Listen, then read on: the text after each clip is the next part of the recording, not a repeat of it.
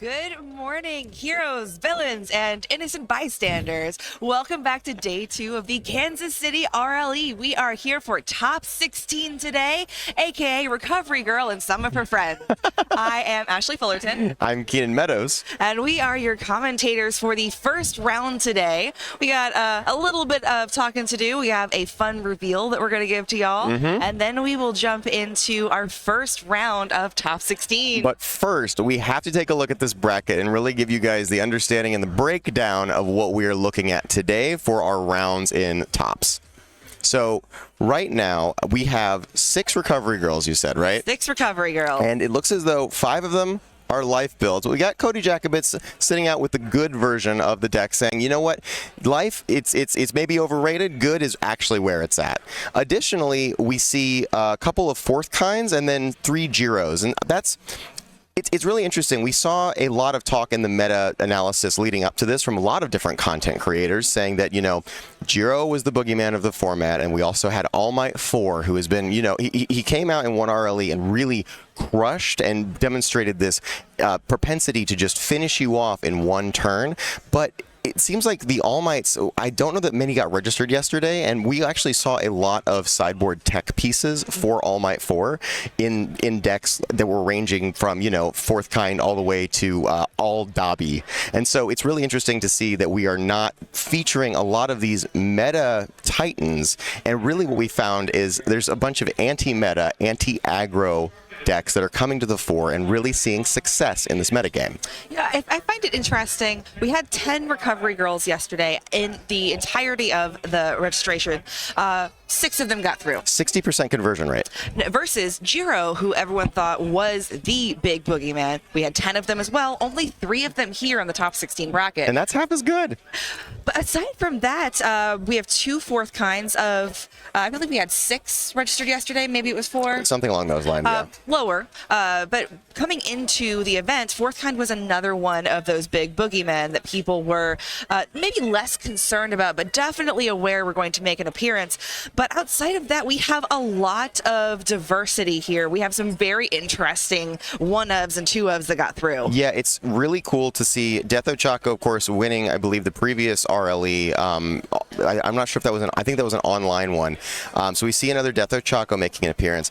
We see a water Ibara Shiozaki, which is a character near and dear to my heart. I got to play her at Gen Con, getting 17th at that regional last year. And Tim Keefe, of course, just a better player. Is, you know, I want to say he's one of the top seeds going into today with this character. So I'm really interested to see this deck. Second? Yes, second seed. That's pretty good. That's not bad. Pretty good for a character that I don't think was on anybody's radar leading up to this event. Even as you were playing Shiozaki, you actually were kind of just using her by the end of the day as a initial throw-out character who you just had to use once to get to your sideboarded Kamui Wood. Yeah, and so it was interesting leading into this match. I was talking to Tim a little bit, and he actually has his own sideboard character that we may see come out in Toru. Just a quick spoiler, we are going to be featuring Tim and Andrew for the first match today. But just talking about a couple of the other characters, we actually saw a lot of these folks on stream. River Cook, we got to see in the last round of stream for yesterday, and he eliminated his competition in probably 15 minutes, maybe 20 minutes, but he's going to be playing against Wesley Bittner, so this is going to be another super fast Jiro aggro versus Order aggro matchup. And then we also have, I don't know that we saw Nathan DeWalt yesterday, but he has been seeing a lot of success with this Momo deck, getting second place against that Death Ochako who won the RLE. So at this stage, I mean, I think this is anybody's match to win. I think it's really how many people are ready for Recovery Girl. Well, you did leave out one of the 1-ofs, and that's an excellent segue. Ben Lambright playing near and dear to my heart, the Chibi Midoriya 3. He did give us permission to quote him this morning when we were at breakfast. He is in, unfortunately, a bracket with all other Recovery Girls, so he is facing at least 2 straight rounds of Recovery Girl. To quote Ben, it's not that I don't think I can do it, it's just that I really don't want to. He sort of found himself in a Recovery Girl prison, as it were. But, you know, he's got to face off first against Basil Pilsner, who we also got to meet. He started playing the game game 6 months ago. Wow. And his favorite part about Recovery Girl is how interactive he gets to be with his opponent. It's so demoralizing to be playing against an Ojiro, and this is me summarizing some of our conversation, but you play against an Ojiro, prior to the errata, and you just get run over. Well, Basil wants to really interact with his opponent and get an opportunity to set up and actually play a real game. And so that is what is drawn, I think, so many of these Recovery Girl players. We're seeing some famous control players coming out and giving this new character a shot. And I mean, she is blowing up. She's doing so well. And the cool part about this character, she was really always going to time before, and it seems as though she's finally got some new tricks up her sleeve that's letting her finish games more quickly. So outside of focused attack, what are those tricks? From my understanding, it's a lot of focused attack. We also heard some people talking about forceful blow. Now, I'm entirely unfamiliar with Cody's variation. I've not taken a look at his deck list as of yet, but I can imagine we're definitely seeing back alley. We're definitely seeing, some of the most efficient cards that Good just has so many efficiencies on those symbols. I'd be interested to see if we've got like hardened uppercut, because you can make a 9 damage throw out of that. But yeah, so this will be a really interesting day of action. It's just going to depend on, how quickly are these Recovery Girl mirrors finishing, because if Mitchell and Mark, continues and that goes for a while, and then if Ben ends up not taking it out against Basil, then we got another Recovery Girl mirror in top 8. So it's going to be really interesting to see, how long these rounds could last. So what you're saying, Keenan, is y'all are going to be stuck with us for a while. You got to strap in. This is going to be a big one. But before we move on to the game, we want to go ahead and get one card reveal to you, because we know you're very excited for set 5. I'm excited for this card. I know you are excited for this card. Their character in the show, but in this, we're going to see them in asset form. We have Airy. Da-da-da-da. And she is a 2/5 ally unique asset. Good, evil, and life. At the start of your end phase, ready one non-unique asset or foundation that was not ready during this turn's combat phase. And then she's got response, remove, discard a momentum. Before the damage step of your rival's attack, reduce its damage to your current health -1. Minimum 1. Minimum 1. She cannot keep you alive. If you're only going to take 1 damage. But it does match really well with her abilities in the game. Just being able to rewind people's to their body's previous state when they were more healthy, saying, you know what, I'm going to keep you alive just by a little bit, and then we are going to be able to get some things back that we had tapped down. Right, yeah. The regenerative quality is really sort of showcased with both abilities. The readying one unique asset or foundation that hasn't been readied in this turn's combat phase is also just a very strong ability. It kind of ends up counting itself as a foundation if you had to commit anything during your turn, because you're going to basically end up re-readying it, so it's rebuying you a resource. And if it's maybe a really powerful 3-diff, you are getting a lot of value out of her ability. Plus, there's that +3 low block. Now, +3, not the best block, but low block sometimes hard to find. Sometimes very difficult to find. I was talking to somebody yesterday who was in the tournament. He said he had 9 low blocks in total. I think that was it. That may have been River. I guess if River gets on stream, we'll pull up his deck list, their deck list, and find out. But yeah, it's always helpful. Sometimes when you're building your deck, you have to put in cards that are subpar, just because you want to round out those block zones. Yep. This is not a subpar card. No, this area is going to see play. I'm so glad to see her represented finally as a card. I know she's going to be on Midoriya 4 with her really cool regenerative qualities. Also, if you've not checked out Shane's write-up on the building of the different Midoriya characters, it's very interesting, and Eri has a lot to do with Midoriya 4, but I was really glad that we got to see her own card coming out. Look at that expression. She says, please put me in your deck. I'll do good things. Yep, just please don't make me suffer like I've been doing for this entire arc. I really want to, have a good day. Yeah, it's just her storyline, so incredible in the show. But I think with that, we may be ready to move on over to our feature match this round. Again, we've got Tim Keefe, multiple-time Universus World Champion. For good reason. For very good reason. We talked about it at length yesterday. This man has math skills that rival anyone.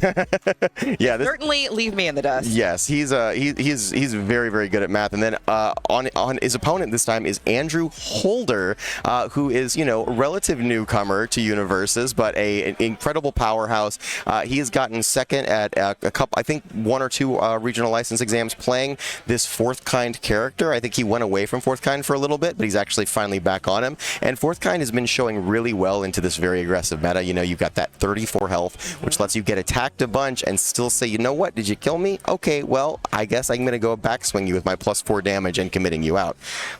Now, Tim here, oh, good, a nice 4 build. Tim did, Oh, that's a 5 build. That's a 5 That's build? huge. Oh, much better. Yes. Tim did say, as we were talking to him this morning, he has had a decent amount of playtesting against Fourth Kind, and it hasn't necessarily turned out the best for him. So starting out with a 5 build is definitely going to start you on the right foot. Yes. At this point, we have 2 options. We can start off with a little poke if Oh, no, we don't have any options. I think that's 5 attacks. Oh, goodness. Okay, so Yeah. the other option would have been just go ahead and throw maybe 4 more cards down, maybe 5. Try to say, okay, you've got your once per turn, but I have enough cards to deal with it, and we're at the start of the game, so I'm never going to have less. But sometimes your deck tells you these are attacks. Yeah, Tim just set his elbow on the table, and presumably he's got his head in his hand like, what do I do here? You cannot build any of this because Fourth Kind's turn 2 damage potential is so threatening that you don't want to turn his once per game on live. But if you're stuck with only 5 attacks, now the cool part is Shiozaki can do a lot of damage and she gets to play 1 attack, ignoring progressive completely. But how well can Tim pass all of it is a great question. Well, 3 of those, I think, are Tongue Whip. Yes. Tongue Whip does incredible scaling damage. It is only a 4 difficulty attack. Yep. And by the second Tongue Whip with those 4 foundations up, Fourth Kind is going to find it difficult to block effectively Yes. with all of those cards in his card pool, which, again, only scales the difficulty on the Tongue Whips more. The only danger there, of course, is the more that you commit this turn as Tim, the more you are open to having all 19 of your life just stomped out and Yep. 2 attacks from Fourth Kind. Yeah, and so, okay, looks like we're going to go ahead and sticky balls. Okay, so Tim has decided he's got a ton of potential damage. Speaking of scaling, Shiozaki she is a character that will scale down her first attack to make every attack for the rest of the turn more powerful. -1 damage on this attack. Your next one is going to get +3, so basically it's going to get a +2 because it's going to get the -1 after you use her ability again. So you have this repeatable essential damage pump that's basically going to represent +2 damage on every attack for the turn. On top of having these scaling tongue whips, we've already got 2 cards in Andrew's card pool. So we've actually got a lot of damage potential here, and we have actually no choice but to see how this goes. And unfortunately, what we see from Andrew's hand for Tim is that he's got the 5% full cowling, which is a +1 low block that he gets to put right back into his hand if he doesn't want to take damage from this. Now, that is a nice way that Fourth Kind gets to get around the other bad part about having 3 Tongue Whips, which is if you choose to block one, that just makes the others more powerful with that extra card in your card pool. That being said, even with that +1 low block, if Fourth Kind checks very badly on this first block, he might not be able to pass the second one. That's very true. And we're also going to stuff more cards into his card pool, like you said. So yeah, this will be real. Oh, and speaking of bad, he checks that 3. Interesting. So there is an opportunity here. It looks like what we're going to be as Fourth Kind. I think you respond because you have to, but you can't block anything else for the rest of the turn. So Tim is now just counting to 34. Andrew was very smart in his activation of League Invitation to go ahead and get Tim's best defensive piece, Ice Gliding, committed, because Andrew is banking on Tim just not quite getting there. What he doesn't know is Tim has 5 attacks. Oh, interesting. And Tim here going not for another Tongue Whip, but for one of the best defensive blocks that he has in Ice Storm with that Breaker 2. Yep. Now, he also knows that of Andrew's 2 cards, at least one of them is an attack. Attacks cannot be used to block Ice Storm. And since this is turn 2, there's a good chance that the other card in Andrew's hand is also an attack because you have to hold all of those. Yep. So it looks like, this is going to be really interesting. So it looks like he may have taken 6 damage there, or maybe 7 damage because of the basic training response and the Shiozaki damage. And so now we're going to go through another Tongue Whip. We still have 2 attacks. We really have a lot of opportunity to pass them. I actually think as long as we don't check 2 3s, we get to keep our character up to pass, to be able to, like, I guess you don't even really need the character for the last attack because you're not going to give it -1 damage. So yeah, Tim passes all of this. The question is it 27? And the answer, maybe yes. So if we do some quick math, this Tongue Whip starts base 4, gets an additional 3 from the cards and card pool, gets an additional 2 from Shiozaki after that -1. So that ends up as 9? Yeah, and so we're going to play another Tongue Whip. And what is the last attack in his hand? Ooh. Is it another Tongue Whip? Because that'd be super crazy if you drew just I think he only drew 3 Tongue I think we only saw 3, but I could be wrong. If your deck gives you 4 Tongue Whips on turn 2, you deserve to win the game. Absolutely. Looks like a Tongue Whip and... Is that another Ice Storm? Or is it just a foundation that looks like an attack? Because we have seen a bunch of cards coming out that, oh no, it's an Agile Drop. Oh, so now he's thinking. Well, the question is, has he checked any of these other attacks? He doesn't really need to, right? But he needs to get to the damage. So this next Tongue Whip, like you said, is going to be for, we'll have 4 cards in card pool plus 2 damage from Shiozaki. So that is a 10 damage Tongue Whip. So you only have to do 8, and Agile Drop only does, I think Agile Drop does exactly 8. So it's got 5. It's got 5 plus 3 from Shiozaki. No, because this isn't a low.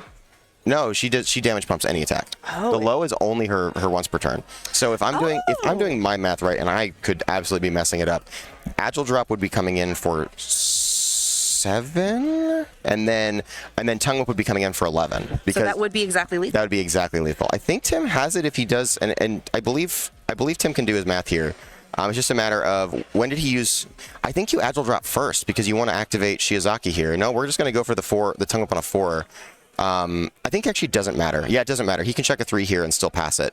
But yeah, this is going to be exactly for 10 damage, and then the Agile Drop will come for 8 because Shiozaki's -1 doesn't hit. So yeah, this is game. I don't want to jinx it, but a turn 2 kill against a 4th kind. That's really hard to pull off, especially such a fragile character. But sometimes you have actually no other options. And what an incredible game from Tim here. Yeah, this is just lethal because Agile Drop has a +1/+1 on face, and we've got +3 damage to it. So this is actually incredible. You know, I was going to say what an incredible stroke of luck that he only had 4 difficulty attacks in his hands. He doesn't have that extra difficulty from the 5. But of his 19 attacks that he plays, only 2 of them are above 4 difficulty. Yep, and those 2 will allow him to clear his card pool and a card to momentum. So I don't think anybody really saw that match going that way, not even like Tim that. saw that match going that way. Yeah, and certainly not Andrew. Andrew was like, I'm going to be fine. If Andrew knew that Tim had 5 attacks there, he may have blown the shock treatment to commit another card selectively and try to, take Tim's resources away. But yeah, he's like, okay, let me read Agile Drop. Let me see how I can interact with it. He's got the Can't Escape Me's and sideboards that he's looking at right now. Can't Escape Me, and I just lost the list, but I will pull that back up. I believe it prevents draw. I don't know that it prevents you adding cards to your hand. So Andrew shuffling through his entire deck. Looks like he's trying to decide what are his least important pieces in this matchup. What can I take out easily to put in my better pieces? And it looks like he is citing just 2. And so what are we thinking that he might be citing here? Well, I don't have the deck pulled up either. Fair enough.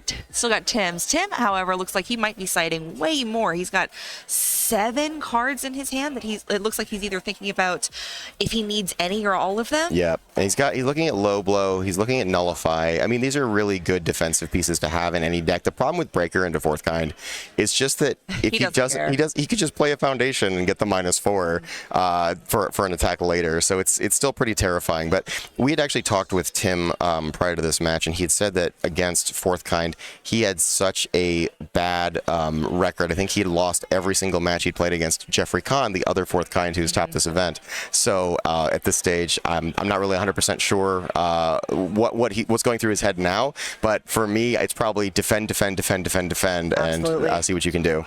And if you tuned in yesterday, we talked with Tim a little bit after his match because he has a lot of 1 and 2 ofs in his sideboard. He doesn't plan on switching out large chunks of his card base for large chunks of 1 card. It looks like instead he wants to bring in individual, very specific pieces, which again makes trying to pick his brain about what exactly he thinks he needs against 4th kind out of these very specific options a little bit more interesting. Yeah, so it looks like we've gone ahead and made our decision. Tim has just got his, okay, we're going to go ahead and shuffle our cards in there. Nice. One thing I could see him doing is putting in the Cheerful Uppercuts, because Cheerful Uppercut is one way to say to 4th kind, you know what, you have to play you have to play your 4th card, right? Not 4th card in card pool. So if you add an extra one, you can still play a Foundation. If you want to get that extra 4 on the attack, though, you're going to need to play 2 Foundations, and this is going to be the 5th card in your card pool. Gives you more opportunities to fail. A little bit of extra difficulty. Yeah, a little bit more wiggle room. The thing about Cheerful is that it also stuffs Tim's card pool with not just the block, but also the extra card. And so if Tim is worried about then getting 1.3 million volts, he might avoid that, just to prevent. And here we go. We see the Toru. So yeah, we look like Toru 2. Toru 2, a really great character to side into fourth kind. This is actually a pretty popular option in this matchup. This response that Toru has on face to add an attack back to your opponent's hand after they pass it. Fourth kind plays 4 cards a turn, and he will get his -4 and the +4 damage. All this means is that fourth kind's fourth attack will always be sent back to the hand, and that means that his fifth card will not get that cool bonus, which because he'll have to replay the attack. That, and we don't see fourth kind blocking necessarily a lot to begin with, but Toru does make blocking more difficult for your opponent and progressively more difficult as the game goes on. +1 to the block mod with an additional +1 for every 4 foundations in their stage. So if fourth kind going first does somehow manage to build 4, every block mod he has for the rest of the game has at minimum +2 if he tries to block. Yes, and one thing we were talking about Tim with before this game was that he was worried about signing in Toru 2. He felt like he needed to sign into Toru 2 just because of how effective that ability is against the fourth kind matchup. But the thing that he's worried about is damage. We just saw Shiozaki put out 34 damage on turn 2. That is a lot. It's just that when you only have 19 life, sure, you get the -1 damage on every attack for the rest of the turn with Shiozaki's Enhance, but you're really going to be in a position where you could get just thrown around very easily if suddenly shields are down and you just lose the game on the spot. So yeah, it's I think this is a hard choice for Tim. It's sacrificing your aggression for defense. Now, we also see a desperate struggle here, which has a response that is very snub the nose to fourth kind. Responsive flip: after your rival's attack gets a damage bonus, return it to its printed damage. If for whatever reason he does not, oh no, that's not good. If for whatever reason he does not want to return that fourth card to hand, he can also just take away its bonus. Yep, and Tim getting what is every going second player's worst nightmare, a 3 build, especially as a 7-hander. You really want to get that support. 6-hander, that's true. He is a 6-hander now. That's true. There's a glare on his character. I completely forgot that we've switched over, even though we've been talking about it for 10 minutes. Okay, it looks like he's once again finding the orange ones. I think he's like 3-3 at this stage, and he can only play 2 foundations without incurring the wrath of fourth kinds once per game. It looks like one of those is, again, an Ice Storm. It's got that nice breaker. Fourth kind doesn't care that much, but he might care a little bit more now that Toru says, hey, your character doesn't necessarily do anything. Yeah, that's true. These breaker blocks become a lot more efficient. Still, though, what Tim is worried about damage here. So what he wants to do is go ahead and see if he can get a little bit of damage on the board. And what we talked about last time was fourth kind, after his build, is probably trying to keep as many attacks in hand as possible. Well, you can't block with an attack when you're blocking an Ice Storm. So what Andrew's going to go ahead and do is try to find like a self-sacrifice or something like that to be able to deny Tim this momentum. Oh, wow, we're already getting the League Invitation. Andrew is setting up for a win here. Ooh. I think so. He just activated 2 passing the torches, and if you did that, you may have just gotten 2 attacks. Yeah, he's got 2 attacks in one. He can't block this, so he's going to give Tim the momentum, but he is really set up to try to go in hard. It's really bad for Tim. Yeah, trying to go in to this next turn. Yeah, and it looks like Tim is trying to figure out what 2 foundations he's going to play, and I think what's their plan is a great one. It's going to deny fourth kind a little bit of momentum later in the game. Additionally, I believe it prevents some abilities to be like played or used on a specific attack. It's in the sideboard, I'm sure. There it is. Yeah. Oh, yes, that is his momentum hate. Yeah, so it's good momentum hate. It also makes an attack lose EX powerful or stun, but it's got to be the next attack. So it's kind of it's sort of in the Midoriya vein of like trying to decide what is your opponent going to do next. Instead, it's a Sero card. But yeah. So, here we go. This is a really cool inclusion from Andrew. So we've seen Decaying Palm Slams in some of the Shigaraki 3s we've seen over the weekend, but it's a really cool idea in fourth kind. Fourth kind wants nothing more than to get 1.3 million volts across. And in order to do that, you have to make sure that your opponent can't block low. And if you want to prevent them from doing that, get their low blocks out early. What's better than a 7 straight damage attack that's just going to like beat your face in a little bit?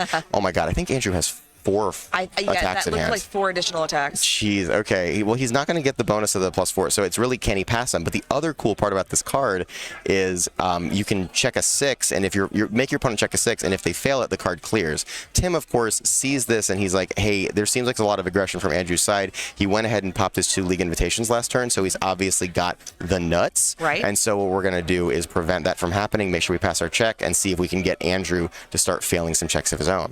So right now, Tim Tim is in a spot where he's probably not blocking much for the rest of the turn. I don't think you can, really. You've got the option to respond, and then maybe if he's got like a +1 block here, you try, but you have to keep Toru ready to prevent that 4 damage from coming down, because that's going to be a massive bonus for Andrew here. So right now we're saying to Andrew, just can you count to 20? Right.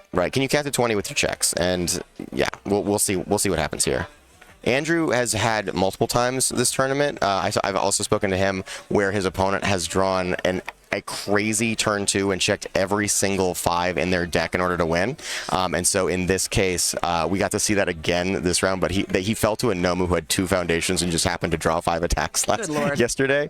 So he's definitely seen his opponents rip the nuts, and I think he's finally glad to be seeing some of the nuts of his own. And of course, we here as commentators realize that Andrew has even more attacks. I think Tim could probably guess, given that his 3rd card is an attack. Yeah.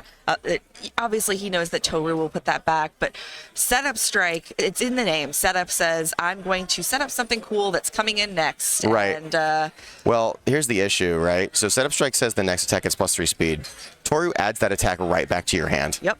And now he also gets to look at the top card of Andrew's deck, which was a 6 check and rip it off the top, which is such an incredible piece of that character. And so, yeah, I mean, Andrew can continue swinging in here, but he checked really, really bad on that last attack. So he actually has to, yeah. Oh, man. Wow. Now, Tim did live. Tim lived, but he's at 15, and again, he doesn't have yet the damage or the foundations, really, to try to mount a backswing. Now, maybe as Shiozaki, he could find something, but as Shiozaki, like, I mean, it was going to be tricky either way. Tim's shuffling here, and I think what he's thinking is, do I keep the attack, try for an attack turn, or do I keep the foundation and try to build to a point where the once per game does not affect me? Me personally, I think I'm going to try to keep the foundation here, but Tim has a lot to think about. He's trying to make sure he doesn't. He tries to make sure he's converting this game as efficiently as possible, and I think the best way to do that might just be build out.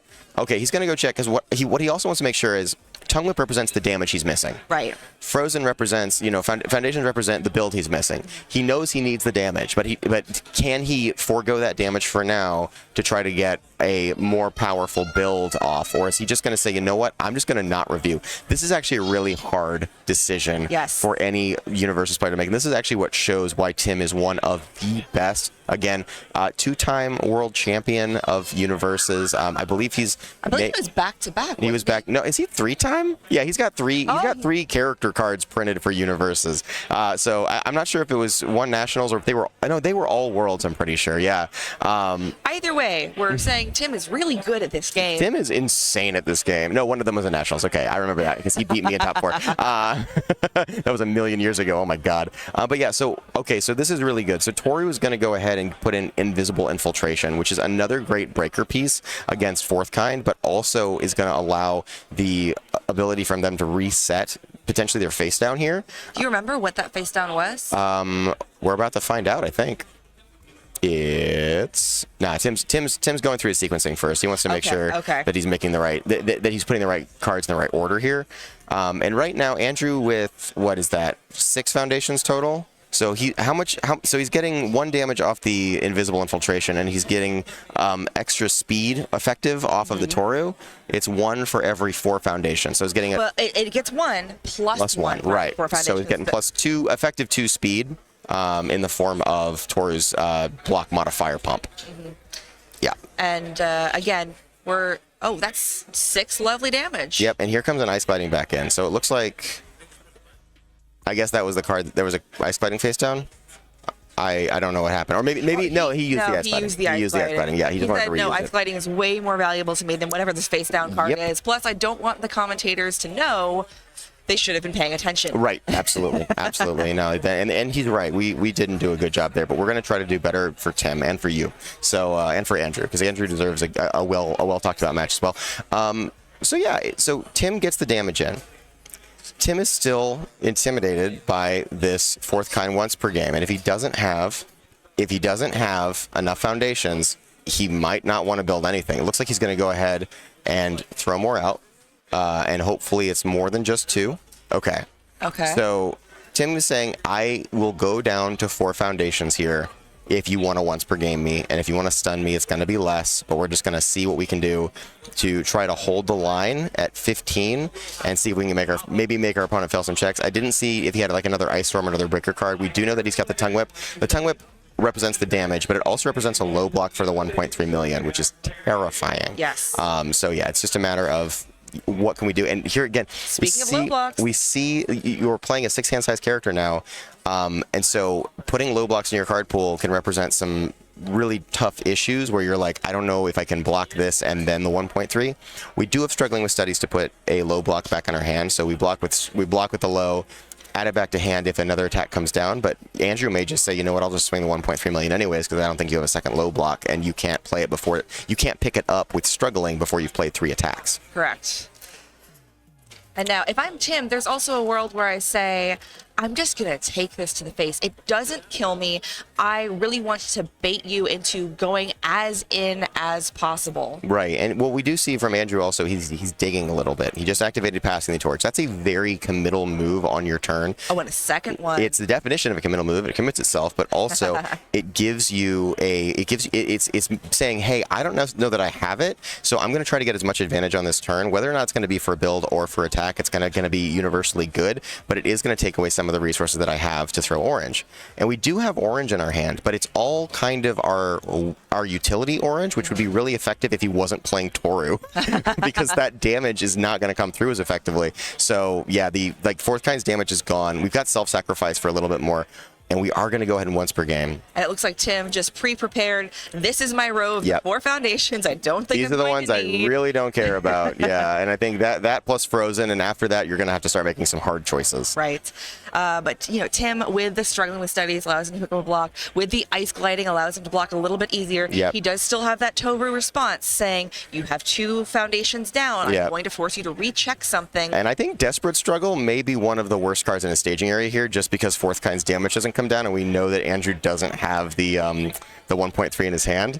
Oh, it looks like we're going to powerful this a little bit.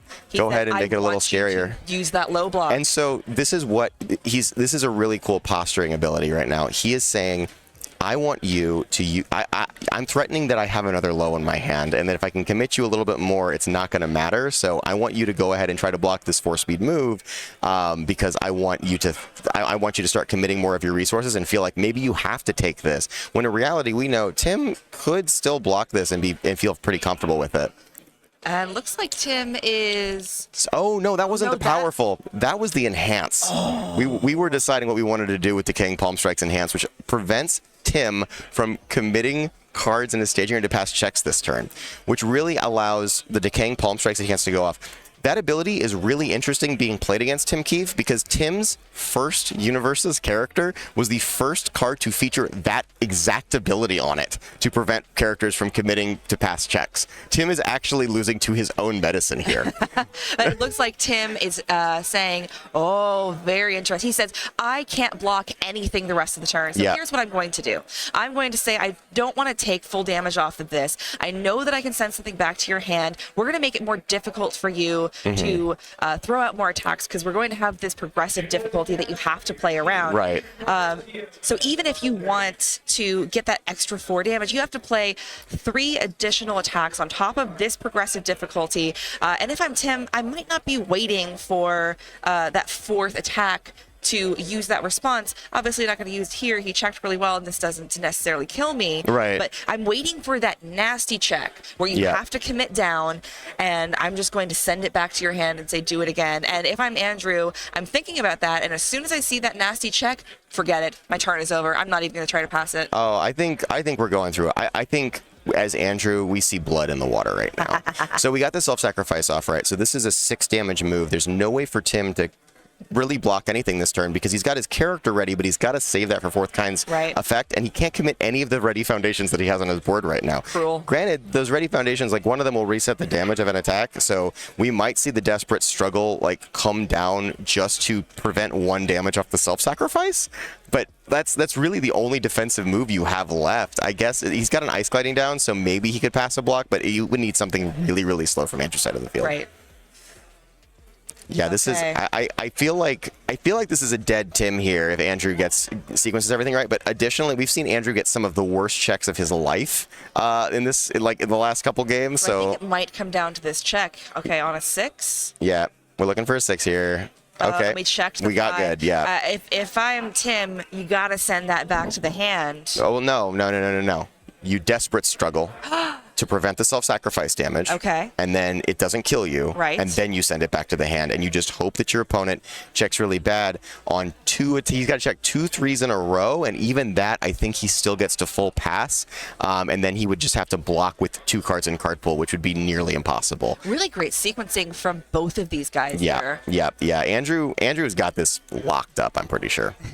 But for something crazy. What an exciting first 2 games. I cannot wait to see what happens in game 3. Oh, we get the struggling, though. That could change some stuff. Wait, can't escape me? Cancel the struggling. So actually, if we see 2 3 checks now, if Andrew's top 2 cards of his deck are 3, his deck is 3s, we're going to play the attack, the high engine kick as 4th kind, get it bounced back to our hand, then we're going to try to play it again on a 7 and fail it. It's actually only if the second card is a 3. Okay. So yeah, if Andrew is foundation attack on top of the deck, Andrew can't win this turn. And we did, while you were talking, say exactly what you had predicted. Yeah. Add the +1 with the self-sack. Oh, that's a 3. It doesn't matter. It's -4 difficulty. Ooh, and there's a 3 on top. We got to see it, and he left it there. So Andrew can assume, but also, even if that was a foundation, Tim could be playing mind games. It would be an absolutely wild thing to try. Yep. Oh, but we're still going to try to pass it. And we checked 2 3s in a Andrew, row. No. Andrew's checks are just betraying him left and right. Now, that doesn't mean that this game is far from over. Right. Tim is at 1. And Tim, I think still has the tongue whip in hand as his 1 card, but he has to find 24 more damage as Toru. You know what he really needs? What? He needs 2 Vile Seizings. He doesn't have Vile Seizing in his deck. Not Vile Seizing, Agile Drop. Agile Drops, yes. Agile Drop would help a lot. He needs cards he's not allowed to play. Cards on the wrong symbol, yeah, absolutely. I mean, they're both good League of Villains, rare ultra rares. Definitely, Agile Drop being one of the really cool cards coming out of Tim's list. Leaning over your shoulder here, trying to see exactly what Tim has in hand. Yeah, I'm not really sure. It looks like Tim has a little bit of orange, but there's no way that's 24. You can't be representing 24 right here. And Andrew's sitting on Electric Jolt. Now, the nice part for Tim is we've seen the once per game already get busted. So we can feel very confident that whatever Andrew plays for the rest of the turn, everything's coming for printed.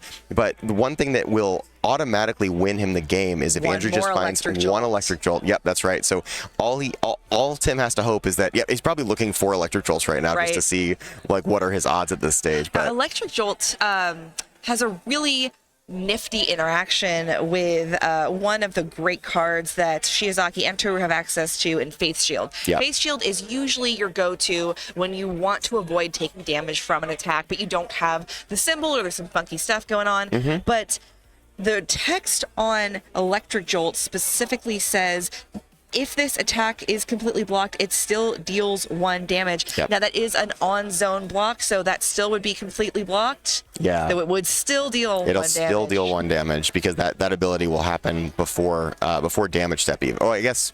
Does it happen in damage step? I'm not 100% sure. If we see it, we'll call a judge. Yeah, we won't. We're not allowed. They've got a great stream judge in Thomas Redmond, so they will not have too many issues with that whatsoever today. So Tim still thinking again.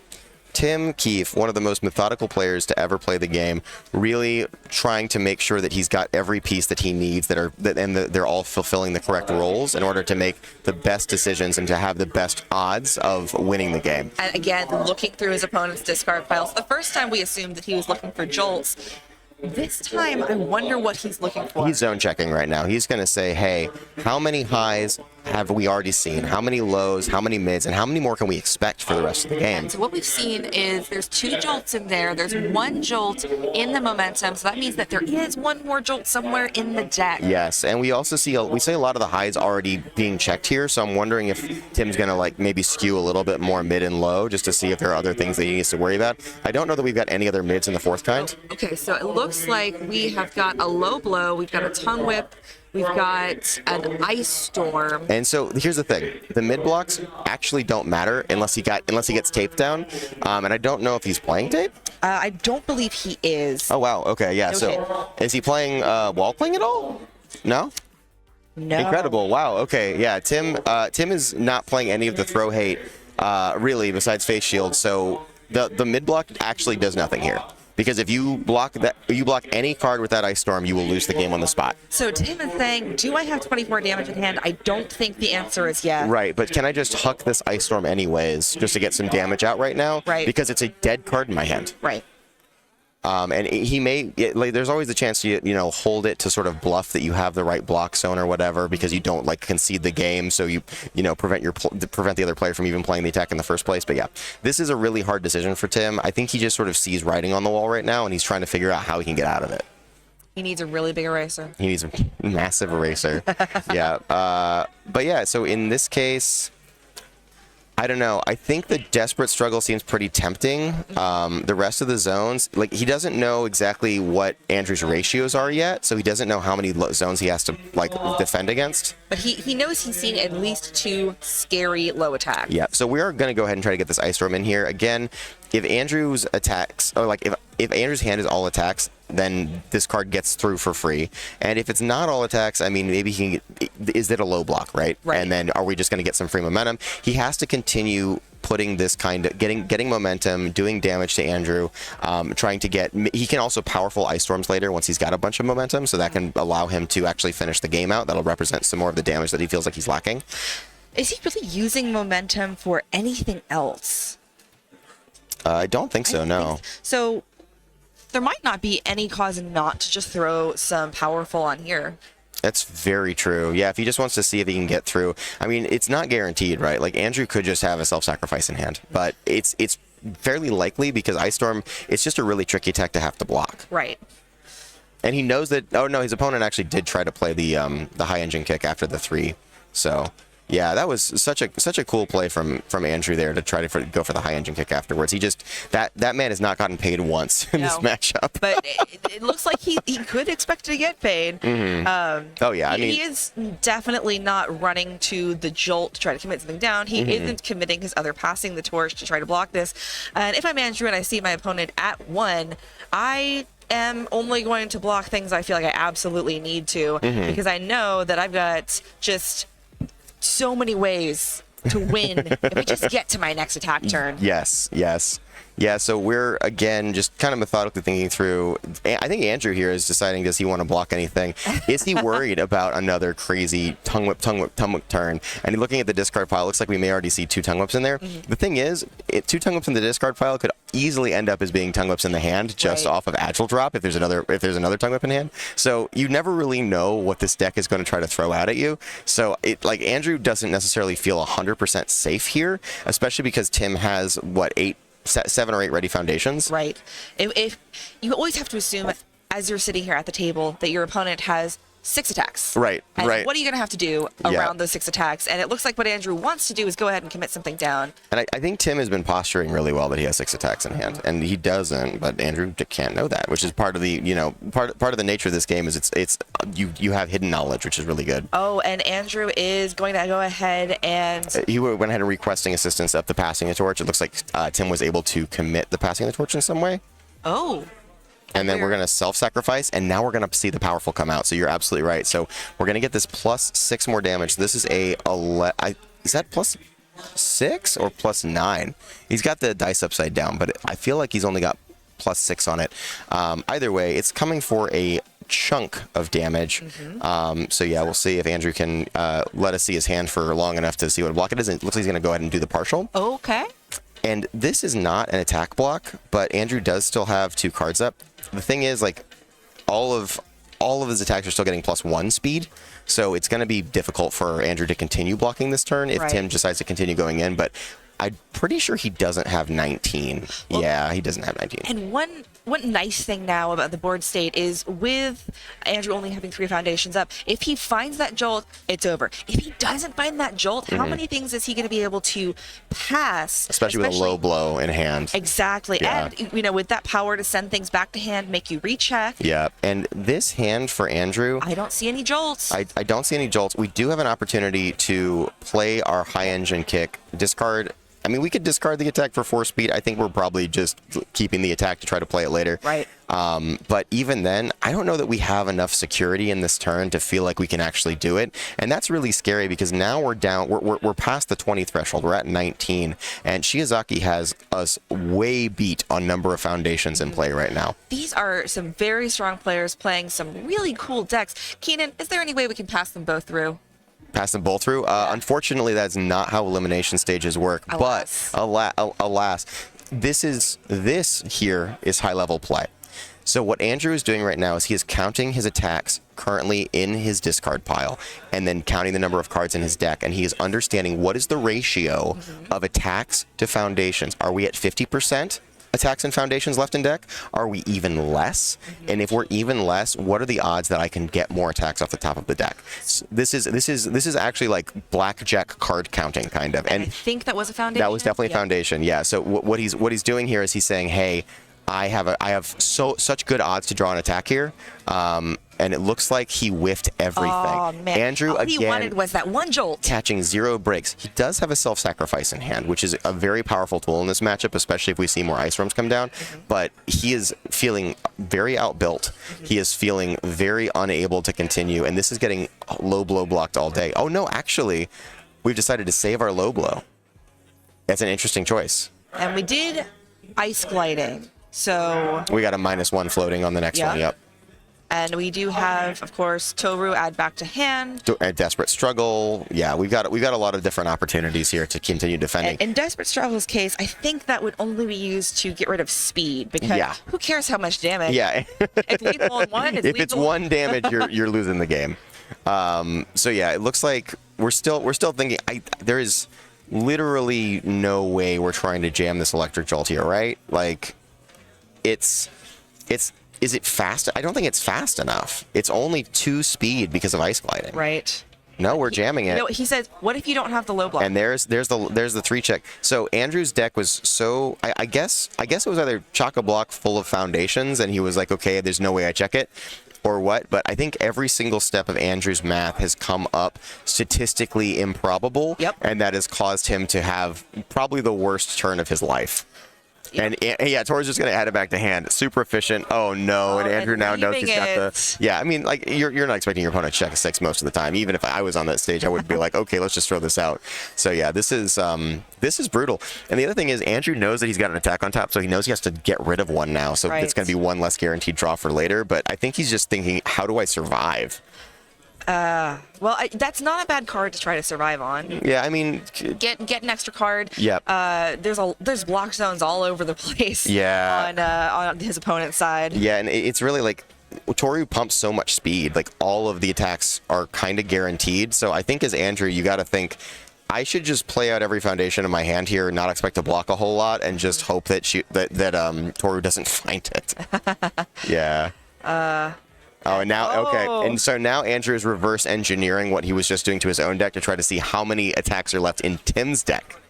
So this is a really interesting. He's like, and these are untimed rounds, so you can do this. Right. Never try to do this in timed rounds, especially if you are, if it's like going into game 2, because it can be considered like, you know, this is quote unquote slow play. But what Andrew has the time to do right now, especially because we've got a recovery girl mirror going on, is really calculate and really understand and figure out. What's about to happen here. That is his 4th card he's playing this turn. Oh. And there's the jolt he wanted so badly. Oh my God. Okay, so coming in with -1 speed, right? Right. And is it? Because wouldn't that have gone to the attack? Yes, it would have gone to the hand. So it is 3 speed. Oh my God, that's such a heads-up play from Andrew. Oh my goodness. We didn't even see that coming. That's amazing. And this is why Andrew has been performing so well. Again, an incredible unfun stuff player. He is truly, like, I mean, we didn't see that coming from a mile away.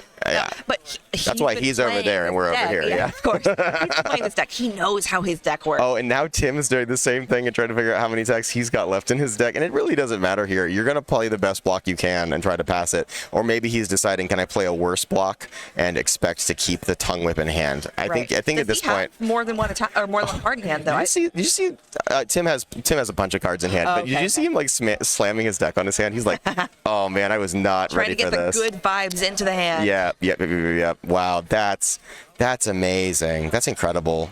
Well done, Andrew. Andrew, like his deck will not cut him a break, and literally finding every single out to try to close this game out. This is really impressive play. Right.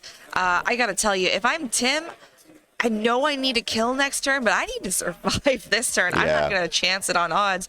I'm going to get rid of my tongue whip. Yeah. Let's see. Yeah, and there could just be a lot of attacks left in his deck, is to say. But here we go. We have to full block it. So best block comes down. It looks like he's holding a tongue whip and not considering blocking with it. So let's see what we get here. Just increments. Oh, he's playing the worst block. He's playing the worst block. He expects to check well. Okay. He expects to check well. So Tim is betting it all here. Even if he checked a 3, he'd be losing anyway. He's just expecting he doesn't check a 4. He checked a 5. Okay. Oh. My goodness. Yeah. Tim is catching breaks. Andrew cannot catch one break to save his life. That was an incredible, really heads up play. Tim was just like, how many 4 checks do I have left in my deck? What are my odds of checking a 4? You know what? I want to keep the card that's actually going to win me the game here. Oh, and that, again, like you said, that's why Tim is sitting there, not me. Yeah, Tim. These are two like just incredibly strong players going at it. What an incredible first match on stream today. This is absolutely nuts. Tim just taking a moment to arrange his staging area. He's like, I can't even really believe that I survived that turn, but glad I did. Oh, and he's starting with 2 attacks. Let's see if he can draw any more. Yeah. That's a no. Yeah, and this is one of the issues when you're playing as Toru. And again, one of the issues that Tim said that he was going to have going into this game is just finding the damage. And, 6-hand size problem. We've talked a lot about 5-hand size problems, but 6-hand size problems also exist. You really get a lot of clarity rolling through your deck as a 7-hander. But as soon as you drop to those lower hand sizes, you'll run into these super dead draws. Tim has to do the exact same thing again. And Andrew has twice the number of foundations. And also, and 1 card in hand. If Andrew has an Electric Jolt left in his deck on one of those 2 cards, he just wins the game on the spot. Well, I think that's what Tim's checking for right now. No, he has 3 in the discard pile, if I've been counting correctly. 1. I think we saw a second one there. 3. I think that may be 4. No, because 1's in the momentum. In the momentum. Yeah. So yeah, I think we saw 3. Tim doesn't even need to see the rest of the card. He just needs to see like the corner of the art, and it makes it very difficult to know exactly what's going through his head. But yeah, he's just like, yeah. But if Andrew even just decides to throw this block down just to get it out of his hand, because if you get that last card out, you cycle, and then we could draw more. There's 2 to 3 jolts that are now statistically sitting in your deck, which is also pretty attack heavy. Yeah, they're just floating around there, waiting for Tim to lose the game on the spot. Yeah, what an incredible time for Tim to be at 1 after Andrew had gotten rid of all of his jolts, but it's about to be a lot scarier now that Andrew's going to get this cycle in. I think Tim is in the exact same spot he was earlier. Now, he counted and realized that it looked like the rest of his deck was pretty foundation heavy. That's why he felt comfortable using the +3 block, but of course then that comes... Oh, all right. Tim saying, you know what? I'm not even going to bother poking. No reason to. These attacks are really good for finishing. Low blow is also really good for just blocking a high and saying breaker 2. And because Fourth Kind has to play the game fairly in this matchup against Toru, that's a really good call to just go ahead and not have to worry about that. Plus, a refreshing slice, not a bad call. The ability to make his opponent commit 1 when his opponent only has 6 foundations down. And is getting breaker 2'd and has to make 2 checks for the 4th card. Yeah. So we're going to go ahead and get the cycle in, and Andrew is just hoping to see. He doesn't really care what comes off the top of the deck as long as it's not Electric Jolt. Of course, this has already been going pretty long. What do you think the chances are if Andrew draws an Electric Jolt here, he just flashes it and says, "Are we next game?" 3? Yeah, I think that's exactly what you do here. Yeah, and Andrew also has 2 ways to draw cards on board right now. So even if he only draws 1 attack, he's got a chance. All right, so we only saw 1 Jolt, which is great. There's 2 left in that much slimmer than usual deck. Yes, so we get to see 3 more cards, and then we get to play an attack and see 2 more cards. And did we get the Jolt? Show us your cards. No, but we are going to try to find it. We know that Tim's got a low block, but what we're going to do is we're going to see if we can calling for backup, passing the torch, and just say, hey, we're there. We did it. We don't have to worry about this anymore. We're going to catch a break at one point. We have to, right? We have to. I mean, Andrew has literally caught no breaks whatsoever. We missed on the first draw, and now we're just looking for whatever the second one is. And Tim doesn't know what's coming out from Andrew's side right now. Although he can reasonably assume, since he didn't lead with an electric jolt, that he's going to be fishing for one. Right, absolutely. I mean, that's definitely what you do here. Andrew's not the type of person to be like, okay, I've got it. I'll dirtle around a bunch. Wow. Andrew only ripping foundations on all of his draw abilities. This is just so rough. It's just so rough for him. And Tim gets to fully, like, he doesn't know how crazy this is, but he is going to go ahead and block with some of that damage because I don't think he had much other choice. No. He's got the struggling with studies, and he's just really hoping Andrew doesn't have another low. And as we know, Andrew has fully bricked. And I think he's actually telling Tim that right now. Yeah, he just showed his hands to somebody behind. He was like, yeah, this is, it'd be really cool if I could get anything in this matchup. What is the foundation that he's just played? That's a League Invitation. Okay. Yeah, so that's going to allow him to selectively commit the struggling with studies later, which would be really powerful if he could ever, draw a handful of attacks? If he could ever draw more than 2 attacks in a turn. Oh, there's his fourth card. Hey, speaking of which, only one. Jesus. Yeah, this is brutal. Gosh, it's been everyone's surviving by the skin of their teeth for like 4 rounds now. These guys must just be having a heart attack. Yeah, this is only more stressful. And the longer this game goes, the more in the driver's seat Tim gets to be. He's still trying to filter, still trying to like sculpt that perfect attack turn. And so, yeah, interested to see what's coming down after this. So, well, Tim is in a good place, as he has been for quite a while. Andrew has two cards in hand, no draw that doesn't require him to also discard if he chooses to use it on his opponent's turn. Okay, we got some orange. We got some visible infiltration. We have +3 effective speed with Toru's Enhance on everything because now Andrew has gotten over that 8 foundation count threshold. We also have rezones on Think Fast, and we can give plus speed with Think Fast. The thing is, there's no other ways to get more orange in the hand. And Tim is like visibly shaking, just kind of trying to think through what are the options. Adrenaline. Yeah. He have coursing through his veins. Living at one life for extended periods of time in this game, especially knowing that your opponent just has an auto kill sitting in their deck, like, is terrifying. We really should have an on-site sauna or something for players to go decompress in after matches like this. This is why it's nice when you do it at a hotel, because you can just head back up and be like, you know what, I'm going to take a nap. And what's even nicer for Tim, if he wants to do that, is there's a recovery girl mirror happening somewhere. Right. He can comfortably say, I'm probably good for an hour. My goodness, yeah. Tim is just like, and the thing is, he's got all these mid blocks. These mid blocks don't do anything in this match. Right. Fully useless. So we're going to start with the lovely, you can't block this with an attack. Oh, he needed that agile drop, but it wouldn't have mattered right now because he would have cycled before he could use the enhance on it. So oh my goodness. He's considering, it looks like, which one he wants to commit so that when the invisible infiltration comes in, which one's going to come back in ready but also unflip. So what is the best piece that he can get back? So, okay. Oh, and he's changing his mind, changing his mind. Actually, he's thinking about committing Refreshing Slice, I think. Or potentially Struggling Slice. He's got a lot of different options. Because what he could do is he could Frozen and try to play other foundations that are already in his hand and try to, make Andrew think that he's in a little bit of trouble this turn. Right. He could also, like you said, unflip this Struggling. And I think the Struggling is a really great call here, and that seems to be what Tim is posturing to do. We're going to go ahead and do our own cycle, and there goes a bunch of our damage. And there goes one of our best cards, So I saw, one invisible, one tongue whip, and one agile drop. Yeah, so those are probably... ratios of attacks are largely the same. The ratios are the same, but those are some of the best attacks in the deck for actually finishing out the game. One of them picks you up a tongue whip, one of them is tongue whip, and one of them is invisible infiltration, which does... Gets you your pieces back. And it also gets a ton of damage, It also is a ton of breaker. Yes, well, the breaker would be important if mid-blocks weren't fully useless right now. Like, Tim is super ready. Tim would be so happy to be playing this match on, 4 more life right now. All right, is that another league invitation? Looks like we are committing it for something. I missed the ability. Okay, it looks like we're going to go ahead and powerful this bad boy, though. Absolutely, why not? Why not? There is a chance that there is no... Okay, we are going to go ahead and league invitation to make Tim have to selectively commit something. Does Tim want to do that? Probably not, but do you also want to commit 4 cards? That's a heavy cost. Is that what the cost is on League Invitation? You have to check a 7. And if you...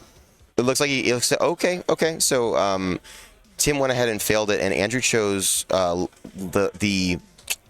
Goodness, what is that card's called? What is that card name? Let's see. First class encounter, I think. First villain encounter? First villain encounter, that's right. All Okay. right, first villain encounter. Amazing.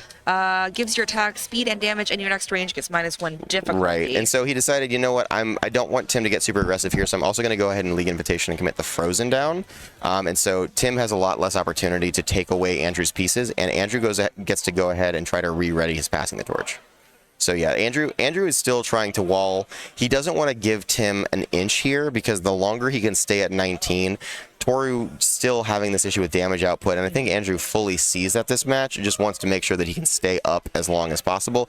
Additionally, this is one of the biggest damage attacks in Tim's deck while he's got momentum. Right. So trying to, you know, leverage for this and find the right block zones and everything is really Andrew's prerogative. So, what is Andrew doing here? Going ahead to block? We did have the self-sacrifice, the best block for Ice Storm in most symbols, and we did check a 6, but because Toru gives +3 to the block modifier right now, it needed it looks like an 8 or so. And so, yeah, we finally passed that check. All good to go, and we are going to continue forth and fail our checks. I think Tim has mathed this in some way, or he's just saying, you know what, I'm going to try to get more momentum. These mid blocks are useless, and I just have to hope that Andrew breaks. And additionally, that does let you get something back. So Right. if he wants to get back something that Andrew committed down, if he wants to get back something that's flipped, he has a lot of choices. And as ever, do you have another low block? You Right. already used the self-sacrifice. Yeah, and I think the answer is probably no, but I mean, Andrew also knows that Tim is playing a whole pile of lows. Oh yeah, low blow, invisible Most of his deck is infiltration, low, Ice Storm, other Dawn than Whip. Agile Drop, so yeah. This is, I mean, yeah, Tim has some decisions to make here as how far he's going in. We know that he only has a low blow left in hand, really, so it looks like he's going to go ahead and try to rebuy his desperate struggle from the invisible infiltration, which is going to let him defend more. But again, he just can't quite get the damage out to kill Andrew, and he's got a basic training in hand, which does absolutely nothing into this fourth kind right now. So is he just going to play the basic training and pass? I mean, I think you can definitely consider that. You can also consider just trying to bluff that you have a ton of cards in hand and hoping that that's enough. Because if Andrew only draws one attack, he knows that he's out of Electric Jolts. He's checked. He's checked. Is he out of Electric He Jolts? removed one, and I think he checked 2, and he's got 1 as momentum. If I'm doing my math right here. I know he has one of Okay, that's one interesting. RNG. I guess he just wants the extra speed reduction, but I mean, the mid block does not save us here at all. But it does posture, just like you said. Yeah, it does posture. Let's see how Andrew draws here. Okay. All right, we finally caught our break. We finally found our attacks, and we found some of the best ones. So, full cowling in this matchup is a very powerful effect that allows you to discard your hand and draw 3 cards. And Andrew's not going to do that on his first attack, but he's sure going to do that once it's his third, to allow him to go ahead and refill his hand, hopefully with more attacks. Good setup strike opener. And additionally, so Tim has struggling with studies. I don't actually know if he's got 2 high blocks in hand, but every single attack so far that we've seen is high. So if Tim held onto that basic training instead of the foundation he played last turn, then he might end up losing just off of not being able to full block that one. And that's been the danger. Oh, and Andrew here. Putting the Electric Jolt back into the cycle. Exactly. If he needs it. And then we're going to go ahead and see the Desperate Struggle come down to put it back to printed. I do think there's a good chance that Andrew just wraps it up here this turn, but he's thinking ahead and saying, you know, just in case I need this later, I want as many free outs as I can get. Interesting choice on this as our third or our second here. Okay, so this is the full cowling? Yeah, this is the full cowling, and we're going to go ahead and see the Desperate Struggle come down again to put this back to printed speed as well. So, despite Andrew's attempts, everything is coming at very printed speed. I wouldn't be surprised to see Refreshing Slice Enhance come up here. We want to ready one of our cards and commit. Yep, I think that's exactly what's happening. Yep. So, Andrew's going to have to commit one of his cards, and so really, Tim is just trying to control Andrew's ability to play a full attack turn. So we know that Tim has a low blow in hand, so he had enough of these high blocks to get through this whole turn, and this next one is getting Breaker 2'd, which is very brutal. Okay. And we checked bad on the block, but it's probably not gonna matter with the struggling with studies in play. Andrew knows that his opponent can just pick a high block up and Breaker 2 him again, and he's got a lot of resources to be able to do that, and without having anything to worry about. So yeah, I think Andrew may just be considering playing the Requesting Assistance. Yep. Oh yeah. Hey, Keenan, remember less than 5 minutes ago when I said I think Andrew's got it wrapped up here? Yeah, I do. Oh, here comes. Oh, but the fourth card. Nah, it doesn't matter. We're just gonna go ahead. Yeah, put it back to hand. I guess there is something to be said for allowing this to pass and just saying, you know what, I don't need to worry about this right now. I don't want you to try to pass another one that I don't know, and I can block this with the struggling.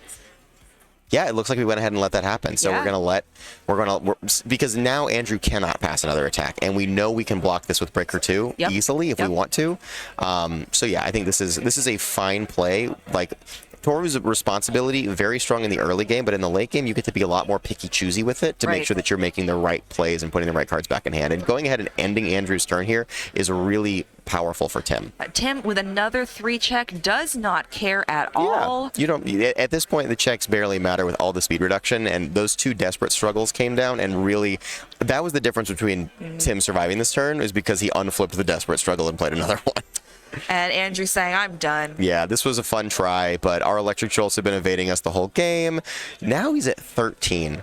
He is way under half. Yes. And Tim doesn't have to find much to win the game. Now, Andrew has effectively 5 foundations he can use to try to defend himself because requesting assistance already, and he's got his character. But what realistically is going to be able to stop? Now, it looks like Tim is still drawing 3 orange a turn, it looks like. But it's not the end of the world because your attacks are still coming for about like 6 to 8 damage most of the time. And let's see, 1, 2, 3, 4, 5, 6, 7, 8, 9. So they're coming in with +3 to the block mod every time. Yeah, like if he has 3 attacks here, I think he may just win on the spot. I'm not 100% sure, but with a Think Fast, he can give +1/+1 to all of his moves.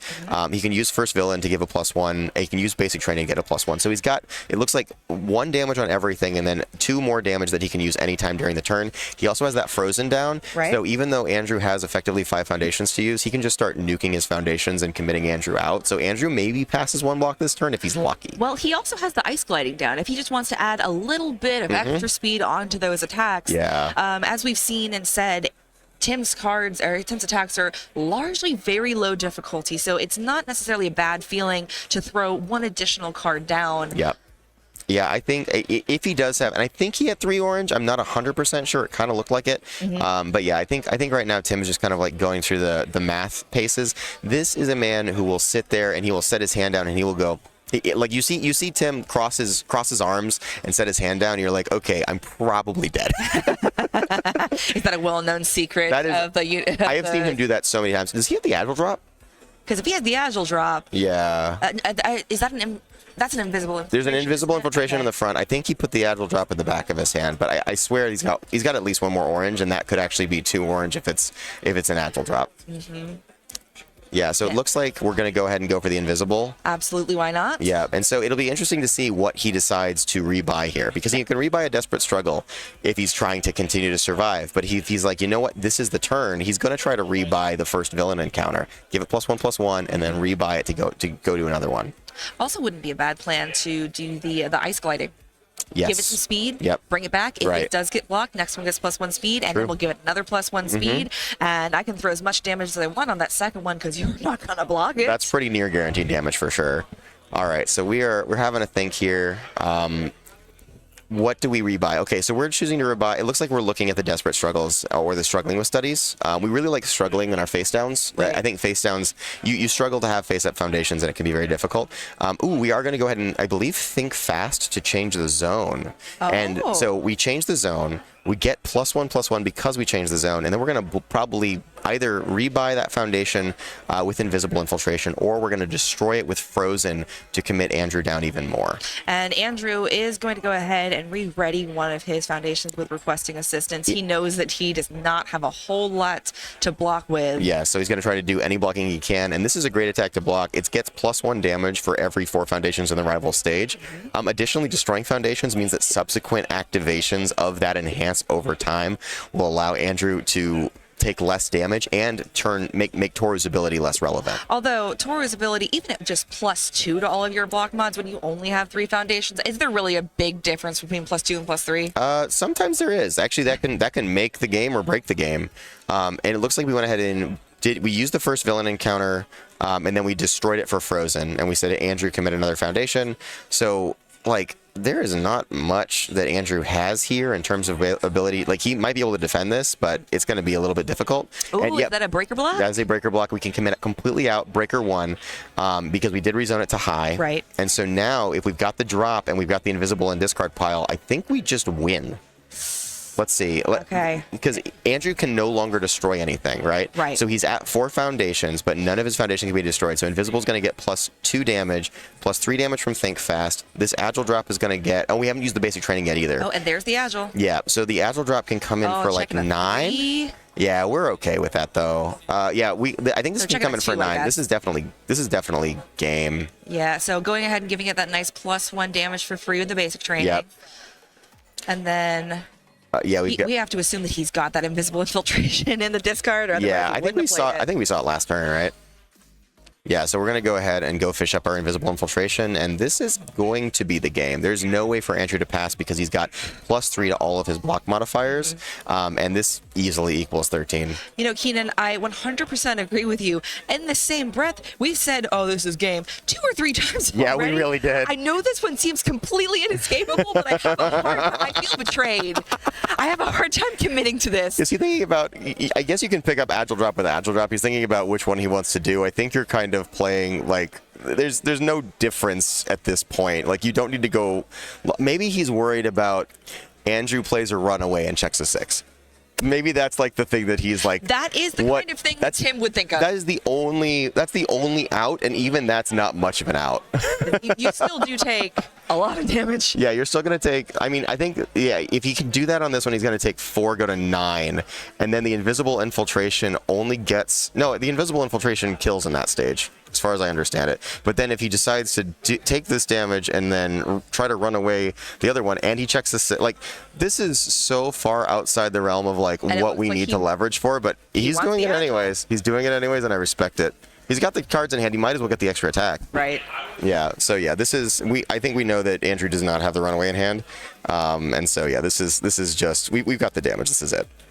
Okay. Yeah, we went ahead and changed the zone with Think Fast. We're going to give it the +1/+1 for Think Fast again. It's the low, and Andrew can't block that. Andrew says, you know what? And Tim knows now. This is it. This is wrapped up.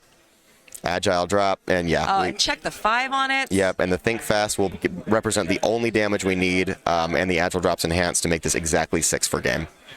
And he picks up the invisible or another Agile drop. That'd be really funny. No, it's the invisible. Yeah.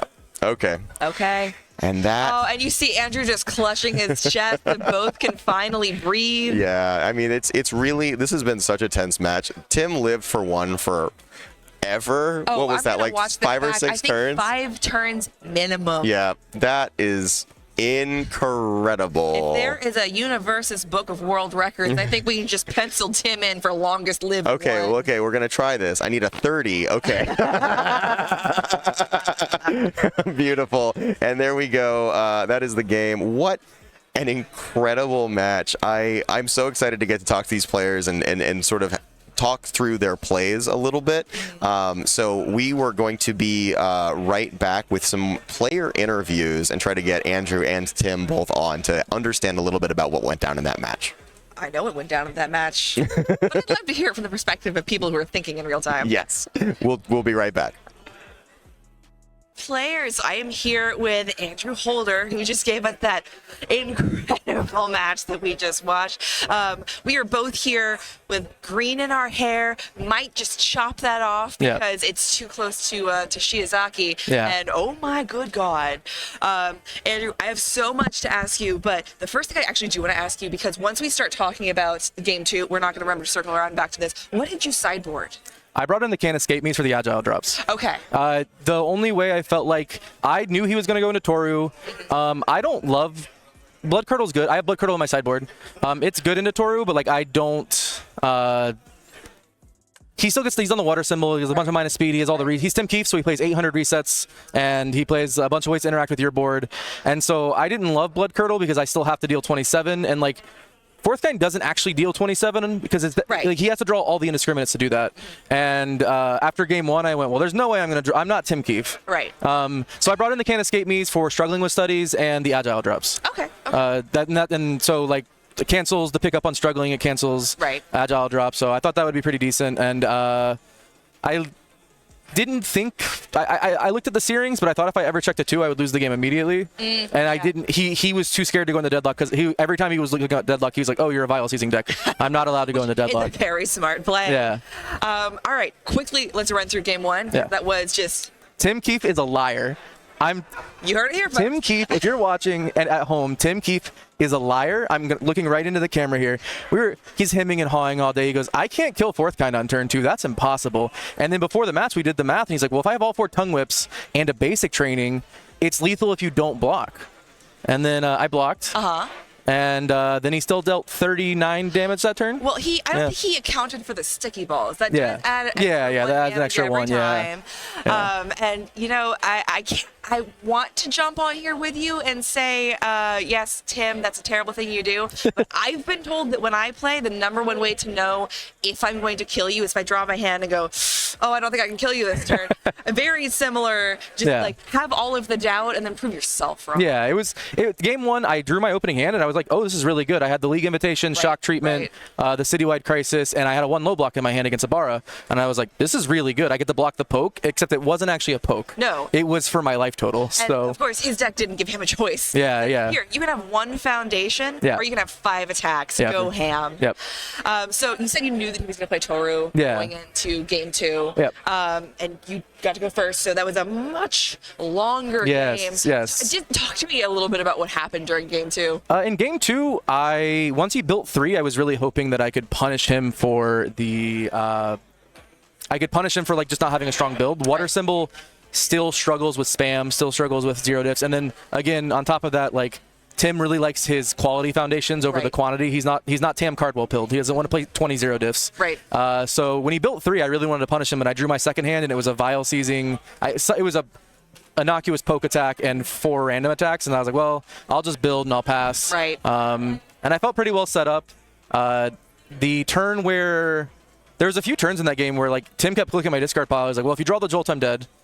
For a very long time. Oh, yeah. If you watch back the stream, it's just 30 minutes of where's the Jolt? Where's the Jolt? Where's the Jolt? I removed 1 on the cycle, and I checked 2, and there was 1 in my momentum, so I knew I couldn't draw it anymore. We saw you discard that momentum and specifically choose the Jolt, assuming that you thought, well, if I go back through and cycle again, there's another one in there I might get. Yeah, so it and the turn, there was a couple turns there where like I play an indiscriminate shock and it looks very blockable, but the Water Symbol has 1 low block. Yep. And I just put Tim on, if you don't check a 5, you die. Right. Because I just didn't respect Toru's offense, and I think like the match kind of showed with pretty good reason. Like he's not giving 2 to 3 damage on every move like Ibara. Oh, and he also would consistently draw 2 attacks. Yeah. Which is, do you even care? Yeah. I think by the end, the only reason he was throwing attacks out is because they were attacks with mid blocks and he was at 1. Yeah. Yeah. And the turn before he killed me, I drew 4 high attacks and went, oh, I won. There's no world Tim Keefe kept 2 high blocks against me. Yeah, we had the same thought. Yeah, I was like, oh cool, we're gonna go to game 3. I get a shot at winning.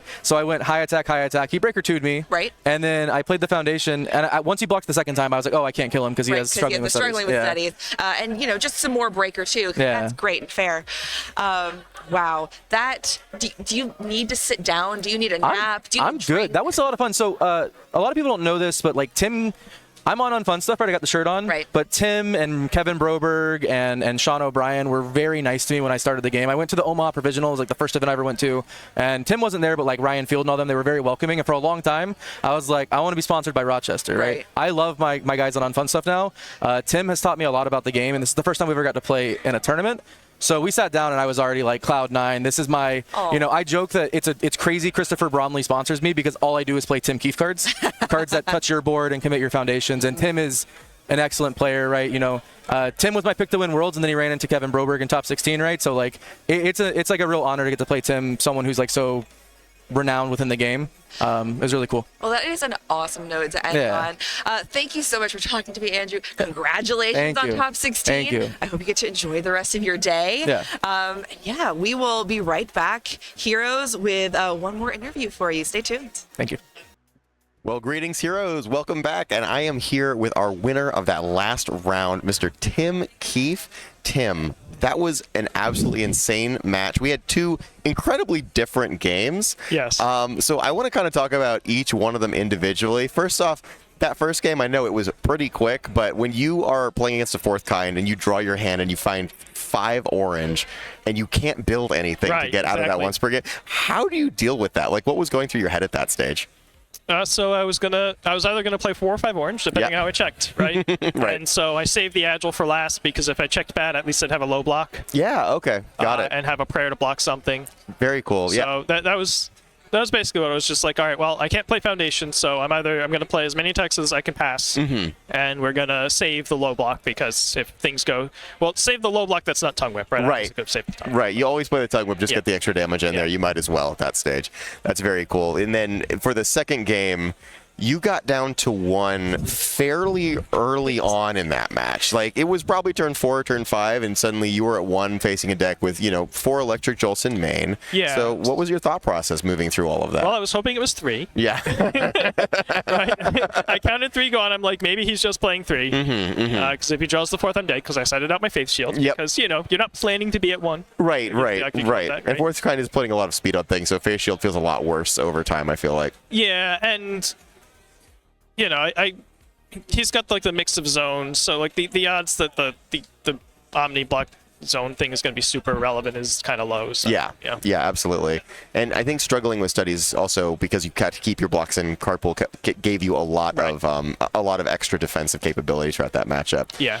So we had talked a little bit before the game, and you had mentioned sighting into Toru, and this being it's a double-edged sword, right? Because you sacrifice your damage for defense. So tell me a little bit. I think we saw a couple of those decisions being made when you were thinking if you should review the tongue whip or the frozen. Right. And then you took having to a while block on with the 3 low instead of the 2 low. Yeah. That was really cool. The 4 was still in my deck. Oh, really? You were taking the risk on it? I was like, all right, that's 1 in 13 chance this is stupid. We're about to find out if it is or not. Right. Yeah, but I was so I definitely brought in the second first fill because I'm just gonna need every little bit I can get. Yes. And I got to do a lot of poking through there, and because I had all those offensive foundations, got him to use his target commits on those and keep my defenses up, and that really saved me a lot. Yeah, and then his once per game also, form turn was just like perfect for you. I feel like that couldn't have gone better. Yeah, that couldn't have gone too much better. The cheerful uppercut. Yes. And the turn where I didn't even draw a low block, he didn't draw the 1.3. I would say the thing, his draws were not great. Yeah. He literally missed every break he could have possibly caught, but he had a really interesting play that we were totally shocked by, and I wanted to kind of get your opinion on how this was. There was a point at which he plays an attack, he checks a 3, commits 2, plays a 1.3 or commits 1 or so, plays a 1.3, has to commit 3 cards, fully committed out, and then you bounce that attack, and then he plays a foundation, and then plays the 1.3. What was going through your head at that point? Did you feel? Was there like insecure? That may have been the point where you had to do the +3 or the +2. Is that right? Yeah, it was a little miscounting. Yeah. I thought he would still have to play 2 more cards because we had cleared the 1. Right. Yep. After I did, I was like, maybe I should have thought about that more. I just like slammed it, not even thinking like he could do the 4th kind thing there. Yeah, that was a really intense moment. That was like we could go to game 2 here if Tim doesn't catch his break, or game 3 because if Tim doesn't catch his break, and then suddenly you hit the 5 and everything was fine. But like that was a moment where I was like, oh, we just did not expect that play. Yeah. But if I let that ride, I still have to pass the block, and I'm kind of, because the 2 is guaranteed, I'm forced to use my tongue whip, I guess. Right. But I wasn't thinking about this at the time. I was just like, all right, cool. I'll have to play like 2 more cards and play this thing, and so you can fail that. That's easy. Yeah, no, that's fair. So have you looked at? So I know the bracket is still kind of forming and shaping. Do you know if the other match inside of your bracket is wrapped up? I believe I'm going to be facing River next round. You're gonna be playing. Okay, so Order Sato. How do you feel going into that matchup? I mean, you do get to go first, which is great, but like it is another very aggressive Order deck that can side into 4th kind. It can side into 4th kind. That is true. I wasn't thinking about that part. Oh yeah, we saw him on stream. He did that on stream in the last round. Yeah. Yeah, it's right there. It is a speedy attack, string stuff out, kick stack. Yes. And I'm pretty good at reducing speed and playing breaker blocks, so I feel like okay on that front. Okay. But he does. He has a lot of health. He's going to be a little bit better at finding his low blocks. Yep. So yeah, I mean it'll be it'll be a tough one, back and forth brawl like most of these have been. But yeah, awesome. And then I know if we get through River, there could be a point in time where you might fight one of the 6 recovery girls. Yeah. How are you feeling about a recovery girl matchup? Not good. Again, I'm a string deck. Yeah. If she finds Bewildered, then she has base -3. If she has self-sacrifice, it's -4 to everything. If she has Mockery, it's -6 to everything. And I'm trying to play strings. Yeah. And it's I can draw the Surface of the Sun like I did against Fourth Kind, yes. right? That'll work. They can implode, right? They can check really bad. I beat one in Swiss because I caught them out on a Nullify. Yeah. They sold out to the focus attack and I nullified it, and then I had a chance to backswing. But it has to be like a rabbit hole like that. It's not a match I can. It's not a 50% win rate for sure. Right. Yeah. Okay. Well, good luck to you again. Wonderful showing with a fully. Nobody thinks about Ibara, and then she shows up to tournaments, and she can just do well sometimes. So that was incredible. I hope you keep going for it, Tim. I want to see you win this one. We'll see. All right. Well, that was us for the interview, and then we'll be potentially coming back around for a couple more interviews. Just an update on a Recovery Girl matchup. We just finished game 1 in that Recovery Girl mirror, so we may have a little bit of downtime here, but we're going to try to bring you some more content as the round progresses, and so we may be back pretty soon. All right. See it. All right, welcome back, heroes. It's time for me to enter the fray alongside Miss Ashley Fullerton and get ready to commentate another awesome round of Top Cut action. You guys had quite the joyride last round. Oh, we did. It was a really fantastic match. I was watching a lot of it from the sidelines, and holy cow, you guys definitely got a good one. Hopefully we can continue those standards that we learned and try and meet them for the rest of these Top Cut games. But before we get on to that, we have actually a couple cards to show from set 5, Undaunted Raid. Not just one, 2 of these bad boys. And we're going to be starting off with a lovely, lovely new card that those Fat Gum lovers are going to love. Takoyaki, a 1/6. A 1/6 asset that's going to be able to destroy itself for +2 or -2 damage and then draw a card. But more importantly, if you are a member of the Fat Gum Agency, Fat Gum or his interns Amajiki and Kirishima, you're going to be able to remove this bad boy when it enters your discard pile to gain 1 health. Interesting. A lot of health gain or health gain, damage remove. Very good for Fat Gum's abilities in the show. And I know we don't usually focus on it, but look at the art. I just want to eat that takoyaki. Yeah, no, they really made these bad boys look scrumptious in the anime. But man, the applications of this are so cool. I mean, destroy for +2 or -2 and draw a card. That's like not just bad, like for a 1/6 asset, that's perfectly respectable. But man, the fact that when Fat Gum says I'm going to reveal the top 4, build one that I want, you either get to build this because he does build assets, or you leave this in the rest of the cards and then it goes to the discard pile. You just heal for free. If you're either any of the Kirishimas, actually, right? If Kirishima 2, destroy this and build a new one, you get to activate it. Kirishima 3, right? You get to, there's so many cool things that you get to do with this card. And there's going to be so many interesting things, like as a fire card, right? All of the mill under fire. Oh, this thing is sick. Earth does not need more good stuff, but I'm sure they will take it. And then just pointing out that lovely +2 high block. The stats on this thing are insane.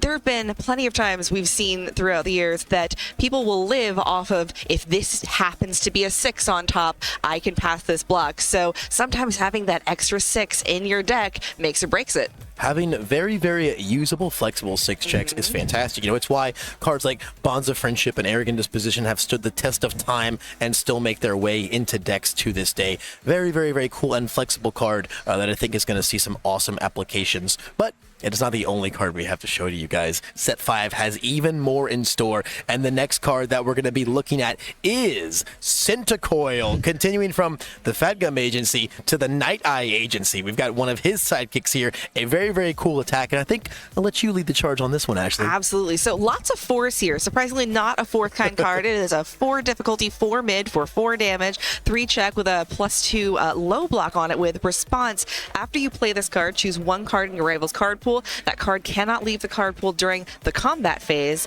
And an enhanced discard 1 momentum. This attack is +1 speed and +1 damage for each card in your rival's card pool. Kind of a little upgrade to something like Tongue Whip. Yeah, a bit more of a hefty cost on it by trading momentum, but getting both of those stat sets is very nice. Kind of blows my mind that this card doesn't have the water symbol, honestly, with an enhance like that. But it's interesting to see, them try to push those agendas a little more on other symbols. And the response, this is just going to be like an amazing sideboard card, right? Being able to, block with this and then say, hey, that thing right there, it's not going anywhere, right? Your amphibious ambushes you're trying to set up, your Asui decks, right? There's going to be a lot of really, really nice applications for this. It's something that you're probably not going to use for every single matchup. And I think that's why the Enhance is so nice, because it really can scale and make itself a really useful low difficulty card to begin with. But when that response does come in handy, it really is going to ruin your opponent's day.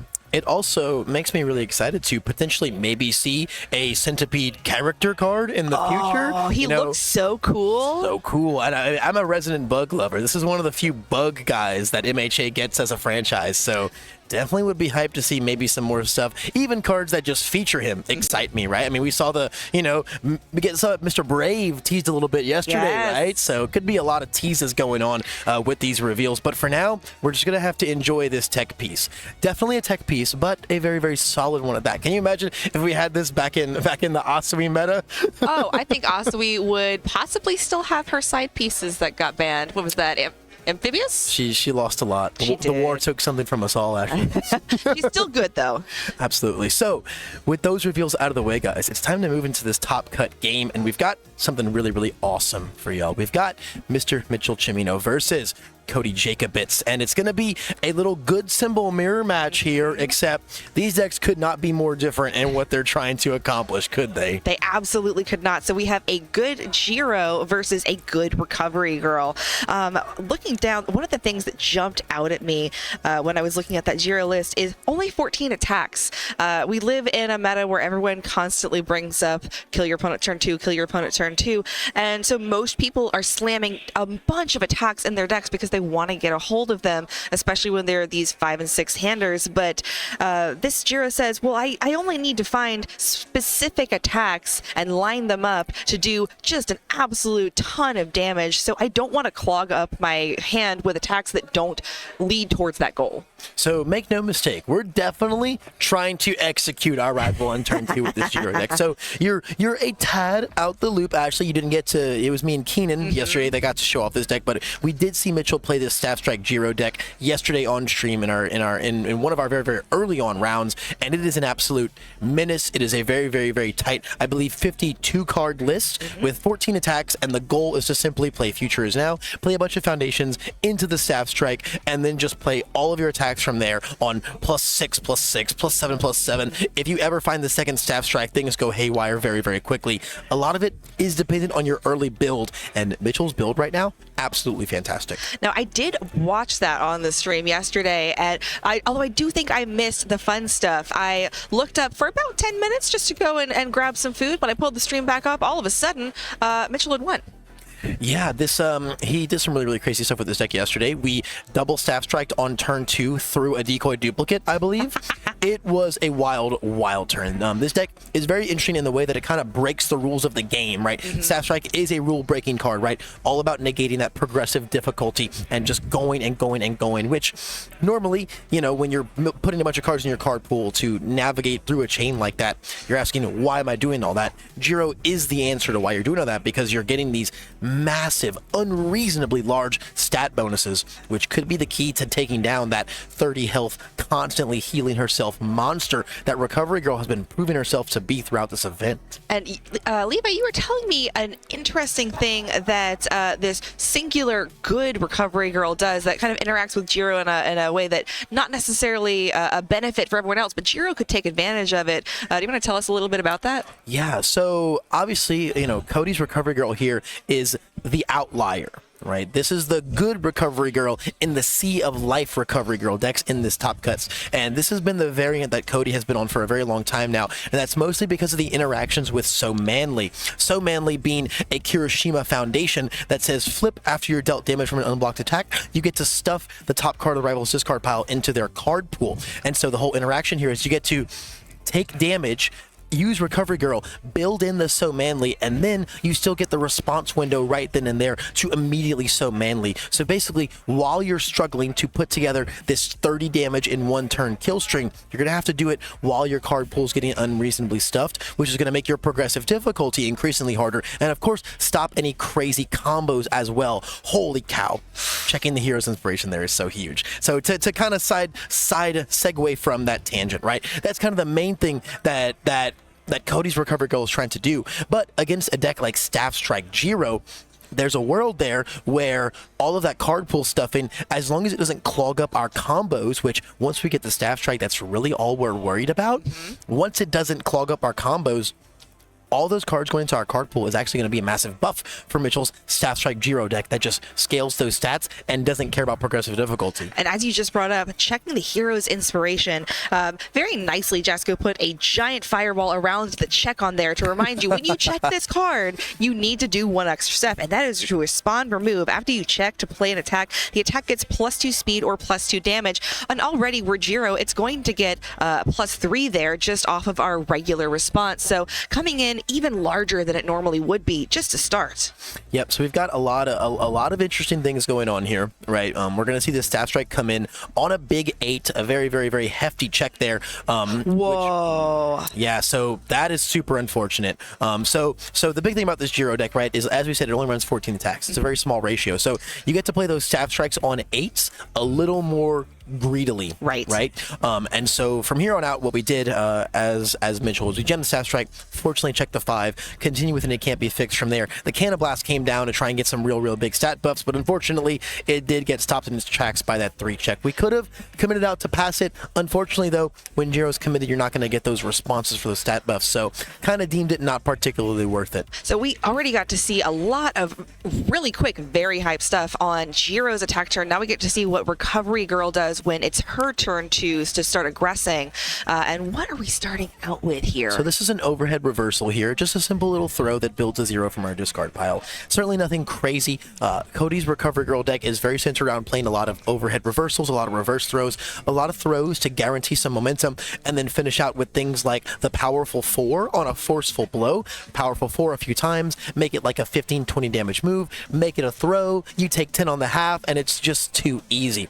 It's a very, very straightforward and simple game plan that just seeks to put your rival on a bit of a clock, and a Recovery Girl deck that can put the opponent on a clock, it's very, very, very good. Yes. It's hard to defeat that character in a timely manner. The other thing about this Recovery Girl, the other Recovery Girls I've been watching don't play a lot of cards that have throw on the face. They say, well, I can give this throw, so I'm going to pick something that can just be huge, and then I'll take care of throw myself. This Recovery Girl says, well, I want to keep my foundations. I don't want to blow them up. So I will keep building and building and building, and these are all going to be throws on the face, so everything is going to scare you, even if I don't have the foundations to make it a throw. Although, when does Recovery Girl not have foundations? Right, and then, the powerful part about that as well is, right, you do want to play all of those early game throws even before you aren't ready to really start destroying your foundations yet, because you want that momentum, because as we just checked our forceful blow, that right there, our win con, our Powerful 4, make it a throw, Powerful 4, all the throws and our momentum and the guaranteed momentum. And then, of course, another massive part about the throws being guaranteed momentum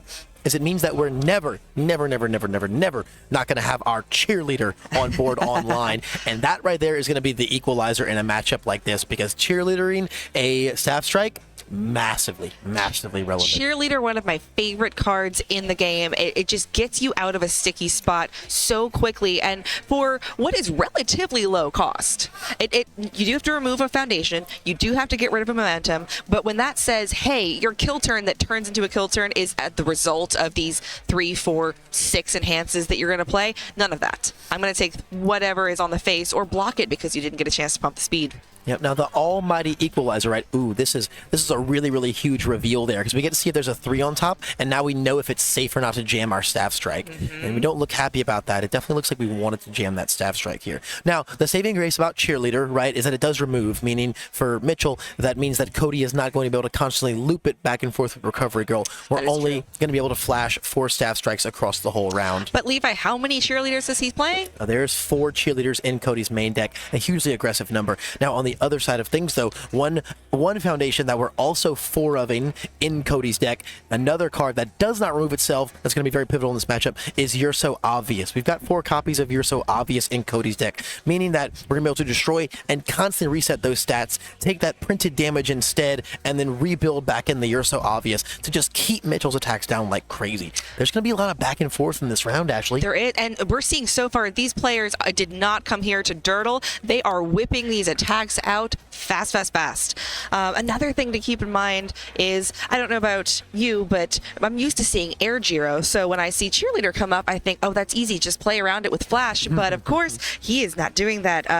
Like we said, just those 14 attacks, 4 cannon blasts, 4 create capture nets, 4 staff strike, and then 2 improvised blade, just to kind of round it out. Yeah, so obviously, I am Mitchell's teammate, right? Unfun stuff. So I've spoken with Mitchell a lot about this deck, and I've gotten a lot of insight from him on it. The 2 improvised blade is just kind of a way to round out a couple extra attacks. Originally, he was playing the deck with only the 12 attacks.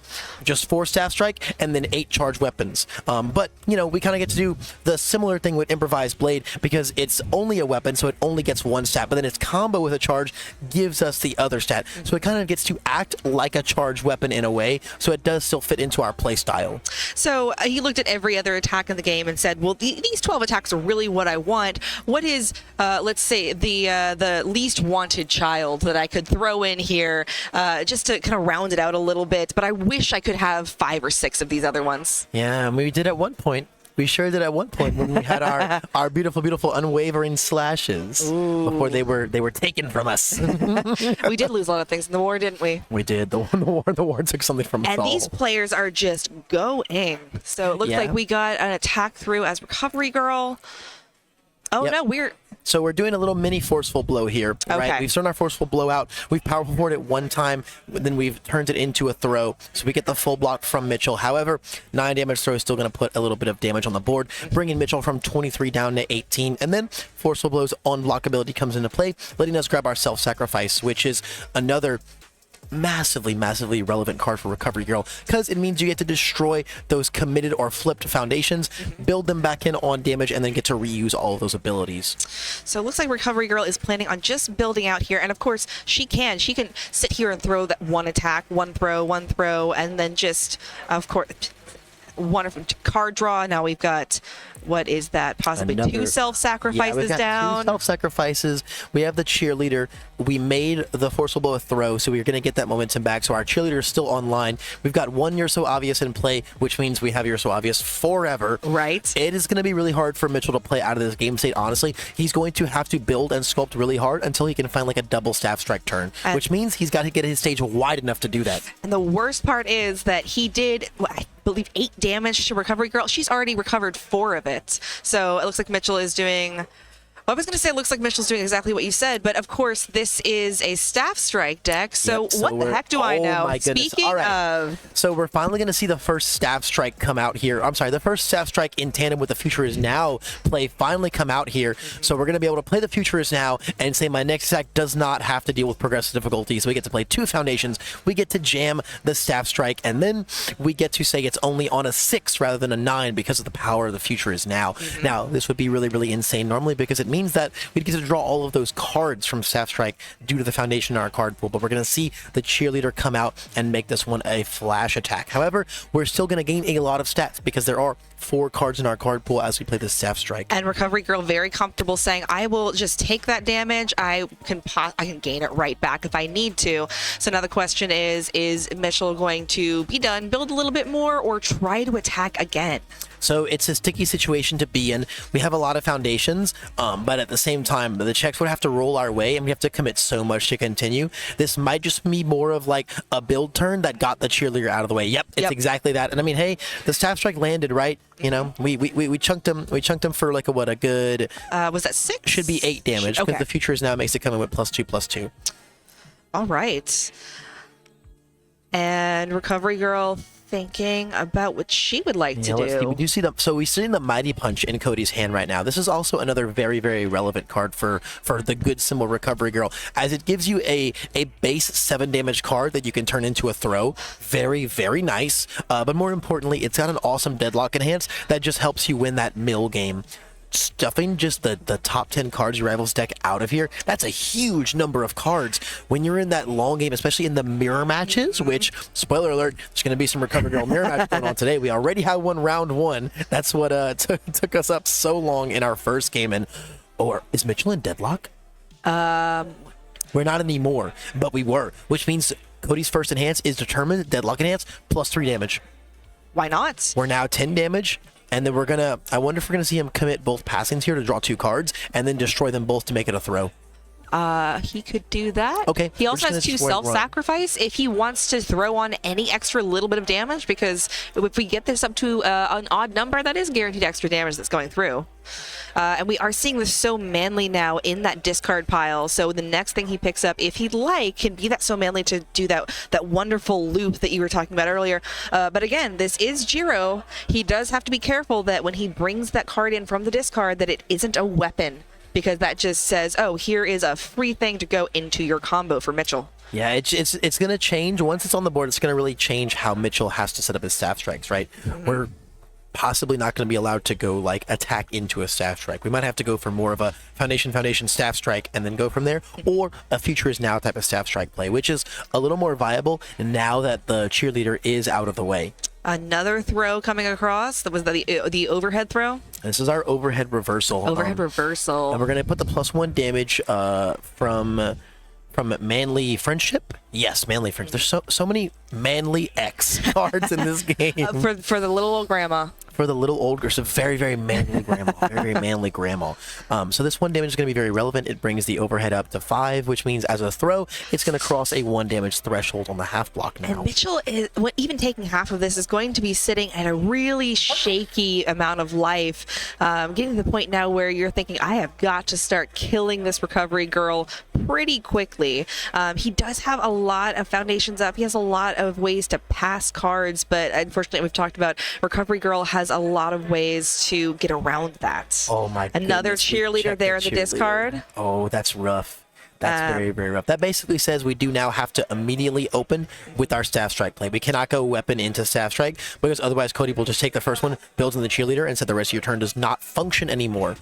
So very, very big decision makes here. Also, having to block with our Cannon Blast there does not feel great. Does not. Especially when we lost one of our 2 staff strikes last turn, to have to get the cheerleader out of the way feels even worse. We're slowly losing our sculpt because Cody is still attacking us a lot. Cody's attacking us a lot. And now, I mean, with 2 momentum, if we draw a Forceful Blow, we get to put 8 damage on it. It becomes a base 13 damage. We make it a throw 14 with the Manly Friendship. That's 7 on the half. All we need is like a self-sack or something. We have double self-sack. That's 2 more. That's 1 more on the half. That's 8. A 16 damage throw closes this game out. You know, I was talking to one of the Recovery Girl players this morning, who shall remain nameless, and in response to some, we thought, pretty good-natured ribbing about Recovery Girl being so dominant at this event, said, don't say that about me. I'm a good Recovery Girl. I kill my opponents as soon as I can, and I think Cody subscribes to that same thought process. We can't count Mitchell out yet, though, because we're going to see some crazy plays going on here. Going into a 4 foundation, into a staff strike play on a 10.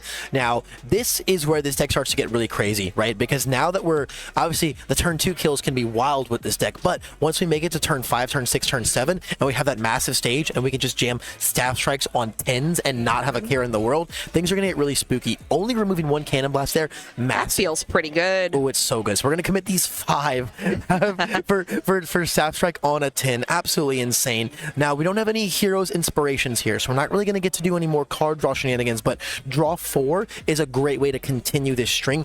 If we find a second Staff Strike, Absolutely. it's going to be all about the You're So Obvious play this turn from Cody. Well, the other thing that I'm now thinking about going into the next turn is the deadlock effect that you brought up earlier, the mill 10 cards off of your opponent's deck. Mitchell just cycled. So now 10 cards coming off the top, even more relevant than before.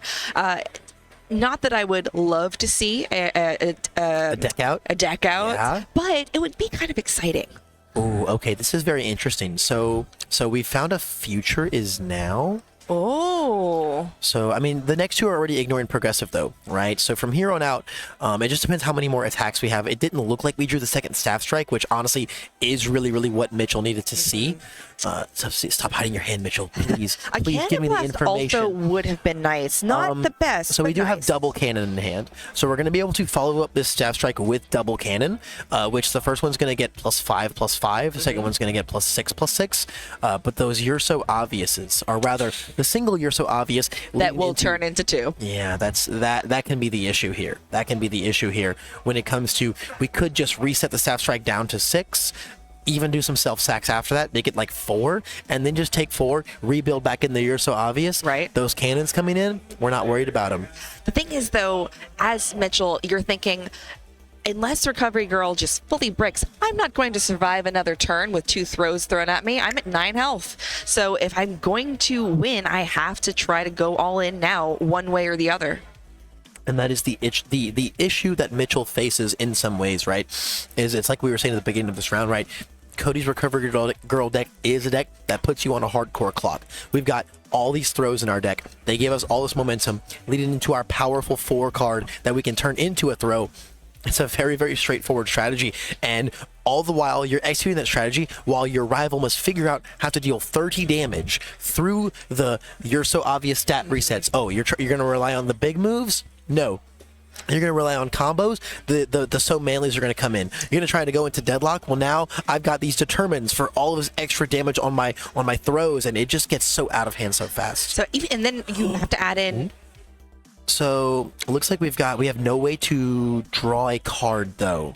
We found the Staff Strike on top, but we don't have a way to draw a card. If we had a capture net, we could build down our Destined and then grab the Staff Strike on the second one. God, that would be so crazy. But unfortunately, that's just not a bad feeling. Yeah, it's not available to us right now.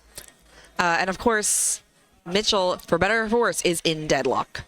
Oh yeah, we're at exactly 10 right now actually. Well, once those 2 cards come down and his opponent's turn comes in, he's only going one to be self-sacrifice, and we're just gonna bring this one down, take it, bring the cheerleader in. Now the nice thing about the cheerleader coming in is it does stop the double Staff Strike play. However, that's not what Mitchell's on right now. Right. We're on 2 Hand Blasts is what we've got. They're gonna come in for big. If you really want to. So there's a world where we might not even see Mitchell commit the foundations here and just say, if you want to You're So Obvious it, you can You're So Obvious it. Right. Then I'll start committing my foundations for damage. That way, if you want to just take this and rebuild back in the You're So Obvious, you're going to take a little bit more than the printed damage that you would like. Mitchell really having to make those big brain plays here because he has a lot to work around. It looks like Cody is going through his discard pile, already starting to think, what will I pick up if I let this hit me? So it is looking like he's considering just taking this damage. Yeah, he's got all the tools available to him right now. Honestly, the world is kind of Cody's oyster in a lot of ways. All right, ooh. What are we going for here? Are we going for a self-sacrifice? Okay. So it looks like the goal is probably trying to get ourselves back down to only 10 once the Destined and the Can't Be Fixed build back in at the end of the turn. And okay, there comes the You're So Obvious in. Now, are we resetting the speed or the damage? Because right now it's come in with a very, very, very large +4/+4. Right. I think. Oh, I was going to bet on damage. But so it looks like it might have been speed. It looks like the reset came in, and now we're committing some foundation. There's a bit of glare on the dice, so it's a little hard to tell where the math is checking out here. But it must be speed, right? Because we've got so many damage dice. And now we're going to commit another 2. So this is going to get very, very, very big again. The issue is it 16? I don't think it's 16. I think we're at 16. Recovery Girl has other tricks that she would be more anxious to pull out. And we do still have, what, 2 self-sacrifices that we can enable if we feel super threatened? Man, Mitchell really committing a lot of his cards down. He knows he is going to have 2 come down ready. He's got 1 Specialist of Sound to make something blockable. He's got a second card that allows him to draw. If only he had been able to bring down that, is it Destined for Mainstream Success? Yeah, that could have been huge to find the second Staff Strike. However, after taking the first hit, Cody's got the Cheerleader on board now, though, right? So the second Staff Strike wouldn't be able to do anything but get flashed. It would be a very, very, very sad second Staff Strike. No one likes getting flashed. No.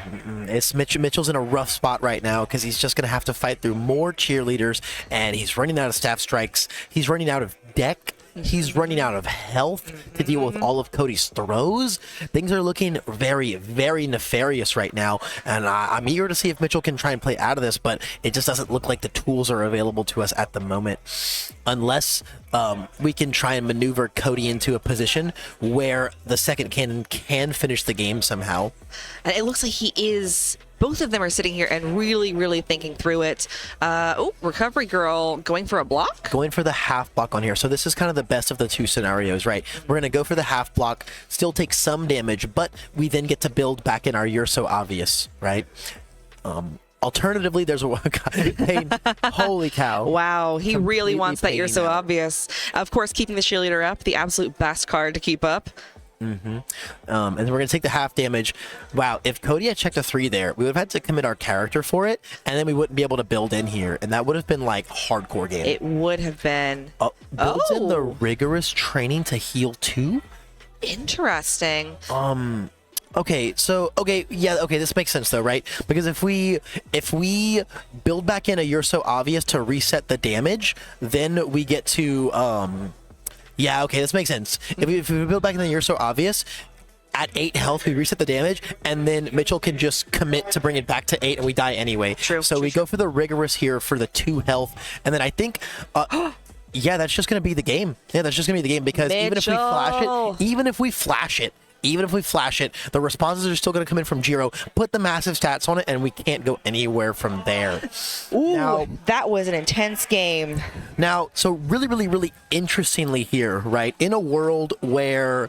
Since we checked bad on the Cannon Blast, we only would have actually, if we'd have built in the You're So Obvious, right? We checked poorly on the Cannon Blast, meaning that if we would have built back in the You're So Obvious, right?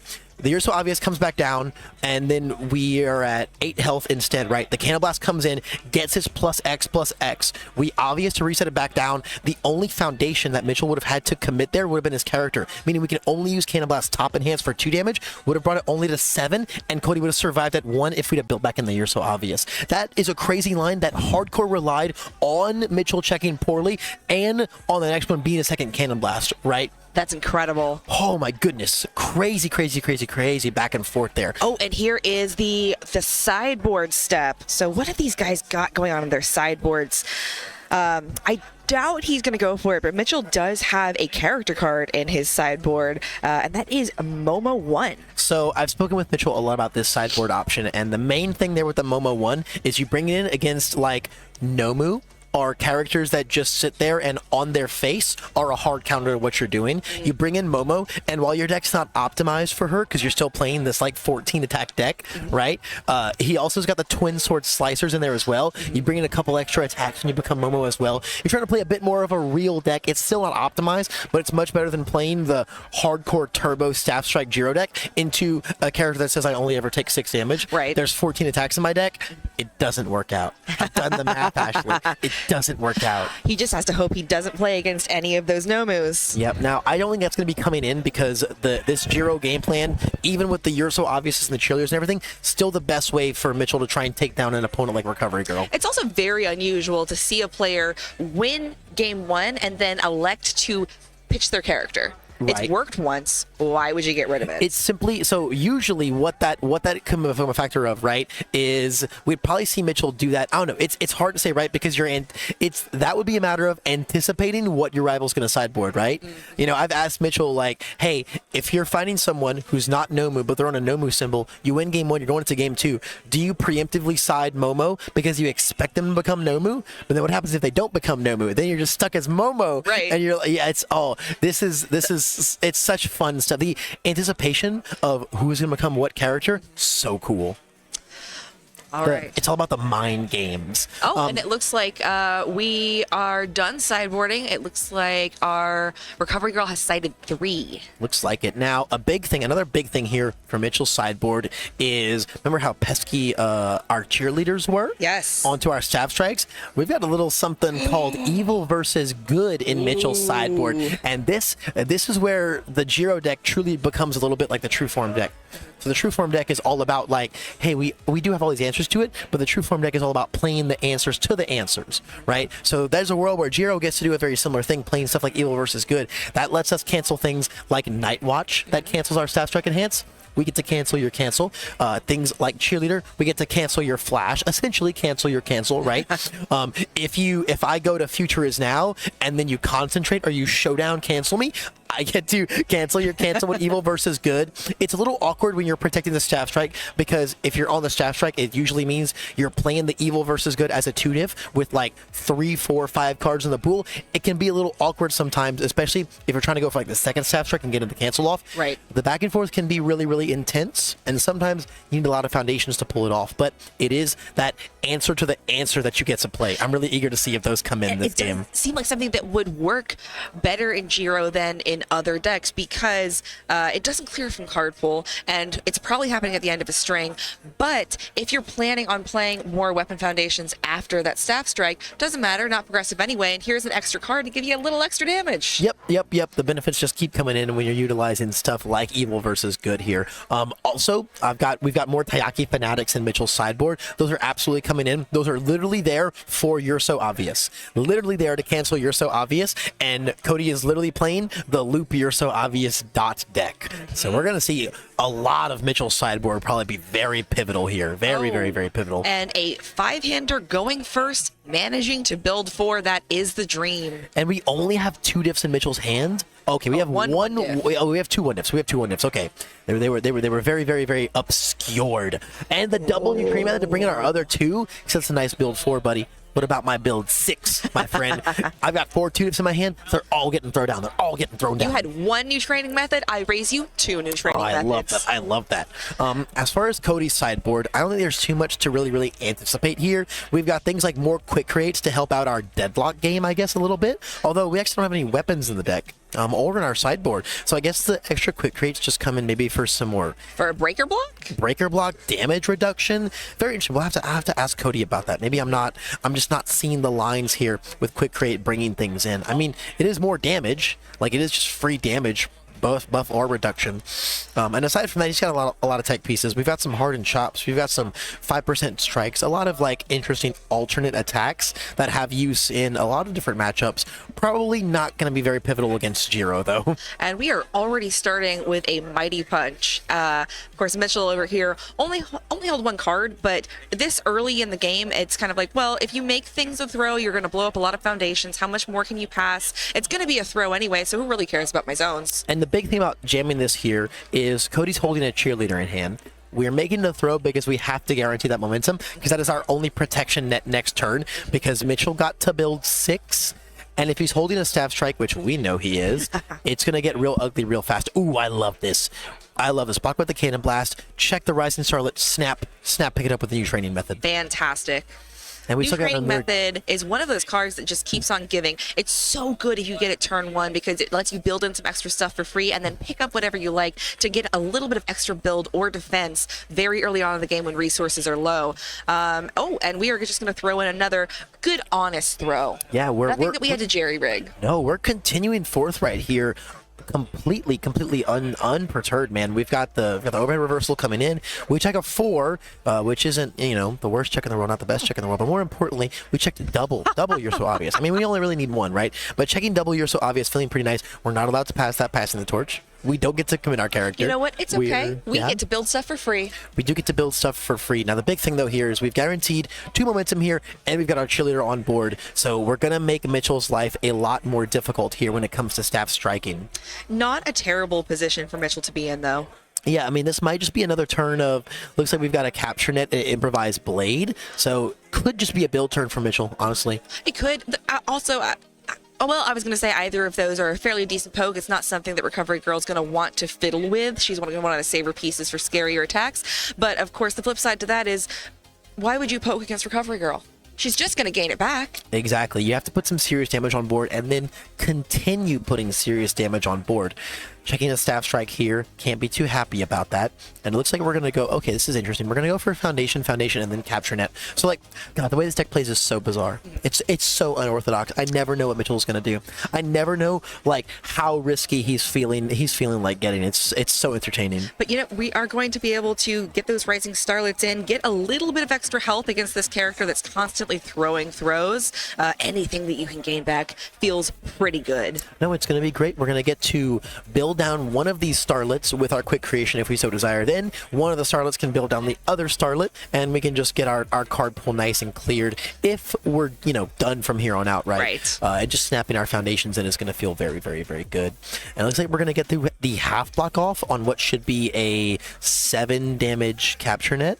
He cheerleadered this. He flashed. Okay. Cheerleadered and then did the half block. And I just said these are attacks that he wouldn't bother using his resources on, but apparently Cody knows more than I do. It would seem so, but we're gonna get a little punished here now, honestly, because we're gonna jam this. Like I said, I can never tell how risky Mitchell's feeling because we just jammed this improvised plate here on an 8, checked the 5. We're gonna get to commit 3 cards here, and then this improvised blade is gonna be just a huge chunk of damage. We're gonna be able to combo up with our charge to make it just a nice fat 8 damage move. And we did see with that nice check that we have another 5 check on top of our deck. So if there's anything else we'd like to do, we can. And of course, we do want to respond, gain health, build in one of those starlets. We may see him do it, honestly. Do another I one. think our last card in hand is a Hero's Inspiration, I believe. Okay. Which it's a low block we could hold. We have a Hero's and a Destined. Okay. So we could, honestly, I could see Mitchell just building out his whole hand here. Because the Hero's Inspiration can jump into the card pool and draw a card in an emergency. And we get to predict that draw with our Jiro top 2. And we can build down Destined, which is also another guaranteed draw with Jiro's top 2 search. Okay. So looks like Recovery Girl just took that to the face. Yep, we got her all the way down to 18 health by the looks of it now. And Mitchell says, no, I will leave that 3 check right on top of my deck. I know it's there. I can pick it up if I'd like to. Yep, so he's holding 1 card in hand. We've got the Destined for mainstream success still in our hand. He's not actually able to pick it up, but he does know there's a 3 on top of his deck. Yeah, we're not able to pick it up. We're going to be able to manipulate it around with Jiro if we so desire. There's a world where he wants to look at the top 2, put the 3 on the bottom, block, get rid of the top card, and then, or just hard draw it with the Hero's Inspiration. Also, totally a viable option. Awesome. We still do have our top 2 search. We don't have a lot of defensive resources right now, but I don't really know how aggressive Cody can get here. I mean, a Mighty Punch is scary, but it's definitely very blockable. Ooh. We saw the Staff Strike. Foundation and then a Staff Strike. 2 5 checks on top for Cody. And here's where the mind games come in. You can say, leave it, and your opponent can think, okay, well, there might be a 3 on top. You can say, move it. Your opponent might say, oh, there could be a 3 on top. Only we know that Cody's checks look fantastic for the rest of, for at least the next 2 cards. Exactly. So this is going to be pretty crazy here, right? We have our Staff Strike we picked up from the Hero's Inspiration, and now that we know we've got another one on the bottom card of our top 2, we can execute 1 block this turn and draw that guaranteed 2 Staff Strikes. Guaranteed 2 Staff Strikes. And we have not seen... Has Cody checked another Cheerleader? Is what I'm really wondering right now. I do not recall. Well, it's right on top of his deck, okay, so I guess yes. Okay, yes. He has checked 1, and he's got 1 to build. However, we didn't make the Mighty Punch a throw, so we don't get more momentum, meaning only 1 Cheerleader can happen next turn, as we've only packing the 1 momentum. I think Cody is feeling how outbuilt he has been. Yeah. Because there's a world where Mitchell gets to do a double Staff Strike turn next turn, and Cody's only at 20. Right. That's so doable for this deck. Oh, it's 100%. Unbelievably doable. That's like 2 attacks, maybe even 1, depending on what it can be. Well, we have now a Cheerleader. We have one of the You're So Obvious. We have a So Manly. 3 Staff Strikes. 3 He's the evil versus good. He's the evil versus good. We have the cancel. We have the cancel for the flash. Oh, this is gonna start a huge drama. It is. This is gonna start a huge drama, Ashley. All right, here we're both leaning forward, just getting as close to the screen. So as there's our possible. weapon, and there's our foundation. Now on an 8. Beautiful check the and 5 and and reveal a little 5? peekaboo. Holy cow, Ashley. Mitchell's popping off right now. Mitchell is popping off right now. He is in the zone. The way Mitchell pilots this deck is insane. This is one of those situations where Especially when we know we're checking a 5 on our evil versus good. This is free. Scrumptious. In fact, not only is it free, it's a benefit. It's a buff. That's 1/1 to the rest of my moves now. This is one of those situations, Levi, where it's tempting to say, oh, look, Mitchell's deck loves him right now. He's getting all of the good luck in the world. But as you say, he's piloting it so well. He knows this deck. He knows that his checks are good because he's carefully curated just the attacks that he specifically needs. He knows exactly how this deck works inside and out. And I think he's starting to get excited. He realizes that death is very much a possibility. He's getting even crazier. We're going to put a powerful 2 on this staff strike too. I love it. I mean, it's our only momentum out, and we do need to get our attacks back in our deck. So this is very interesting now because we know we have the 2 other staff strikes in hand. Right. Did we draw another weapon foundation?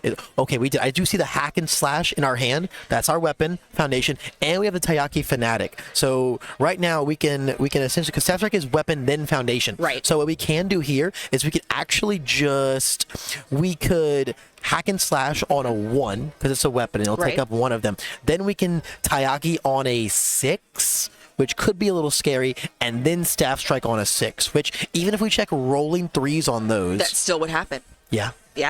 Even if we check rolling 3s on those, it could still happen. It just depends. Are we going to go for that? Because then, I mean, if we do that from there on out, man, that's 2 more foundations. It'll draw 3 cards. That at +6 damage with everything that's in the card pool. +6, yeah, +6. Or it's a weapon, so it'll get the speed. Our staff strike will come in with the 6 speed. He's doing exactly that. Taiyaki on a 6, checks the 5 and then the 6, and picks up the hack and slash. The blade expertise, and then staff strike on a 6. Oh my God, Mitchell. So another reason why Mitchell gets to play so greedy, quote unquote, with this deck is there's 14 3 checks in our deck. It's okay. It's okay.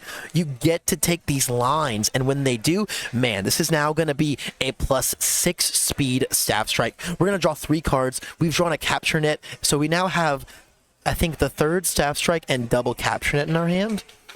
Now, I don't know if we have another weapon.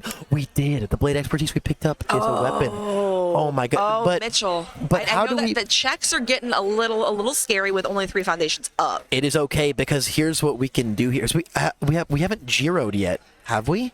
For top 2s? No, I don't believe we have. So we could Jiro on this one, find 1 5, put whatever on top, and then the 5 on the bottom, and then we can go. We need weapon foundation, right? Our weapon's right there. We can play our other weapon foundation, which is our blade expertise, on a 2. It'll take up 1 of the staff strikes, and then we can play our 3rd staff strike on the 6, and then from there on out, after that staff strike, we play double capture net, which are both gonna get.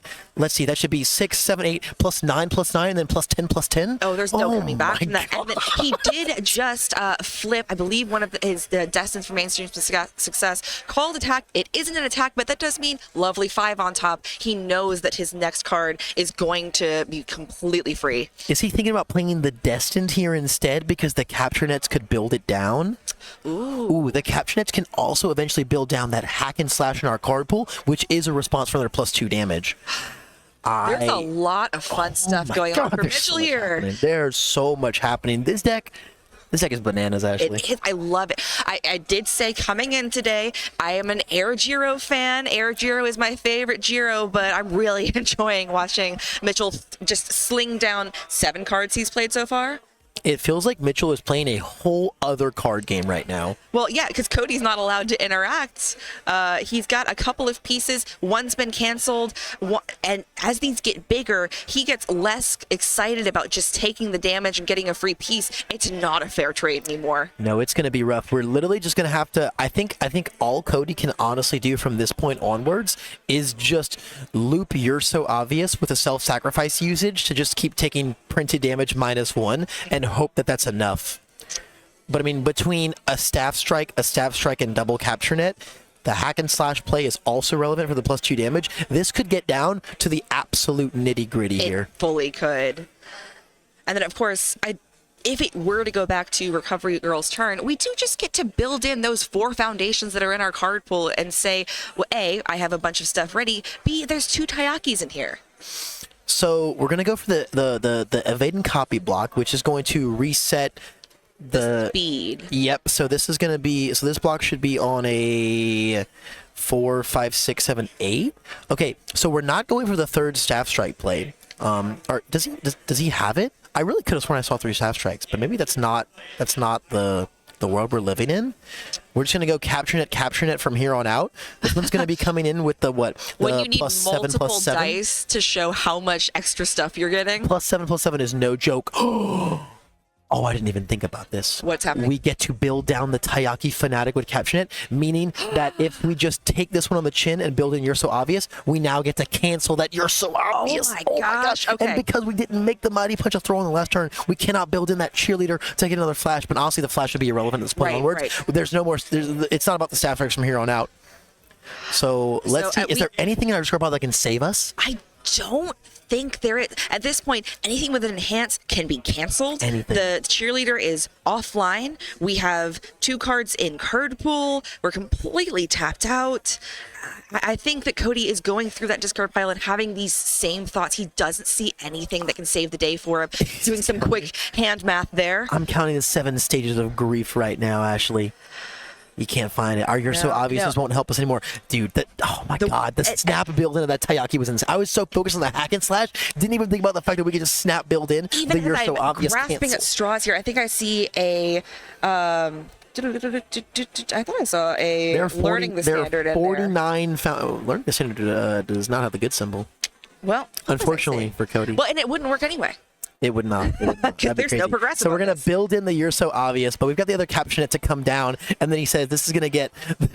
just the wave of the hand. Yep. Do you want to keep going? +7. Beautiful +7. Yep, I'm going to reset. You're going to cancel, and that's just going to be all she wrote. And it's going to prove that Mitchell is able to fight through all the So Manlys, all the You're So Obvious, all the cheerleaders, every stat reset in the world. It was that evil versus good, Ashley. Holy moly. The linchpin was that evil versus good. What an insane back and forth between those players. Second, too. Going second. Wow, absolutely crazy. The way those guys manipulated through the ins and the outs, the answers to the answers, the measures to the countermeasures to the countermeasures, the back and forth there was totally crazy, and just an absolute exemplary display of not only how formidable and resilient the good symbol Recovery Girl deck can be as opposed to the life symbol one, but also, of course, the absolute power of this game-breaking, rule non-abiding Staff Strike Jiro deck that Mitchell has been cooking up. What an insane display, actually. It was just the battle of who is allowed more free stuff and whose free stuff is better. And honestly, I feel like that could have gone either way. I would have been totally very excited for both, but it was so cool to see Mitchell pull all of that out there at the end. That was the highest of high rolls for that deck right there. A very fine display of the top end of it, and also what Recovery Girl on her less popular symbols as well can do. But I'm sure if anyone can tell me more about these unique deck choices, it's the players themselves. So we're going to take a short break and go grab those guys for some interviews. We'll be right back, Heroes. It's time to get into the top 4, baby. I've got Mr. Keenan Meadows with me, and it's time to get into the thick of things. But, actually, not quite just yet. We do have something very cool to show the viewers before we have something very cool to show the viewers. Do we really? Yes. That first something very cool is going to be another card reveal from Set 5, Undaunted Raid, coming to your local game store, very new. We have a very, very cute little new foundation. Everyone needs a supportive friend, Keenan. This is a great highlight of Mirio's relationship with, what is our guy's name here? Tamaki Amajiki. Amajiki, that's right. We've got a 1/5 foundation +2 mid block. It's got all the same symbols on basic training, which is very interesting. As a spam, I think it's going to go really well into decks that already run basic training as a stat boost. It says enhance flip. This attack gets 1 speed, and your next attack gets +1 damage. Additionally, we've got a new deadlock effect: destroy, draw 2 cards, and my favorite part, playable while committed. I was not in love with this bad boy until I got to playable while committed on that deadlock. Yes. That is pretty gnarly, especially on air and chaos. Those guys do struggle a little bit for really, really effective deadlocks sometimes. It's all very like minuscule. Yeah. They don't have really like you put this on the board and now I can never go there, right? So them getting even more minuscule ones kind of helps along the way. Water is a little different. I feel like water is more of like can your deck play first villain encounter or not? Right, or grasping tape toss, right? Like there are a lot of different options in water, but even then when I played a lot of water last season and I tried to avoid those cards like the plague. So this is a really nice option as hey, I'll just run this alongside my basic training and I get +1 speed and now I'm going to draw 2 cards and when you get to playable while committed, you're paying costs on cards that you've already used to pay costs. So it's just straight efficiency. Yeah, just very nice, a very nice, very well-rounded little card. This card I see being like I want to jam like 2 more spams in my deck. Would be a cute 2 of right here, a 2 of me and my supportive friend. I like it. Yep. But we're done with friends. It's time to move on to some enemies. And the 2 enemies we've got lined up for you guys today are Mark Tyner and Tim Keefe. And what were these 2, Keenan? Tell me one more time, Mr. Professor. So Tim Keefe has won 2 World Championships titles and a U.S. Nationals title in Universus. Mark Tyner, on the other hand, won 2 world titles of his own in Universus. One as a teams and one as a singles, and then also a Nationals title. So these are 2 titans of the game, 2 old heads battling out for the win. We've already seen Tim a couple times so far on this stream, but I think this is going to be our first time getting to see Mr. Tyner's deck list. Yes, definitely not the first time we're seeing his character. He is on one of the many life recovery girls that made their way into this top cuts, but he's now the last grandma standing. Yeah, is he really? He is. He is. Yeah. Our current top 4 is these 2 guys right here, Recovery Girl and Ibara Shiozaki, and then on the other side of things, we have Fourth Kind versus the Staff Strike Jiro. So that's right. 4 unique characters in this bad boy. Very cool. Definitely one of them very prophesized. If you'd have told me that Jiro would make it to top 4,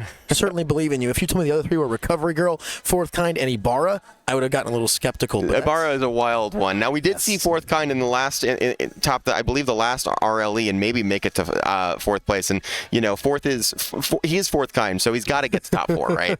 At least, right? Yes. I got to fulfill the prophecy. Yeah, it's definitely Fourth Kind's definitely not been a stranger to the top cuts lately. And I mean, Recovery Girl's not a stranger by any means. I think it's really just the quantity of them that has kind of taken us aback. If you told me this character is going to win an RLE at some point, I wouldn't be surprised. Yes. Right? If you tell me she wins, I'm not surprised. If you tell me there's 6 of them in top 16, I'd be a little like, whoa. Yes. Okay, buddy. Yeah, and I think a lot of it has to do with, we were talking about this a little bit earlier, but we had a player named Basil going up against Ben Lambright in top 16 who we had spoken to a little bit about why Recovery Girl? Why do we want to be playing this hyper defensive wall? And the thing is, people like to interact with their opponents. People like to get the opportunity to say, hey, I know you're doing things on your turn. I want to do a little bit of things on your turn. And Recovery Girl has one of the most efficient uses of that. Building a free foundation. That foundation could be anything. Bench press is massive in this matchup. So is Excited for Blood. You get so many opportunities to gain life. And then we already see card loading in the discard pile. I wouldn't be surprised if that's the card we take up, because what we want to do is just say these throws are incredible damage and we can actually end the game, as opposed to just sitting there and staring at our opponent for an hour. Yeah, Mark is playing, a little bit of a combo of a lot of the things that we've seen so far in the Recovery Girl list, right? We're seeing a lot of throws in here, much like Cody's build that we saw recently, but we're also seeing things like the Muscle Maulers. We're seeing the back alley haymakers. He's got meteor showers in here, which I absolutely love as just an infinite attack, because being able to make Meteor Shower a throw is kind of insane, Keenan. Yes, absolutely insane. And so we see 2 turns of build from both players, and I really like this from Tim. Tim is also reviewing his low blow, because that one doesn't do the damage necessary to really take Recovery Girl out. And if you were poking into Recovery Girl with small damage attacks, all you're doing is giving her the opportunity to set up her best foundations and make her kill nigh unstoppable when it's time to go in. Now, the nice thing about Tim playing Ibara here is that we are a character that buffs damage. So this is not necessarily a bad matchup by any means. I think it's rough to say that anything has like a good matchup into Recovery Girl. It's honestly kind of hard to have a good matchup, just because even if you can answer the character in some ways, unless you're just like someone that can consistently just like blood curdle her or something like that, you're always going to have that infinite stage to deal with. And Mark's stage is looking very, very healthy here. You know, we've got a release. We could actually block for days. We've got a lot of our damage pump. We've got our draw power, passing the torch, and the excited for blood. You know, we've got all of our pieces here. We have the full-on attack mode, which I absolutely love seeing here. In a throw deck, absolutely. And everything's a throw. Right? We've even got stuff like Terrifying Injury for a little more draw power or speed hate. So I'm getting a peek at Tim's hand here. 5 attacks. Definitely not sure what to do here. Honestly speaking, Tim probably wanted to build again this turn. Tim, I mean, and you could consider, I think this is correct. You build these 2, because so far what you're getting down is just more opportunities to pass a 7 attack hand, and I think that's exactly what you have to go into Mark with. To your point, a lot of draw on the table already. We've got the passing, we've got the Terrifying Injury. We can always get more blocks out of our discard pile with our character, and once Mark gets into deadlock, we have a couple things that can get turned on, namely Ice Storm, which is going to make Mark have to actually respect some of these moves as they come down. Ooh, and we just saw an Observant Student. Very interesting when we already have the, what is this, Piercing Thorn Lances, which is going to allow our Observant Student to deadlock enhance and get us another ranged attack, ideally maybe a Tongue Whip from our discard pile. That could be a really, really big player, as Mark has to respect something like that going into deadlock, especially like as it doesn't go anywhere, right? It just stays and does that forever. So we see Mark building exactly to 10 by the looks of it. So definitely being respectful of anything that could come from Tim's way. And I think Tim did draw an additional attack, so he may be thinking that with 6 attacks in hand, he might be able to try for it this turn. The other thing is, how much damage can Recovery Girl turning it around on Ibara? Like, is a 6 attack turn good enough to just go ahead and throw those out, hope that, you know, Recovery Girl gets low enough and can't draw the backswing, and then you try to set up another one of those sometime in the future? I think there's a world where Tim could play, like, if he can't find lethal this turn, he could play like 5 attacks, hold one of the Ice Storms, and just rely on a break or 2 at his 19 health with -1 damage and everything to keep him through. I mean, really, what's like the upper echelon of what Mark's deck can do? We're not a focus attack deck, right? There's not really like bombs in this attack lineup. There's a lot of very, very stable attacks. This deck wants to poke over a couple turns, get some momentum for your Meteor Shower, get some zero gravity lifts into your momentum, and then start to do some Meteor Shower loops, and also utilizing, what is that, Muscle Mauler, which is a really great, especially because she's already got such a strong ability to maintain a life lead. She can always try to get that on a 5. So this is a pretty crazy start to the turn so far. We're gonna see Tim open with the Invisible Infiltration. Immediately flip our Sticky Balls. We're going to use the Invisible Infiltration to reset our Sticky Balls, I'm sure. Starting off the bat with 2 cards in the card pool while we have 2 Tongue Whips in our hand. Those Tongue Whips are going to be very powerful. Now, I know one of the things, one of the big pieces that Tim has incorporated into water aggro here is Agile Drop. Have we seen that in his hand yet? Do we know if it's there? I don't believe that we know that if he's got an Agile Drop or not. But I know he has 2 Tongue Whips and a bunch of other attacks. Yeah, I think if I was looking at Agile Drop, I would be trying to find either Invisible Infiltration or Tongue Whip. Invisible, amazing in this matchup because it's going to scale with Recovery Girl's staging area. As she continues to take damage, if she decides to put herself into deadlock, suddenly, hey, this is getting even more damage, and can you really deal with that? Right, and so this is really, really cool too. We're going to see Tim, after flipping the Sticky Balls, use Think Fast to commit it, change our attack to what looks like a high, then go for the +1/+1 from the Think Fast, and then we're so happy to commit that flip Sticky Balls because it's getting reset in by the Infiltration anyway. However, all of this aggro that we've been prospecting might come down a little shy in the face of this Ruthless Mockery. -2 damage to your moves for the rest of the turn. That's basically fully offsetting Shiozaki's character's ability. More, essentially yes. Now, if anything can equalize that, it could be off the back of a couple Tongue Whips. Right. You know, there's certainly a world where things still happen, but I think it's going to become much more of a conservative poke turn. And Tim has to fully recalculate his math if he's going to try to actually win right now. But again, the Observant Student, a really great opportunity to say, hey, if you want to continue playing your game plan as Recovery Girl, I mean, to be fair, Mark can get out of deadlock right now. He's got self-sacrifice. He's got release. But Mark hasn't been attacking at all for several turns, and if he bricks again, he's going to be forced to go into it one way or another for at least an attack, which is going to give Tim an opportunity to maybe set up some of these deadlock threats down the line. Yeah, the big thing is Mark just hasn't really found his good pokes yet. Yeah. Right? You know, Mark has described this deck as very, I'm going to poke you with a throw and then build for about like 11 turns. Great. And then we'll figure out how to go from there. Awesome. Which is, I mean, certainly, again, you know, it's kind of like Cody's clock play style, just a little less all in on it. Yeah. And much more focused on surviving and conserving resources. So it looks like we have double Ice Storm, double Tongue Whip, and a Piercing Thorn Lance. Okay. Yeah, So- and Piercing Thorn Lance, it's a great way to clear your card pool, but we have dropped our damage threshold so much just by seeing the Ruthless Mockery come into play. I genuinely don't know what you do as Tim here, and you can tell he's taking a pretty hard think on it.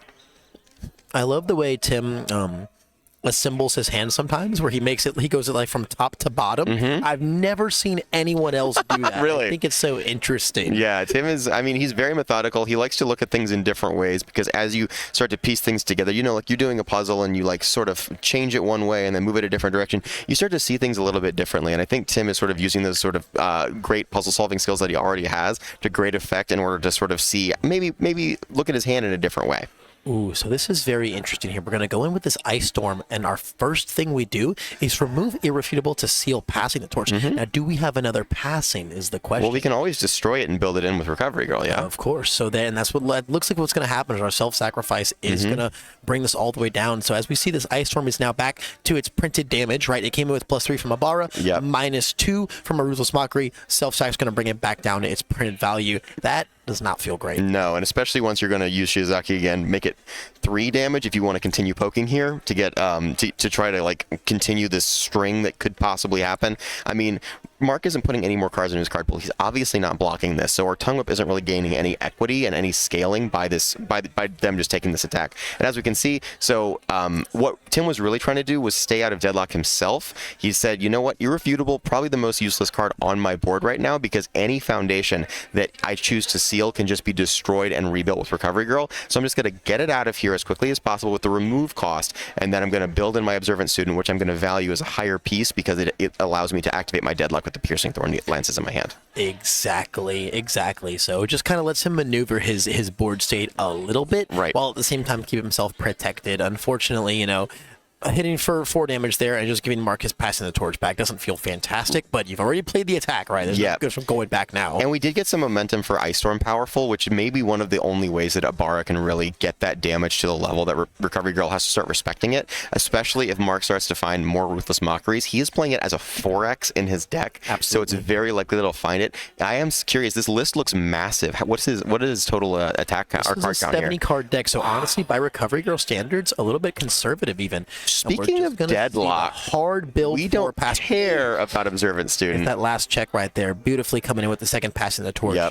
That is what's really going to stretch out our hand size this turn. Yeah. Being able to have access to 2 different passings that we can loop around means that with that massive foundation base, we're actually going to be able to do a little. Oh, we got another invisible though, and we can do the Sticky Balls invisible trick again here. We also drew 2 more attacks. So we're right back to having 6 attacks in hand. Right. Low Blow, definitely the least exciting attack that we could possibly have, but the rest of the hand is very interesting. We got to wonder, does Mark have another Ruthless Mockery here? Because when our character is online, our turn gets to have so much of a different feel to it than when we just get shut down immediately by Ruthless Mockery. Right, and now of course we do know that the only card left in Mark's hand is a Naval Laser Beam, so we do have that nice break or 2, but it's going to be on a half block, so you know, a give and a take there as damage comes in, but also and now that passing the torch is inaccessible. Oh, that's insane.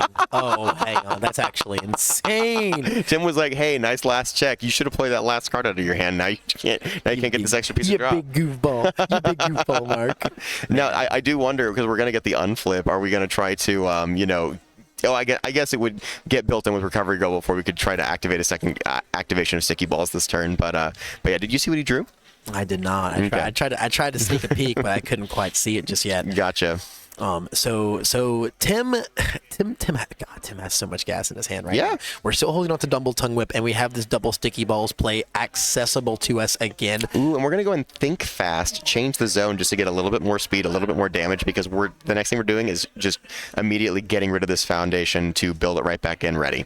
Right, and we're going to see Mark immediately self-sacrifice the passing the torch so that we can take this attack and then bring it right back in so that we can get a little bit more draw power going, because Mark's only got his 2 cards in hand. We're going to have to loop this passing the torch very, very, very carefully so that we can actually perform some blocks this turn, because this damage is going to start stacking up really, really, really fast. Yes. The big question is, we have 6 attacks. Can we pass them all on only 10 foundations? I wonder if Mark is expecting the piercing thorn lances at all in terms of the ability to turn on the observant student. Like, he put himself well into deadlock. He had the ability to get out of it if he started like destroying a bunch of things. But at this point, the way that the sequencing would work, Tim has got to go ahead and play the thorn lances here to try to mitigate his progressive down the line. And so by doing that, Mark is not going to be able to prevent observant student from coming down and possibly picking up, you know, another tongue whip or some other crazy ranged attack that he could be running in his deck. Yep, and definitely not the check that we want to see on this Thorn Lance, but it is about to start putting in the work, clearing our progressive and getting that snap momentum. We're still holding on to one of those ice storms, so there could be a big, powerful play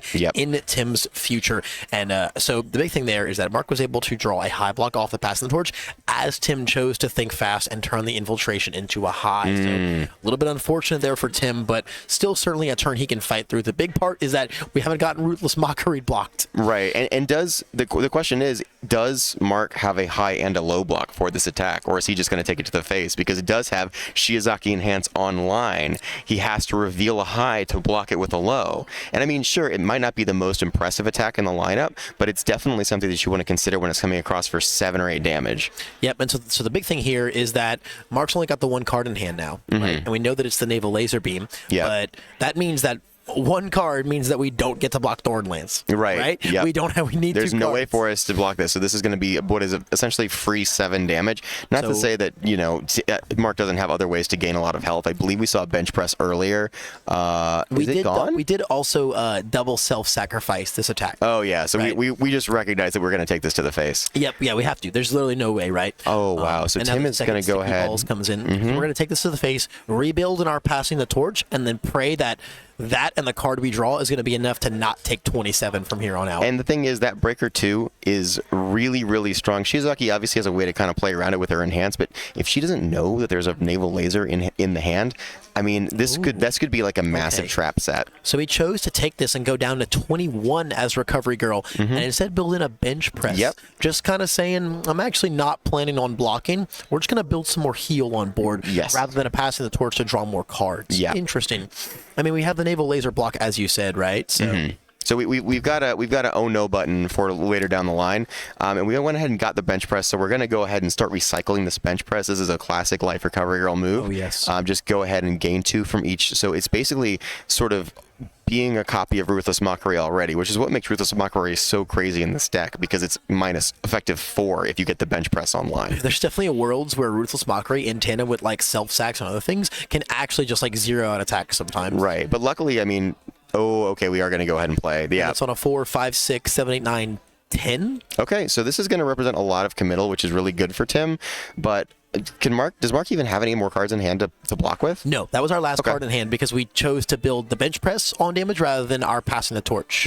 So we didn't get our passing back. We got the bench press and just opted to heal throughout this turn now. But that is a half block, meaning that we're going to be taking... It came in with 3...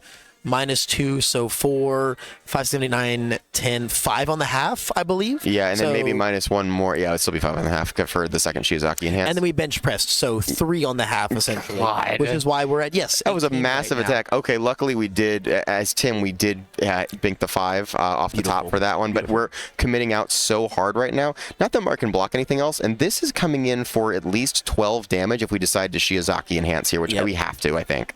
Yeah, I 100% agree. And remember, we are almost all committing out here as Tim. We get 1 more for free. We get 1 more for free. We get 1 more for free. And if we want to, if we have to risk it, we can go. I think what Tim does here, he probably uses Shiozaki's once per turn to get the freebie, and then he hopes that he checks really, really well on like an 8 for the last one to try to close the game out. It could possibly be because we have another Tongue Whip, right? And Ice Storm in hand. Yeah. That's 18. I mean, Ice Storm is Ice Storm. He's got 2 momentum for that. Yeah, for sure. And Ice Storm's base 10. The Tongue Whip, we got 6 in the pool right now, the tongue will be base 11. Yeah. And then they'll each have essentially 2 damage, right, because of Shiozaki. Right. That's way more than 18. Right. Way more than 18. So how much regeneration are we looking at from recovery growth? Because we also have to consider the self-sacrifices, the bench presses that will continue to cycle, it seems like.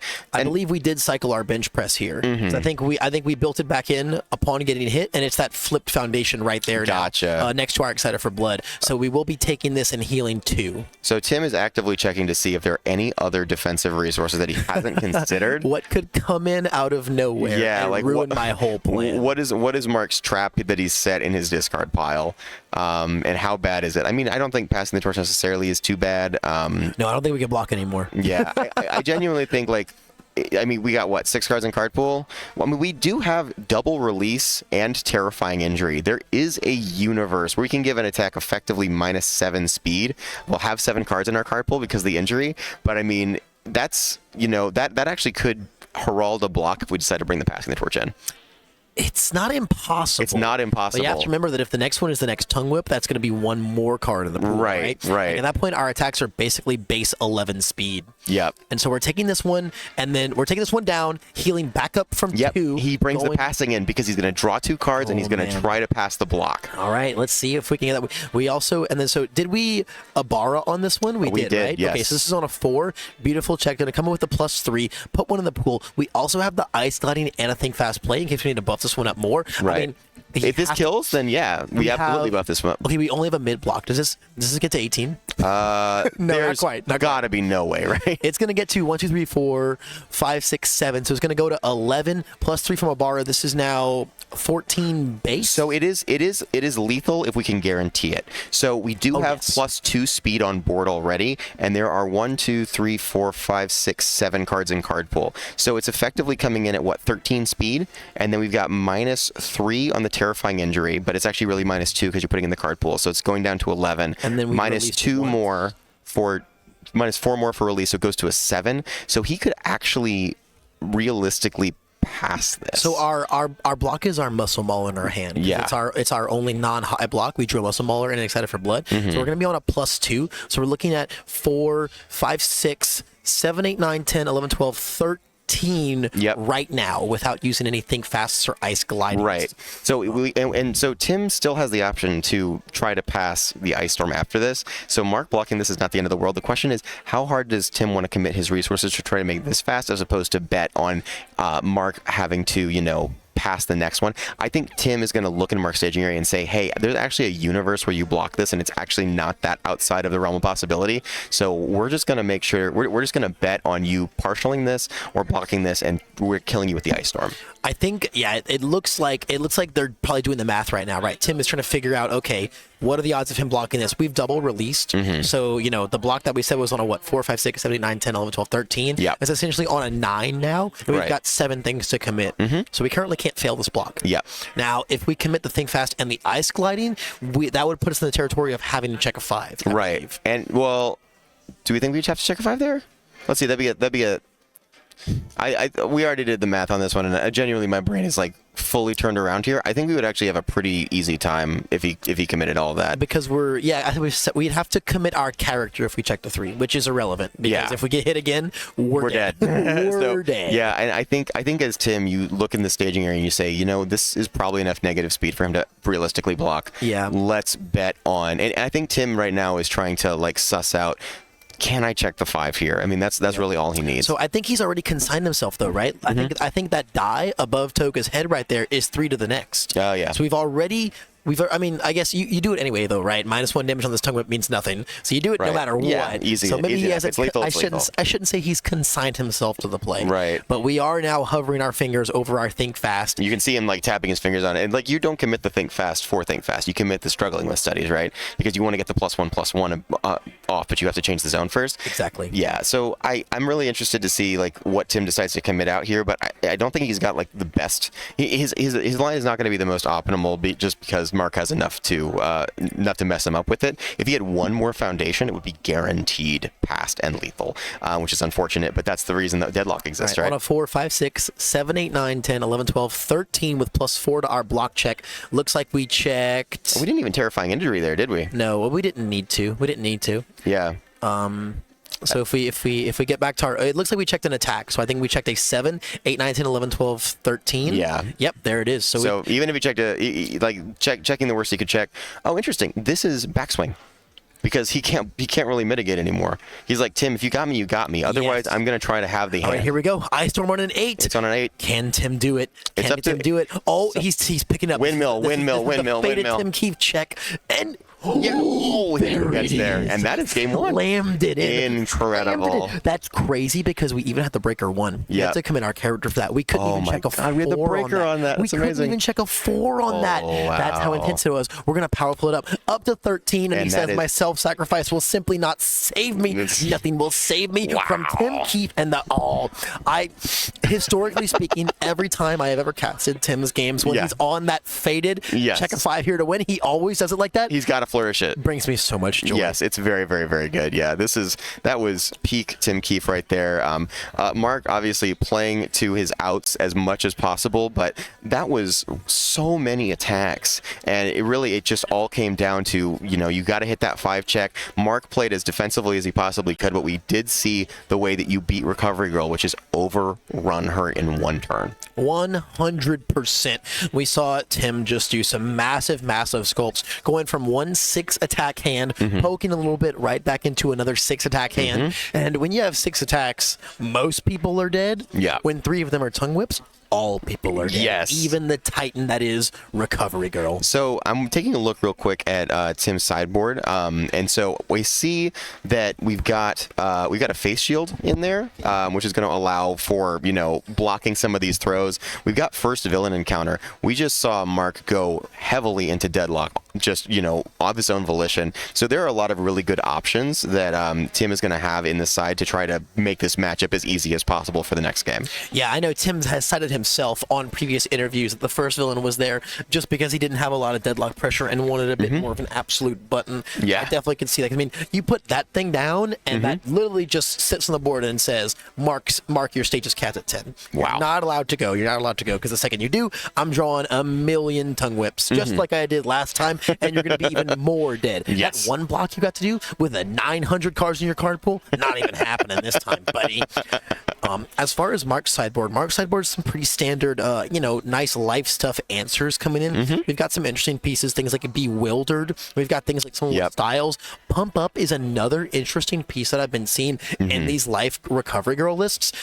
Notably more of a muscular card, right? Yes. To be able to add muscle counters. But I've been seeing a lot of Recovery Girls really, really enjoy the ability to just flip a foundation and say, on block, I get to steal one of your things. When you're trying to make everything a throw, that can go a long way towards answering throw hate on board. Absolutely, and not just throw hate. I mean, if you're trying to prevent yourself from being aggressive, and there's enough offensive foundations down, we could see something like a Prone to Dry Eyes just saying, you know what, seal that. I really don't want to lose all my life this turn. There's a lot of different flexible options you have through that. One thing I will say, talking to Tim actually, or just earlier about Recovery Girl, was he was really concerned that Bewildered would be the card that would prevent Shiozaki from being able to really go the distance, and that's because we basically had -2 damage on everything because of that bench press last time. Now we're going to get -3 damage from Bewildered because Shiozaki's always going to play more than 3 attacks in a turn. Always. Definitely one of the best things you can bring in against these stringy characters. Now, an interesting hand that Mark kept there. 2-3 diffs, 1-2 diff, and then 2-0 gravity lift. I mean, the 2 that we did get to build are a very strong 2. Right. And then you get to maintain your throw, right? The best throw in your deck that you get to lead with. We didn't see any of those last game. Yeah. Big reason why. There was no attacking done by Mark, almost at all. No, I think he threw 1 attack. Yeah, at most. Maybe not even. No, actually, I don't think he did throw even Yeah, one he attack. literally never drew an attack or played attack. And one of the reasons for that, and one of the reasons that he went for this play on that 5 there, is because he's playing 18 attacks in his 70 card deck. His ratios are super low on these attacks because he doesn't care when he kills you. He said, I want to play 1 throw a turn for 11 turns and win the game. And in this case, this was sort of a shock to him that wow, one of the 18 of my 70 cards, this massively low ratio of attacks, just happened to be in the wrong place at the wrong time. Yeah, it's really, really unfortunate. But at the same time, it is nice that we get to. Now, do we have a 0 in the discard pile? Great question. We would really like to have one. We do get the Excited for Blood activation off here, which is just fantastic. No, we don't. Except for, not happening. Yeah, so Tim plays 2 Face Shield in main. He likely set it in the other Face Shield. Recovery Girl, she's all over this tournament. I feel like if we had known how, populous they would be at this tournament, he might have even opted for another Face Shield, just given the number of throw decks that are running around the meta right now. Oh, it's extremely possible, especially just in general as a 19 health character. Yeah. Just that having that extra coverage for your block zones as the Faith Shield is very, very nice. And the progressive clearing card is just good all around, even when you're not answering throws. Absolutely. So Mark got a really healthy build off there, despite our throw not building us a card, not dealing damage, and not getting to draw off Excited for Blood. Despite all of that, we did get a really, really hearty build off. Now, the big thing that I've been paying a little bit of attention to as we're going through this game so far, I think we've checked 2 Ruthless Mockeries so far. That's a little huge. Spooky. That's actually huge. Yeah, I mean, that is literally the equalizer against what exactly Mark doesn't want to see, right? A string deck that gets to put extra damage on all of its moves. Yeah. It is everything that Mark Tyner's Recovery Girl does not want to see. And is that our first villain encounter? No, it's a Stalking to Prey. Yeah. One thing I will mention, so last game, Mark just waltzed right into Deadlock.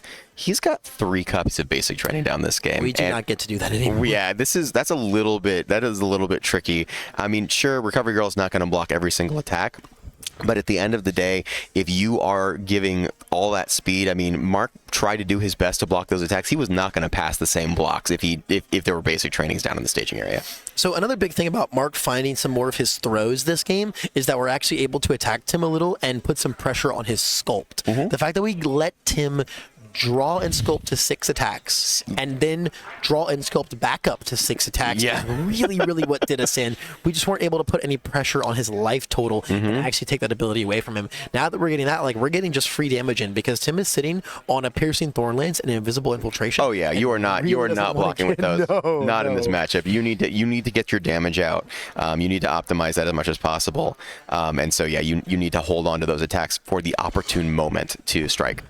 Yeah, and once again, Mark sending another throw, actually getting the damage in this time, actually getting some Excited for Blood draw off, and building in a second Excited for Blood. We've got our self-sacrifice to start looping things. Mark stage looking incredibly healthy here, but Tim stage is big. We're already at 10 foundations on the dot? Yep, and we already have 4 Deadlock pieces down. Look, we got that first villain encounter, and we've got the Observant Student in our hand. So we're really trying to get Deadlocky. This is a really great way to say, hey, Mark, just never. And now Recovery Girl is stuck right at her 10 foundations. I like how Tim heads the first villains with the basic trainings because he's like, this is my Deadlock This pile. is my Deadlock piece. Yeah, this is my Deadlock pile. Here's my defense pile. Here's my other pieces pile. Yeah, this is really interesting. I truly don't understand exactly how Tim organizes his staging area. It's pretty interesting. He's got speed reduction on one of those piles and speed reduction on another one of those piles, but maybe he's saying these are committed for the effects. These are truly, because Desperate Struggle flips, right? Yes. Okay, so I actually have no idea what the middle piles are, but he definitely does seem to have made a Deadlock pile on the right side of his stage. Pile. So our hand is looking a little awkward here. Looks like we're only packing 3 attacks. So how bad is going into Deadlock here? Is it really bad? No, not that I can think of. Right? I mean, what is the life symbols Deadlock? The life symbols Deadlock could be first villain. If terrifying if injury exists, I guess. So Mark is playing a 1x first villain, which is really rough. You do not want to run into that as Shiozaki. But yeah, I don't really see a whole lot else. I mean, as long as Tim can find a way to get out of Deadlock, it might not be a bad idea to go ahead and try to go in there. But the question is, in his 70-card deck, did Mark go ahead and check the first villain? Oh, this is really interesting. We removed our Irrefutable. So once again, we're on the train. I'm just going to start removing these so that I can build new things. Yep. Make sure I stay around Deadlock. I honestly think that Tim just doesn't have anything to fear here, though, really, when it comes to the Deadlock. Obviously, he's not looking at Mark Tyner's entire list like we are. Right. But so far, just in general, knowledge of the Deadlock on the life symbol and what could come out, I don't know there's anything to be super afraid of. And we have seen the Muscle Mauler in Mark's hand, and that Deadlock ability is pretty strong. It's not terrible. We do have double struggling though, so we can just if we don't want to have the struggling as a target. Struggling is a decent target in general, but we do have the ability to stop one Muscle Mauler from being a real big problem. I think the big thing is that the one muscle mauler, if we do go into deadlock, doesn't get to flip our deadlock pieces. That's what we really have to prevent. Because if we let Mark start getting rid of our deadlock pieces and start controlling our stage, then things get really dangerous for us because we can't stop Mark from building out. And here's how we're going to get out of deadlock right here. Easily excited? Is that no? That's not easily excited. It's feeling cute. Yeah, they're kind of making the same face, Midnight and Selkie. It's just that nobody likes likes it when Selkie does it. People definitely like it when Midnight does it. I like it when Selkie does it. That's fair. That's fair. I like it when Selkie does it, but for some reason he gets a bunch of crap for it. Either way, so Mark has actually attacks finally in his hand. I think I believe he has the muscle mauler. He can pick up a zero grab lift if he wants to. All of these are going to be throws, and if Tim has another face shield, it's going to be really important for him to be able to play that, because there's actually a lot of potential damage represented on Mark's board right now. We have the full on attack mode, so any throws that we throw could just have one more damage. We have got the self-sacrifice, so we could add additional damage. Now we're going to destroy a decent portion of our staging array for that, but hey, if Tim is gone, if Tim is dead, then that's better. And we get the muscle mauler. So rather than picking up our zero gravity lift with the muscle mauler, we're going to use it to instead snap in our back alley haymaker, and then we're going to use our muscle mauler to reset our back alley haymaker, either going for another play with it to stun 2 and gain some resources, or simply just hanging on to it for next turn. Either way, a very, very, very good route. And that also might be a little bit of a heads up to Tim once it comes down to remind you, hey, I do have muscle mauler in here. Be a little careful about going into deadlock. Yeah, and now, okay, so we went ahead, we made it a throw. We went ahead and built our zero back in, so we got a little bit of life gain if we wanted, or maybe it was the only zero diff that was effective in our stage. Looks like we're going to go ahead and gain a little bit of life here. We have been paying life here and there for some excited for blood draws throughout our turn, so we do have a little bit to heal back up here. Yeah, so, I mean, right now, I think Tim just has to consider how scary is this turn. And the nice part about Tim's board, double struggling with studies means that you can just block and take your blocks back and kind of take half from everything. But Mark is playing some faster attacks, which is pretty cool. If he gets to recycle this, I mean, Muscle Mauler is 5 speed, Back Alley is 4 speed. We're going to get another stun 2 off. So Mark's looking a little bit scary right now, but actually, he's going to go ahead and flip his Exciteds, which makes me think maybe he's feeling on the back foot. Interesting. I mean, maybe if he knows he's going to go for this muscle mauler back alley play, if those checks don't line up throughout that string, we might want that health to fall back on a little bit here. Right. Generally, when I find myself early on in my turn, aggressively flipping my excited for bloods, it's usually because I plan on going a little aggressive here, and I want that health, that full health to fall back on in case things don't go my way. Right. And I'm not 100% sure what health Mark was at, but another thing you can consider is if he was lower than Tim in any way, shape, or form, flipping to excited for bloods certainly takes him above Tim's life, and that's going to allow him to play this muscle mauler on a 5 instead of a 6. Yeah, and that's a huge difference, right? Yeah. That's the 5 and the 6 is either way. It's one number, and yet somehow I would much rather play like 4 or 5 diffs in my deck than 2 6 diffs. I mean, it comes down to one foundation so many times, right? Yep, absolutely. Right? That could have been what decided the previous game. Yeah, it definitely did. Yeah, Tim was completely committed out because of that breaker. Yep, came down to the exact. Here comes the invisible. Okay, so this is really interesting. It seems like we get the breaker block off, which is just a fantastic way to say we are not Hagakure. Oh, we're not Hagakure. That's right. I was casting this. I guess it was 2 rounds ago. Last time you casted. Last time I cast him, definitely was Hagakure. He definitely was Hagakure, and we were talking about how great the breaker was in that matchup. But no. And yeah, we're going to go ahead and stop there. We get to keep the back alley, I guess, in our hand. We picked it up with the muscle mauler, I imagine. Yeah, I definitely don't hate that. And getting to put in another Excited for Blood onto our board. Feeling fantastic about that. And the second passing is really massive here. Yep. We have drawn a lot of cards this turn as a 5-hand size character. Yes, we have. We're not going to run into our problems last game, desperately recycling and building back in to use passing the torch. But we're also just not going to go into deadlock here, which is going to allow Tim a little bit of flexibility and freedom.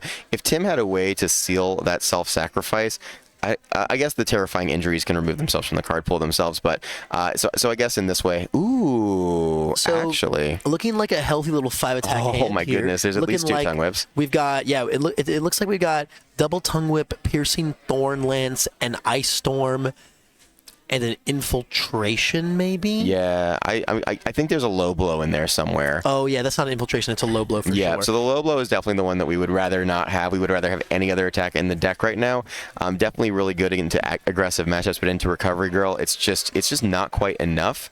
Though the commit 2 off of it is kind of nice, and it's sort of a weird dichotomy with the card where I don't know that it's doing quite enough. The question is, as Tim here, if we haven't seen any deadlock yet, are we just going to go ahead, maybe we throw this low blow up a foundation with Feeling Cute that we don't like, and go ahead and add something in that we do like? Possibly. What don't we like, though? I don't know. I don't know if we expect Mark to go into deadlock. Like these basic trainings, you might be able to turn that into a more efficient card. Now here we're going to go ahead and use all the basic trainings, give it +3 damage. But because we've got the first villain down, I don't think that Mark really wants to go into deadlock and flood his card pool to make the tongue whips massive.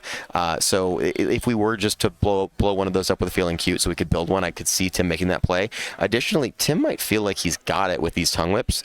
It'd be really interesting to see. The basic trainings definitely help making low blow less of a bad card in the matchup.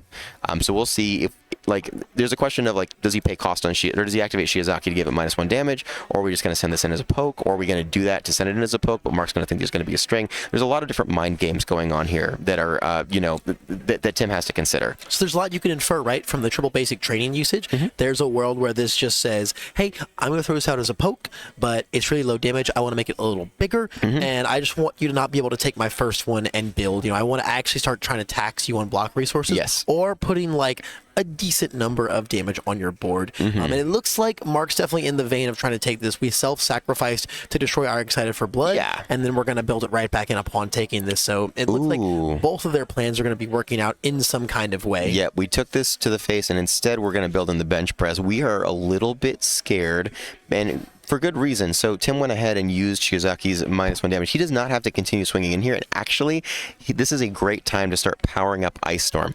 Mark has a really hard time building into deadlock with Tim's current stage. So that was an excellent heads-up play. He's going to give it -1 damage with Shiozaki to make it seem like it could be a string, and then go ahead and make Mark have to react to it like it would be. So a big thing here is that Mark's finally found a very interesting piece in these Recovery Girl decks. He's finally found his Young Heroes. One of Young Heroes is coming in, and that it can be an extremely, extremely pivotal card. Yes. Being able to now discard, if we build this in, being able to then discard cards to negate the damage buffs from the Tongue Whips or the Ice Storm Powerfuls. This is a really tough spot for him to be in once this asset comes down. Yeah, and even if it, like, I'm looking at Mark's hand. I can't tell how many attacks he's got, but we've got so much free damage on this Zero Grab Lift. If we can play like maybe 1 or 2 more attacks, we might actually just find lethal. It's certainly not impossible, right? Tim's only got 12 health. However, embarking on plays like that when you feel like you've already guaranteed what lethal is, based on how many throws you can make happen. Tim is dead. Tim is fully dead. Yeah, I mean, well, so that's what I'm saying, right? Mark has to be a little careful getting greedy playing all those here, because if he calculates the lethal half damage in his hand, he might not be able to take that risk, because there's always a chance Tim's sitting on a Faith Shield. Right, now, exactly. Like, if you're sitting on a Faith Shield, you're more than likely you block the first one. Yeah, why would you ever not? For sure, especially if it's a Zero Grab Lift, that's just going to represent value for the rest of the turn. So he's already kind of sussed out there's almost no way Tim has it, and that means that we get to do what is basically going to be, I believe, like 5 damage with full-on attack mode affecting throws in the way that it does off of this, even on a block, and then we get to get the back alley in for free, and that's just going to be the game. It certainly could be. We also have bench press 1 damage because we have Excited for Blood this turn now. So we have essentially 2 damage on all of our throws. And like you said, if he's just sussed out, now we could see a very clutch, desperate struggle use in order to return the attack back down. Right, but then we got the self-sacrifice to pump it up, because we don't have to plug the self-sacrifice in here, right? Okay, so we're going to make it a little scary to play another attack, but Mark is just going to go for it. He sees blood. There's no way he's not just going to play I don't think stack. there's a reason not to. Yeah. Right? I mean, this is on a 7. Even if we check a 1, 2, 3, 4, 5, 6, 7, we just commit all but one of our foundations. We leave up full-on attack mode to get that extra damage buff. We pop 2, we make it a throw, and that's just all she wrote, right? Yeah, this is going to be going to a game 3, which I think is really good. We're going to get to see Tim on the play. Wait, really? He's not going for it. Because of the breaker? Is he just going to go foundation into the back alley? No. He's going to go into a 7 difficulty. Oh my god, wait, what? Wow. This is wild. I can't believe he didn't. You could have just won the game there, bud. I can't believe he didn't go for it. That's insane. So are we missing something on Tim's board? Maybe he's like, Tim Keefe is going to play the most heads-up play you possibly could, and somehow stop this throw from being a thing. Like, this is wild. And he has to commit 4 to pass this Young Heroes. This is not worth it. Tim is going to win the game if you pass this. You weren't going to have a stage left. Yeah, okay, good. So I'm trying to think, right? In the world where we played the back alley and we checked a 1 because of breaker, we get to leave 1 foundation up. Which is Recovery Girl. We can leave... No, because we had 7 foundations. Okay. So we commit 6 of them. We leave 1 foundation and Recovery Girl. Yeah. We leave the full-on attack mode up. Oh, my God. Look at that hand. Oh, my God. We would have taken... So Ibara -1 on the back alley. We would have taken 2 on the half, lost 1 from full-on attack mode, and died. And Tim would have died. That was definitely game. Yeah. Like, was he really that worried about the face shield? I think he might have been, because Tim Keefe is very tricky like that. Like, he's a tricky little guy. He will get you like that. I love this. Starting with this low blow here, it looks like Tim's going to go ahead and get a quick stun too. Or infiltration. Yeah, it looks like Tim is trying to suss out what is the best one. Villain encounters. Ooh, that's some pretty spicy plays going on there, Keenan. Yeah, this is really, really interesting. Like, Tim has options. Tongue whip, holy cow. So we know that, and so this is the scary part. We know that we have the carbo loading in the back alley, and so we have a mid and a high. We got no low blocks in our hand. Oh, no. We are fully reliant on just top decking them off of our passing the torch usage or just healing through them. Oh, so it looks like we're going to maybe see a little bit of calculation. How many attacks are left? How many attacks? What is the ratio of attacks and non-attacks? Is it 50%? Is it better than 50%? Is it worse? What can we expect out of this turn? What we really don't want to do, and the thing is, Recovery Girl has us dead next turn. We don't have the face shield in our hand, so we have to go for it no matter what. We literally we really do not have a choice. Okay, now we're moving cards around. So we've got our speed pump in the middle. We've got our deadlock on the right. We're going to commit these first. He continues to elude us. He continues to elude us. I know what it is now. I can see it now, right? But yeah. So the question is, we have the Agile Drop. I think the best card to discard for Agile Drop might be Low Blow. And so we're going to. Oh yeah, you discard the foundation and the Low Blow and turn it into the 4th Tongue Whip. Absolutely. If it's in the pile. I think we actually. No, okay, yeah, we have 3. We have 3. Okay.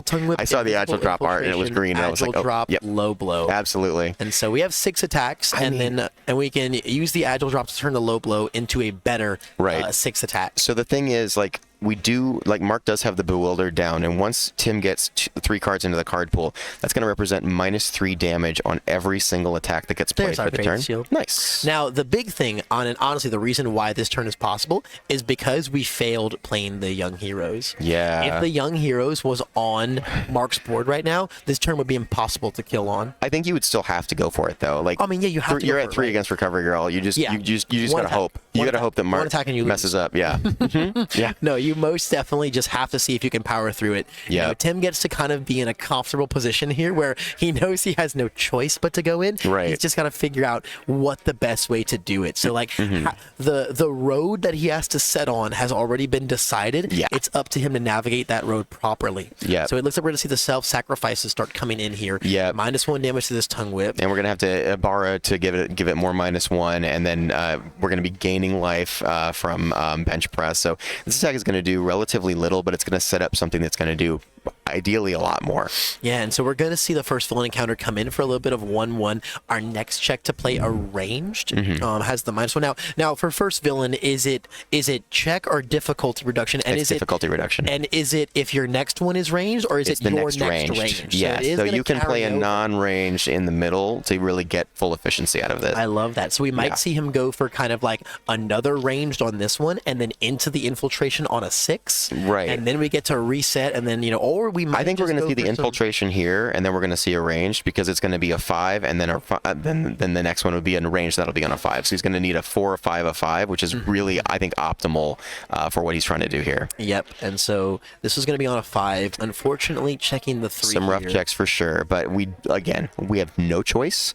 And honestly, committing these is going to free us up to start using our Feeling Cute, especially on a card that is going to represent probably more damage than some of the other ones we may be playing down the line. Yeah, this this is a really big damage move. Yeah. And, we know that Mark is not holding a low block, and I think Tim's logic here is if you are holding low blocks, it's time to try and start sifting through. Right, because we want you to put that low block so that our tongue whips can scale even more. Now, notably, we do have the Bewildered in our pool, so -3 damage could be very, very relevant and very large at some point. Yeah, that's gonna affect a lot of what happens for the rest of this turn. But Tim sees the possibility of having 4 tongue whips in hand. Oh, 100%. We're at a state where we just have to go. Yeah, I mean, 3 tongue whips did it last time, right? And I wouldn't say that that Mark has more defensive resources this time. We don't have either of our two releases. Our shields are much farther down than they were last time. It's just the difference is we got the Bewildered. So is that going to be enough to save Mark? And can Mark find some low blocks? Because there's only 1 high attack coming this turn in the Agile drop, I think. Ooh, okay. Yeah. That's a pretty spicy build there. He says, I think I can get 1 block off this turn.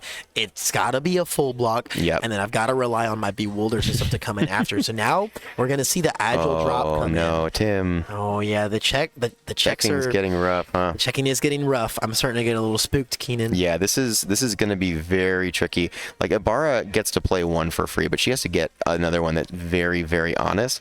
Now, interesting, going ahead and deciding to throw the basic trainings in, because what he really wants, he wants Mark to block this. He has to get these tongue whips to like fully lethal damage, and he has to do it a bunch. So in order to do that, he's going to go ahead and try to force a block with pumping all the basic trainings he can into this move. There's our 4th tongue whip. And so another reason, right, why he has to use his basic trainings here is because best case scenario on this next one, we're on a 7 and we check a 5 and commit 2. The basic trainings are the only things we want to commit anymore. So we have to use them on this attack. Otherwise, they're going to be our commit targets next one, and then we'll lose them. We're just using them before we lose them, right? Absolutely. And so we're going to go ahead as Martin draw a card. Okay, 1 passing coming in, another first villain encounter usage coming in here. And so the goal from here on out, right, is to play tongue whip on a 7, commit 2, and then our next one ignores, and then tongue whip on a 8, commit 3. We've got 5 things to commit. Or we get to leave our character up because we have one mitigation in there from the first villain. So ideally, if we roll 5s from here, we can play all 3 tongue whips. Yep. I mean, there is a world, however small, that we get there this turn. It's just it's going to be very tricky, and Mark has a lot of different options to make. I mean, how many more 3s could be in our deck? That's a great question. We've seen so many attacks. We have seen a lot of attacks, and there's so little deck left. This is going to be a massively pumped up Agile drop as well. So it looks like we're gonna opt to self-sack our Bewildered after using it, flipping it, bringing it back in. Now our tongue whip comes in on a 7, on a 6, on a 6, right? Okay, that's a great start for Tim. We're cruising. Yeah. Oh, it looks like we maybe had we actually had double first villain on that one. So You're that was right, on a 5. because Agile drop is not a range. Yeah, that's right. Not so yeah, we had the 2 abilities floating from the same copy of the card. That's really fun. I love that. And you know what's crazy is Tim figured out that math 5 minutes ago. Yeah. Tim I mean, he built the deck and he knows it better than anybody else, but he's also just an incredible player. If he was playing against this deck, he'd be like, oh, you're gonna just reset this and do all this stuff. And it's like, this is wild. But the feeling cutes are gonna start stacking up here. We're gonna we get to slap Bewildered in the card pool here. No, it's sticky balls. Top of deck. Yeah, sticky balls. I'm thinking of. We're gonna take this tongue whip on the chin. Now this is gonna be on an 8. Check a 5, 6, 7, 8. Ooh. Now we Ibara on this next tongue whip, and we can't fail it. And if we check positively, we get to leave the feeling queued up. Yeah, or actually, we commit our character, right? Because it's the last one. Right, but this doesn't represent lethal. If Mark can pass a block. That is that. Oh, okay. So we're going for the Bewildered, another -3 damage. This Bewildered mileage is insane. Yeah, this card, again, this is the one that Tim was really worried about. Like, this card could make this matchup fully unwinnable, is what he had said before, and it looks like it's getting a lot of efficiency here. I mean, combined with self-sacrifice, we're -4 damage on every attack. Can you imagine if a Ruthless Mockery block had come in at some point? Yeah. Insane. Actually, so it looks like we found a tight lip. So we still haven't drawn a low block, but we, of course, have access to our wall. Yeah. So the tight lip is actually an insane draw as our +1 mid block. Yeah, and as Mark, if I can take this and it's not lethal, I would definitely consider just taking it and not pumping up the next tongue whip. Unless we feel like we can somehow pass 2 blocks.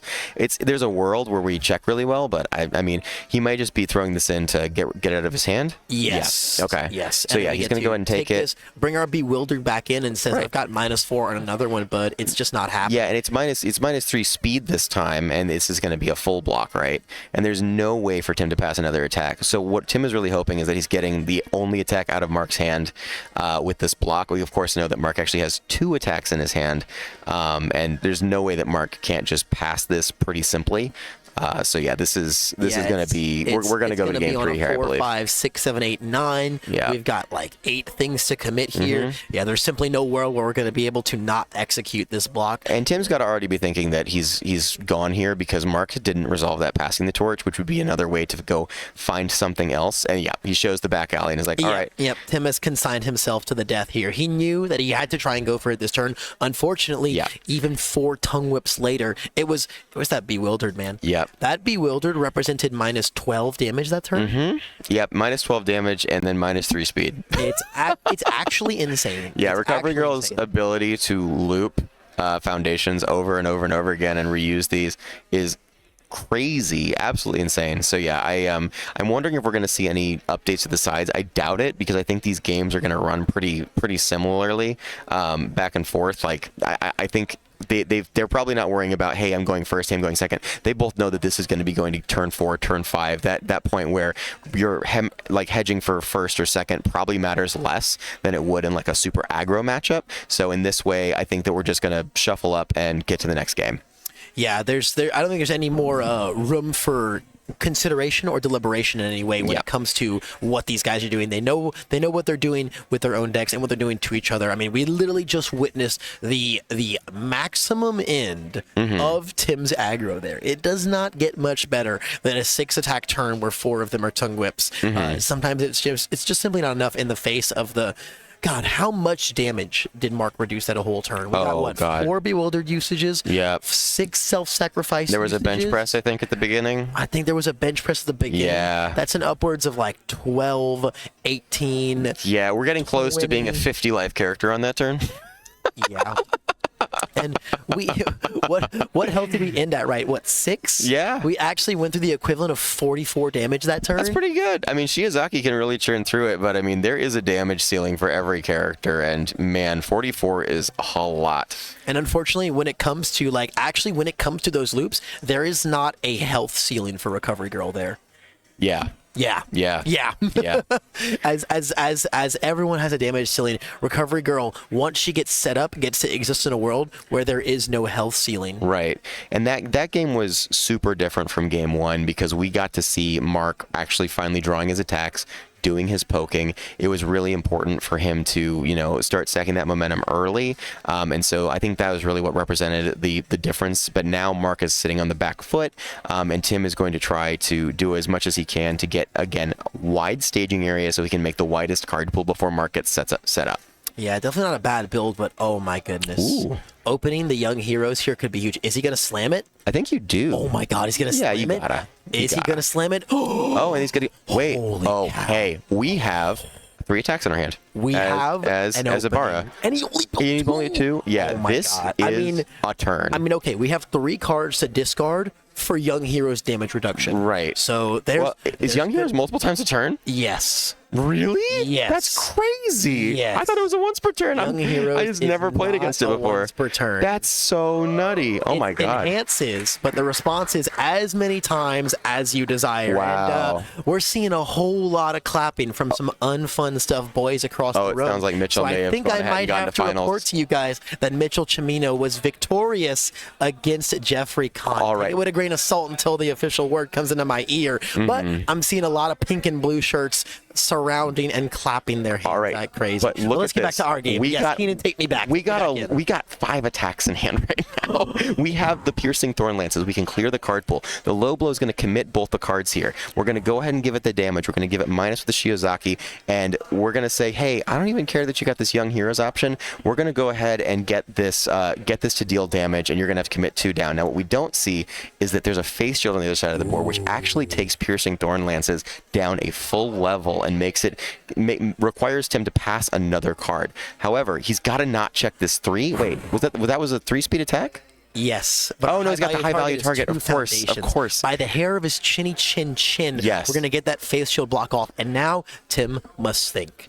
I mean, you just play every attack in your hand. You play every attack in your hand. Play every attack in your hand For until sure. it stops. This is our window right here to get the damage in. This is the time we have a re-ready off of Invisible Infiltration, we could just play this Tongue Whip, then play. Ooh, do we have some agile drop targets in here? I have no idea, but we could. I think we play a 4 diff. We play the Invisible because if we check 2 5s and we're getting a guaranteed re-ready. Nope, we're going to go ahead Invisible first. Interesting choice. I think maybe it's to rebuy the basic training because we want to just get this damage in as soon as possible, and we're going to get the Think Fast +1/+1.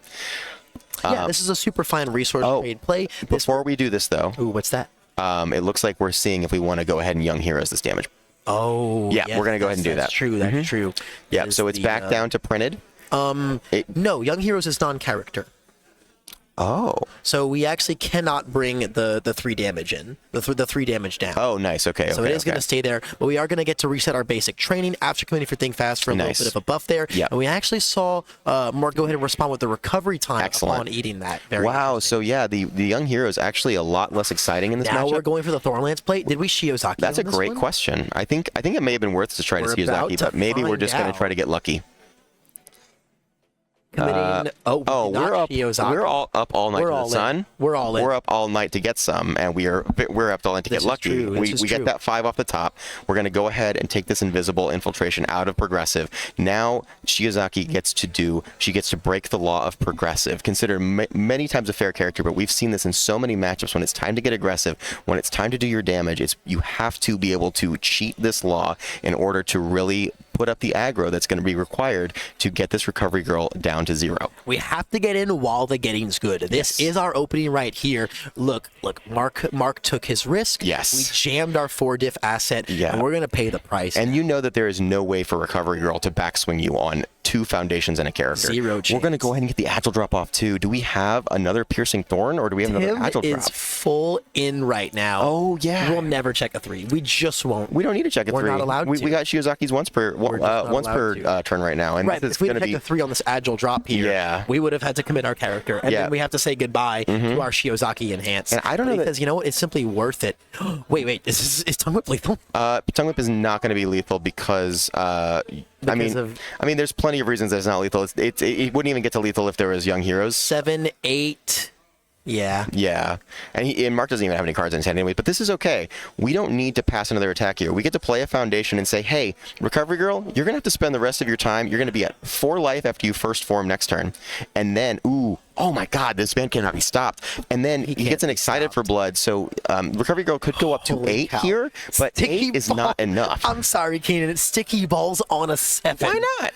Why not? Sometimes you win the game. What is he gonna do?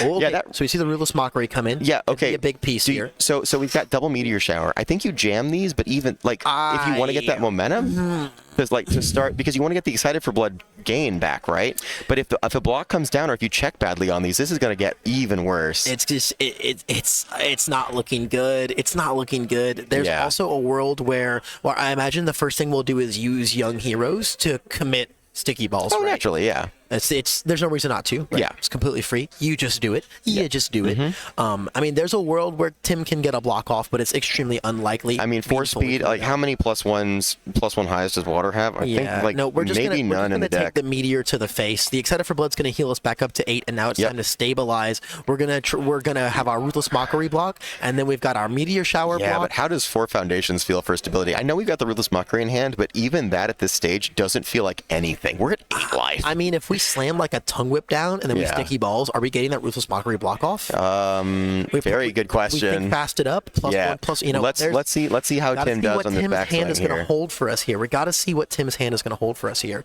And quick update for you guys before we go into Tim's turn here. The clapping was a little bit nebulous, guys. Jeffery was actually the victor against Mitchell Cimino. So we've got a fourth kind moving into the finals here. How exciting. Fourth kind's best round is got to be top 4. It's got to be top 4. It is clobbering time going into the final. Now, that's going to be very interesting. Can you imagine if Tim does pull this out? He's going to have to go back up against his worst nightmare fourth kind. And so, check. We got that Tongue Whip. We've got the Tongue Whip. And we also have the Ice Storm with 2 momentum, which actually just gets canceled by Young Heroes. I don't know that he's got enough juice to really throw down. What he does know is that there's a Meteor Shower threat, and we know that Mark has another Meteor Shower in his hand, but Mark is not going to be destroying his foundations to make his Meteor Showers into throws. No. So I think we keep a couple high blocks maybe, and then we just say, you know what, we've got 5 foundations, let's try to build out here. It's possible. I think we're doing some math. And the big thing, right, is that we've got 2 cards in hand and a passing on board. Right. And Heroes, obviously, multiple times a turn if you so desire, but only as we have Irrefutable, bro. Yeah. We have Irrefutable. We do have Irrefutable. Young Heroes might not exist if we don't want it to. That's true. Yes. But like, are we concerned at all that our, it can be max 5 speed with the Think Fast activation, 6 speed with the sticky balls, 7 speed with the tongue whip down. I guess you could throw the tongue whip and see what happens, and if Mark tries to do something to block it, you get the Ice Storm for free and you're guaranteed, right? But like, there's a lot of play that Mark has in the middle of that. The Irrefutable is required to play the Ice Storm and you have to get the Young Heroes off the board. But Mark can Lost in Thought and take the Irrefutable away if he feels like he's going to be in danger of getting his Young Heroes zapped. This is such a... There are so many moving parts to this turn, I could not tell you what the correct play is here. No, Tim has so much to think about. And we can see the 2 players going back and forth. Tim's like, if I attack, he might get stronger. If I go for the Irrefutable play, I'm going to lose my sticky balls from the Lost in Thought. If I go vice versa, I'm going to lose the Irrefutable play. Then the Young Heroes is going to continue to sit there and taunt me. But if I don't keep taking advantage of this, Mark's going to go to 10 next turn. He's going to get to build out again, and it's just going to get worse and worse. His discard pile is going to fill up more and more. That's what's so hard about fighting this character, is even getting that much damage in early on that turn 2, it feels like if Tim doesn't continue the aggression and play perfectly from here on out, Mark's going to be able to slowly climb back up from this scenario that he's unfortunately for himself fallen in. All right. So it looks like we're slamming down our Ice Storm, and we're immediately going to go for the Irrefutable play. Do we feel like he just doesn't have the block for this? I feel like this is easy to block. So the thing is, it's can you get both blocks off, right? Right. Because if we slam this down, our tongue whip on the next one is lethal.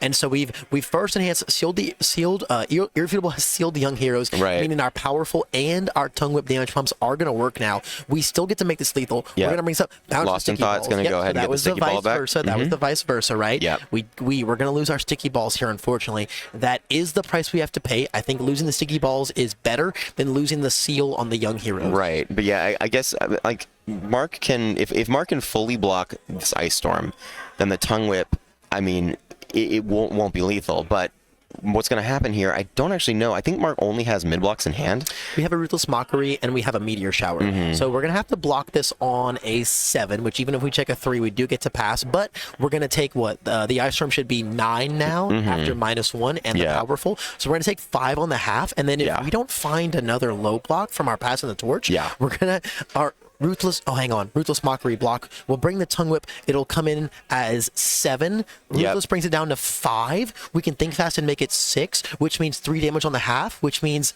dead on the half.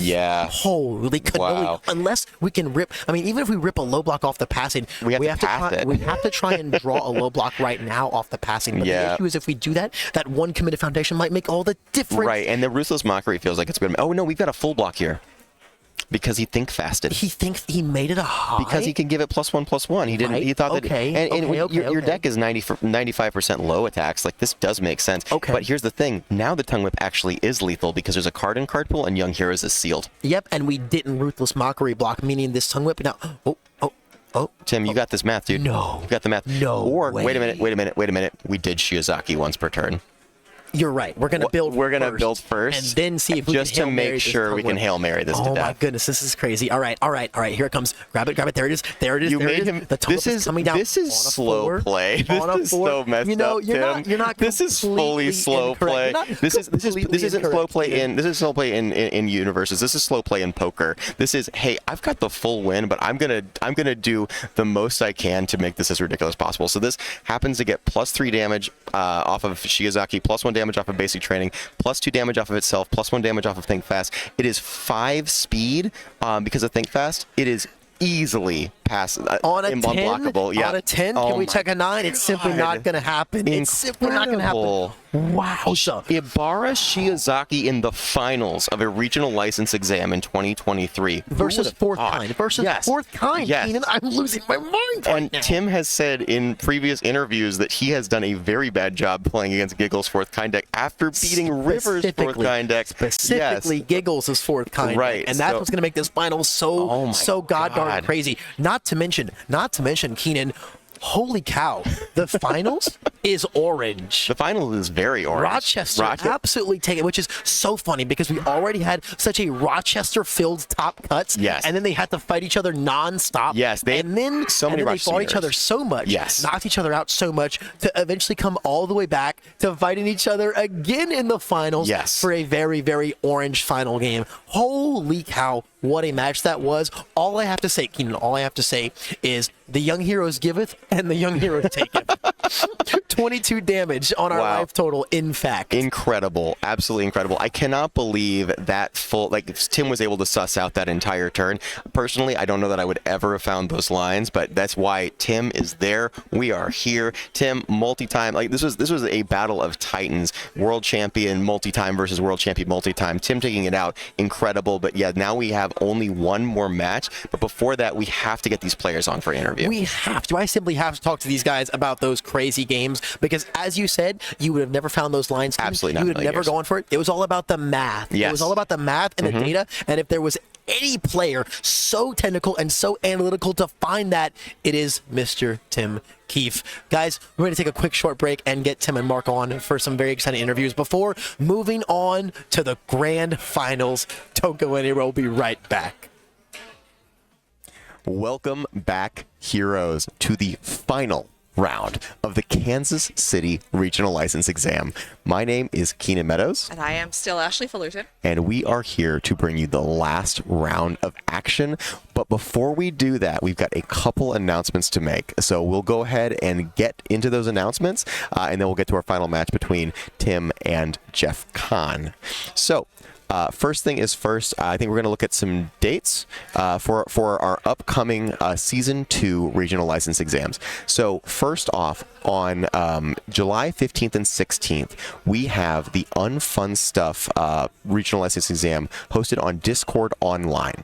So then following that, in Auckland, New Zealand, we have another one on July 22nd and 23rd, hosted by Geek Culture. And then on August 5th and 6th, during Gen Con, hosted by Legendary Wolf Games, we'll have another regional license exam.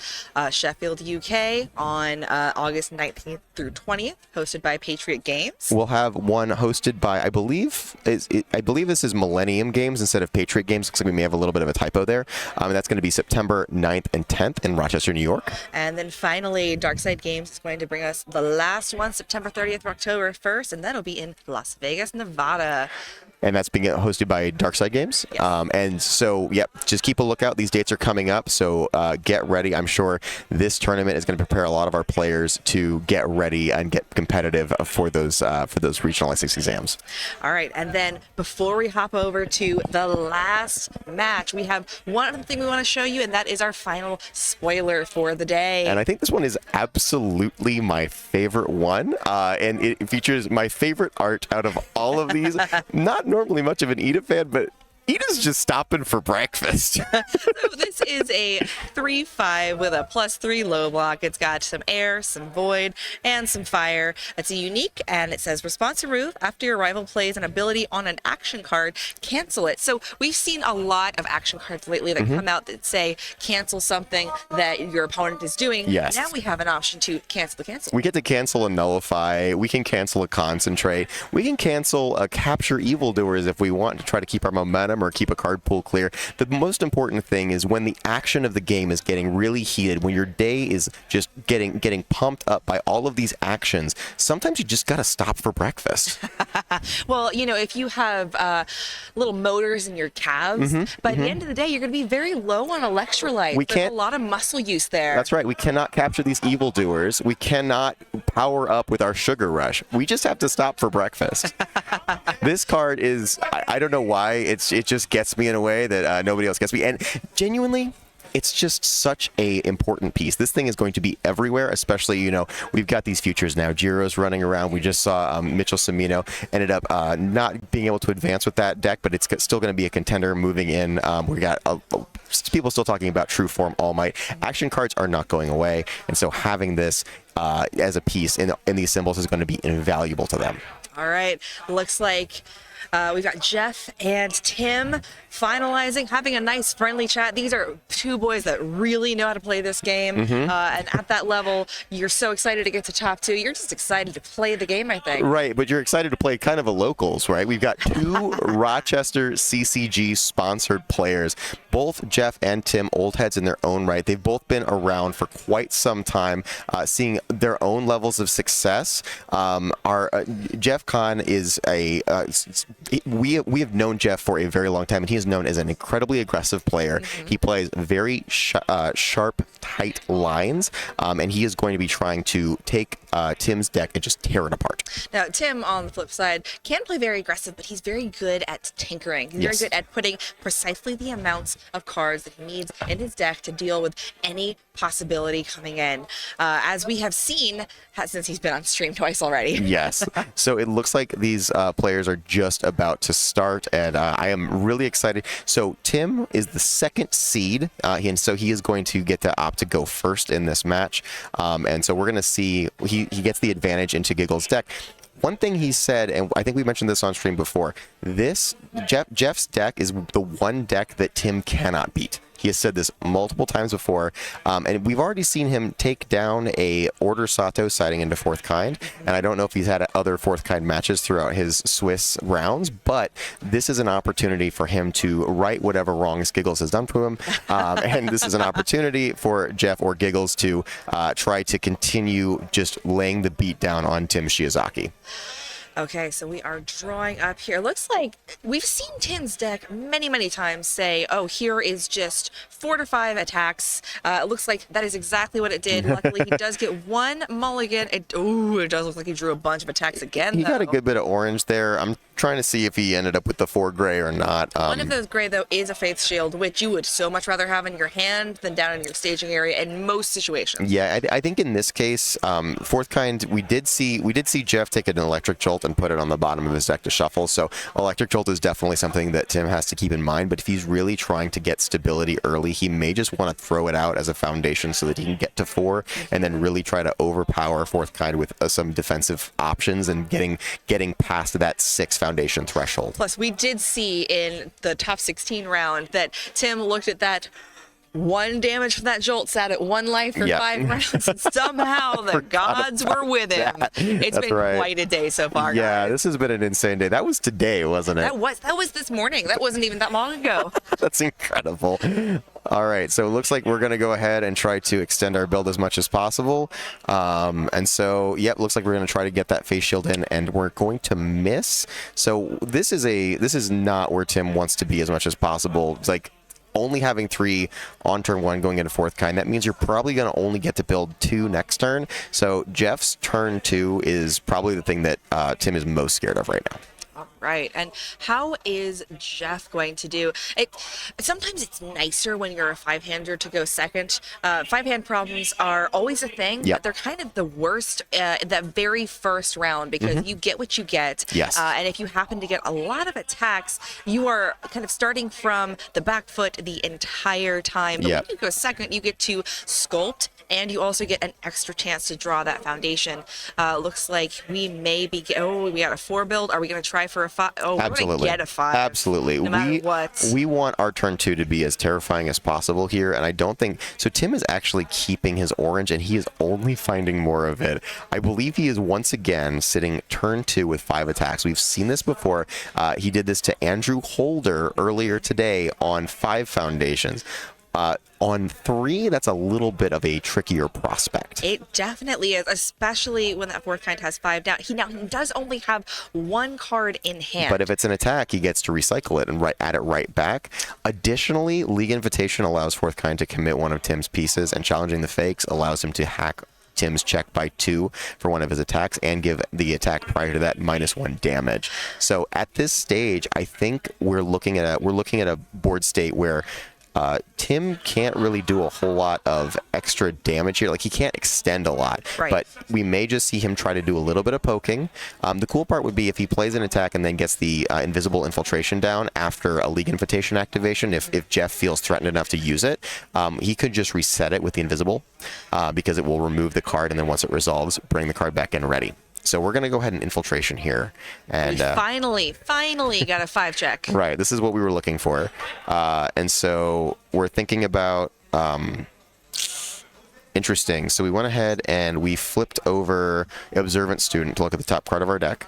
And so what we're going to do, we're just going to be able to reset this Observant Student and bring it back. It's a pretty useful ability to have. You can just know what your next check is going to be. So Tim knows if he needs to Shiozaki once per turn, or if he just needs to not play another attack here. And the thing with Shiozaki is that you can kind of telegraph that move for your opponent. The fact that he has chosen to give that additional damage to his next attack says to Jeff, hey, there's going to be a next attack. Or there is always the bluff. Maybe I'm not going to. We did see that against his match against Mark Tyner. Man, Tim has really been blowing up our stream today. He's been on. This is his 3rd streamed match. Well, to be fair, when you get to top 16 as Shiozaki, I don't know about the people watching at home, but I wanted to see as many of those matches as possible. True. The one character in this top 16 that nobody had said a single word about going up to this tournament, and yet Tim has found the magical combination to make this character an absolute force to be reckoned with in this tournament. So we did see the challenging the fakes come down, and so what's going to happen is Jeff can take this to the face knowing full well that the next card Tim attempts to play is going to have -2 to the check to play it. Now, Tim knows what his next check is, so if it's particularly low or particularly high, he can decide, you know what, I'll just choose to fail a foundation, or I'll choose to fail an attack, or I can play a foundation and know that I'll pass it. But in this case, Tim's going to go ahead and grab the momentum, and then we're going to see what he wants to do. So he knows he has the 5 there. Yes. Oh, and he's actually choosing, it looks like, to go in. Yeah, and so he actually used Shiozaki's once per turn there. So he really only needed a 4 on that. So committing 1 was totally within his wheelhouse to do. I was thinking we'd probably see that Ice Storm because, as you said earlier, if he blocks with an attack, he can pick it right back up. But the Ice Storm says you can't block with an attack, and if we get that out of your hand, then we know it's in your hand, right, and it's nothing. Yeah, and it looks like Jeff was very in control of that situation, blocking with the in control. And then he's going to go ahead and Tim will build 2 and pass, once again staying under the 6 foundation threshold to keep Fouth guys once per game at bay. And this is the turn that Jeff really wants to try to get as much damage out as possible, because Shiozaki is probably about as vulnerable as she'll be in this match. The last time that we saw this go down, Shiozaki Tim sided into Toru, and I do think that was a good choice. I think Toru gave a lot of extra difficulty to Fouth there. I do see why this is a very shaky match. Looking at that 19 health, those 4 ready foundations. Yeah, but it looks like Jeff didn't draw the hand this time. He's got all of an Ice Slide tackle to deal with, and that card is a really powerful block in Fouth, allowing him to block any high attack and take 0 damage from it. But against, it's not going to give you any sort of offense. It's not going to allow you to filter your hand like a high engine kick would, or a Recipro Extend, letting you draw some more cards. This was Jeff's time to shine, and his deck fully whiffed on him. Well, to be fair, Tim's deck said, oh, you wanted to build this turn? That's have true. all of these attacks. So neither of the decks are behaving properly for us today. Both of our decks are stalling a little bit here, which I think is fine, and it's going to...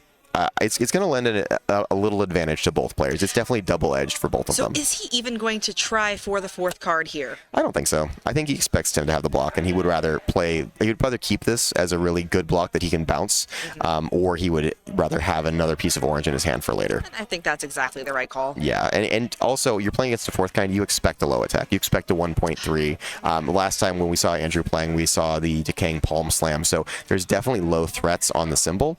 Ooh, okay. So Tim did review an attack. He said, I'm at the 5 foundation mark. I really would love to be able to build out 4 foundations, keep at least 3 of them up. But we did not get that 4th foundation, did we? We did not. Yeah, So do we build the 3 or do we throw the attacks and pass? Now, the more times you throw the attacks and pass, the further behind you're getting in terms of builds. Yeah, and we already got so Jeff has option 2. If Tim decides to build out here, 4th kind once per game, League Invitation to commit another card down. Any stun at that point is stunning literally a quarter of your board. So like a 1.3 is going to stun, 2/5 of it. Like this is or half of it. This is going to be so devastating if Tim cannot find the lines here. And I think this was truly the worst possible option. He has to hope that Jeff whiffs again on his draw if he's going to try to build these foundations. Really, 5 attacks would have been fine. 5 foundations would have been fine. But he's just not getting quite there in either direction. Right, and you can see it looks like on the life total, Jeff is currently at 30, but we do not have 30 damage in our hand. Okay, so we are Tim, and we are saying, I really have to try to get ahead. I got to play out all of these foundations in my hand.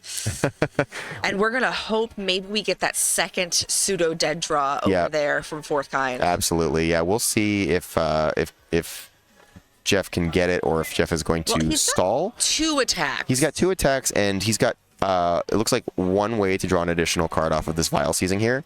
No, 2 ways. He had the calling for backup. So Jeff gets to be a 7-hander this turn, which is really great if he draws the orange. If he doesn't draw the orange, he gets to say, you know what, I get to save my once per game for later.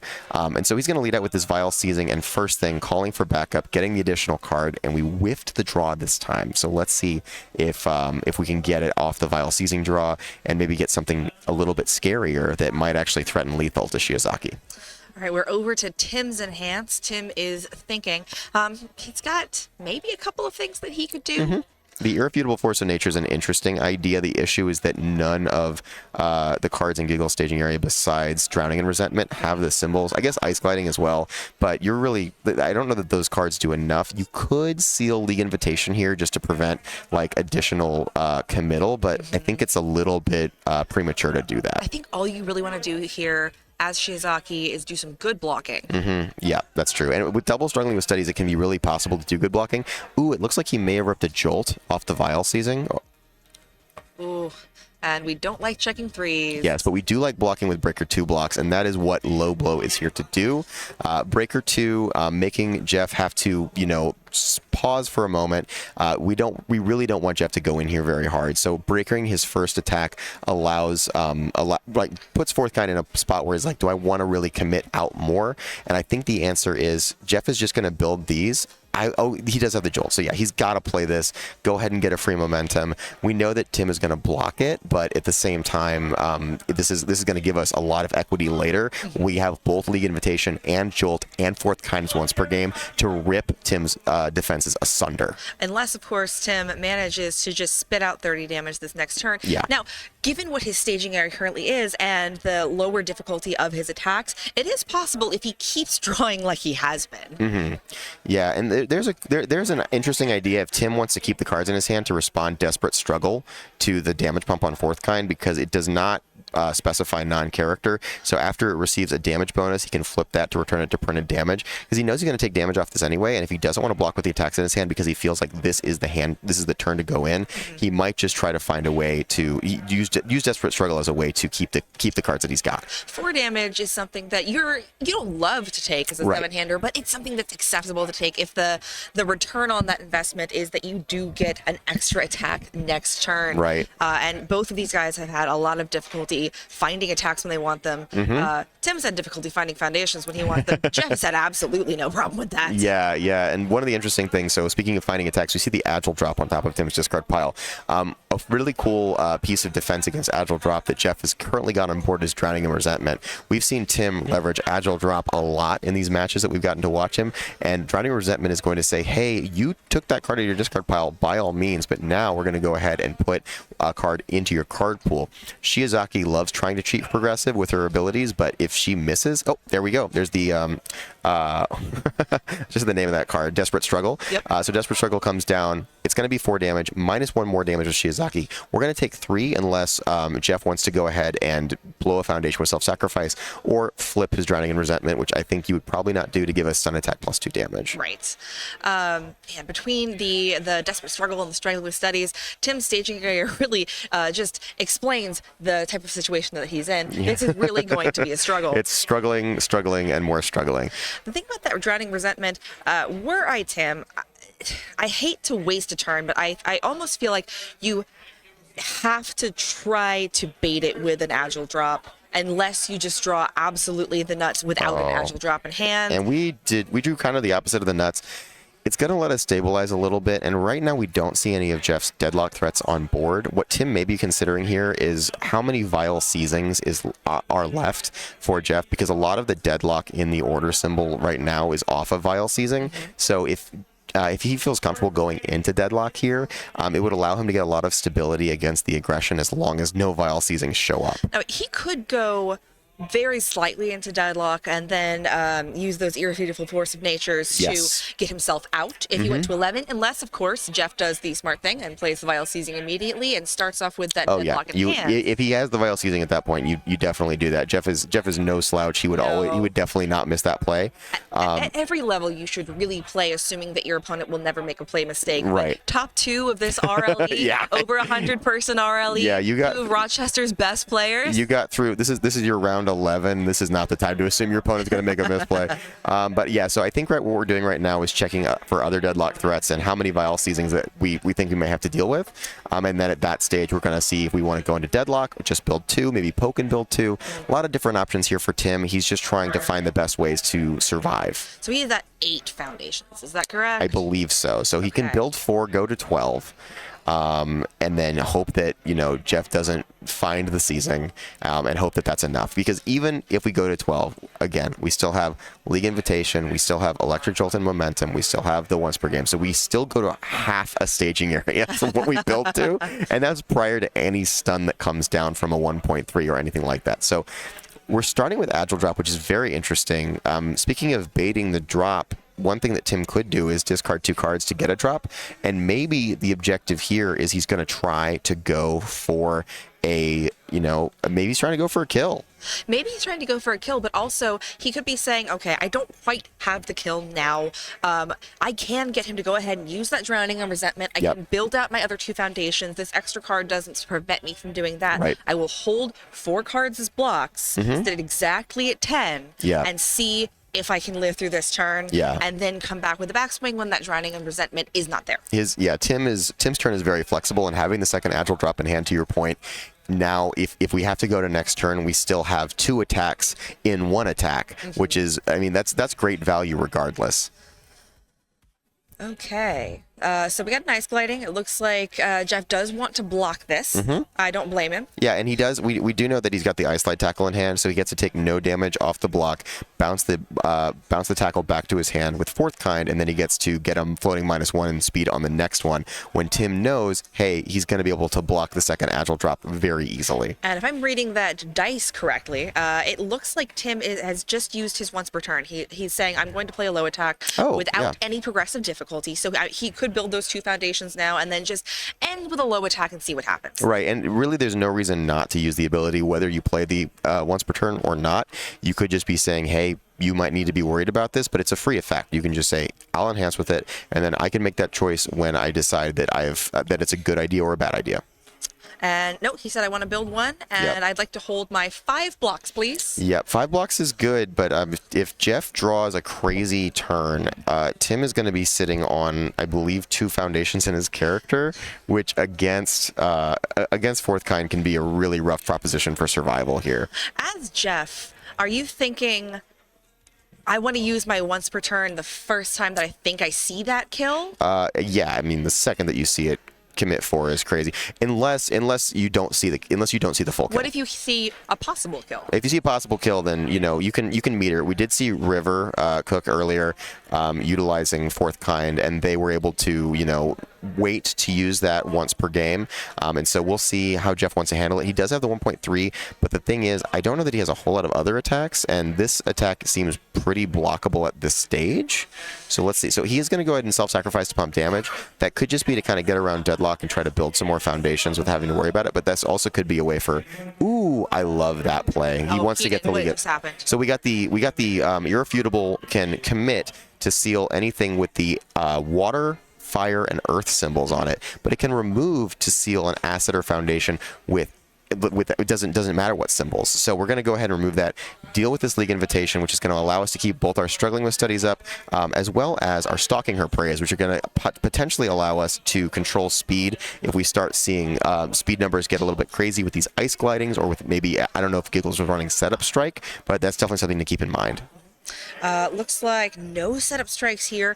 Tim, at this point in the day, might know that, but he's also been so busy today. He may just be playing just to be safe.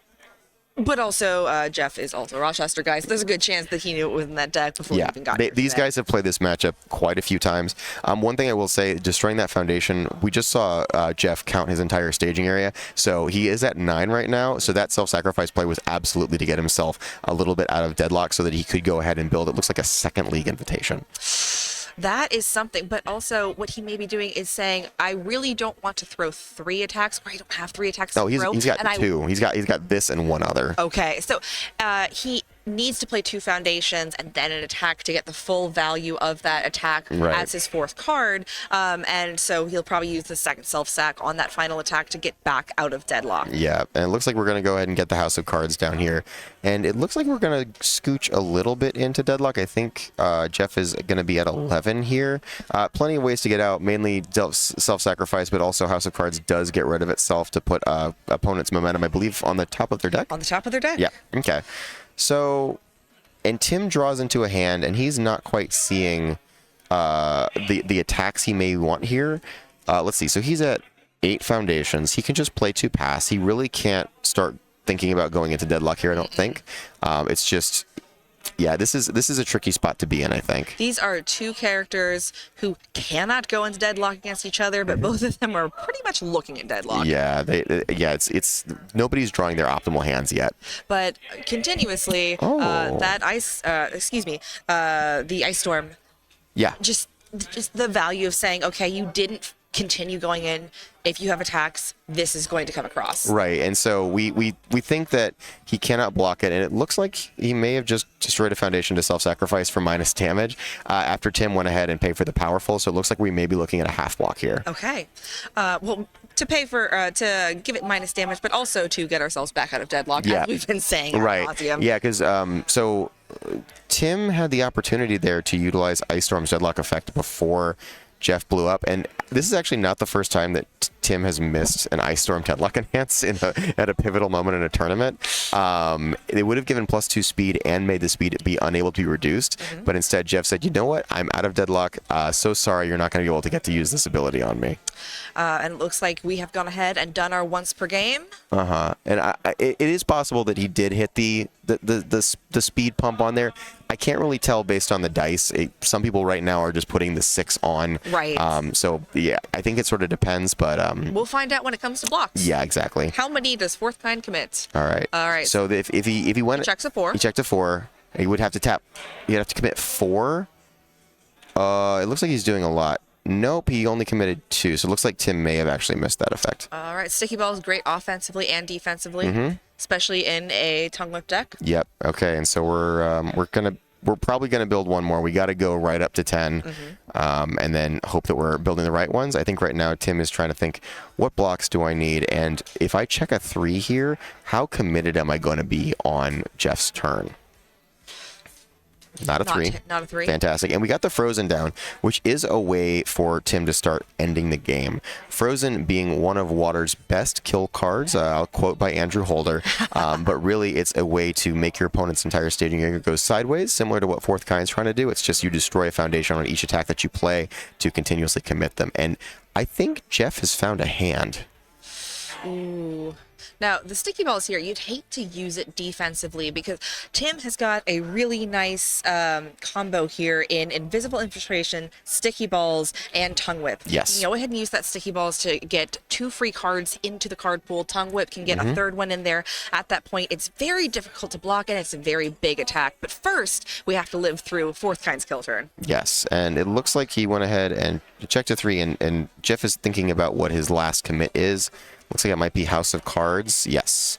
And well, it doesn't matter too terribly much because he does have 2 requesting assistants. He has some free re-readies, unless, of course, he wants to go ahead. Oh, no, he's just flipping the Jolt. Yeah. He's saying, I do not want you to clog up my card pool on my own turn. Yep. Please and thank you. And we're going to go ahead and seal the league invitation. Now, the thing about sealing league invitation here is you are losing a foundation out of your staging area to seal a card, which is sort of the same as league invitation's ability to commit one. But in this way, you get agency in terms of what your opponent's committing, as opposed to like you get to choose that it's the irrefutable, as opposed to just saying, you know what, I want one of those struggling with studies down. No, I want to keep all of those struggling with studies. I want to play good blocks, pick them back up, and play them again. Yeah, that card is one of the strongest commons out of set 2, and truly, like, it really defines the water symbol in a very impressive way. It certainly does. All right, so we are playing Grasping Tape Toss. Grasping Tape Toss. Yeah, so Grasping Tape Toss is a throw. It basically says if your opponent doesn't block it, you get to selectively commit, but it also has Stun 1.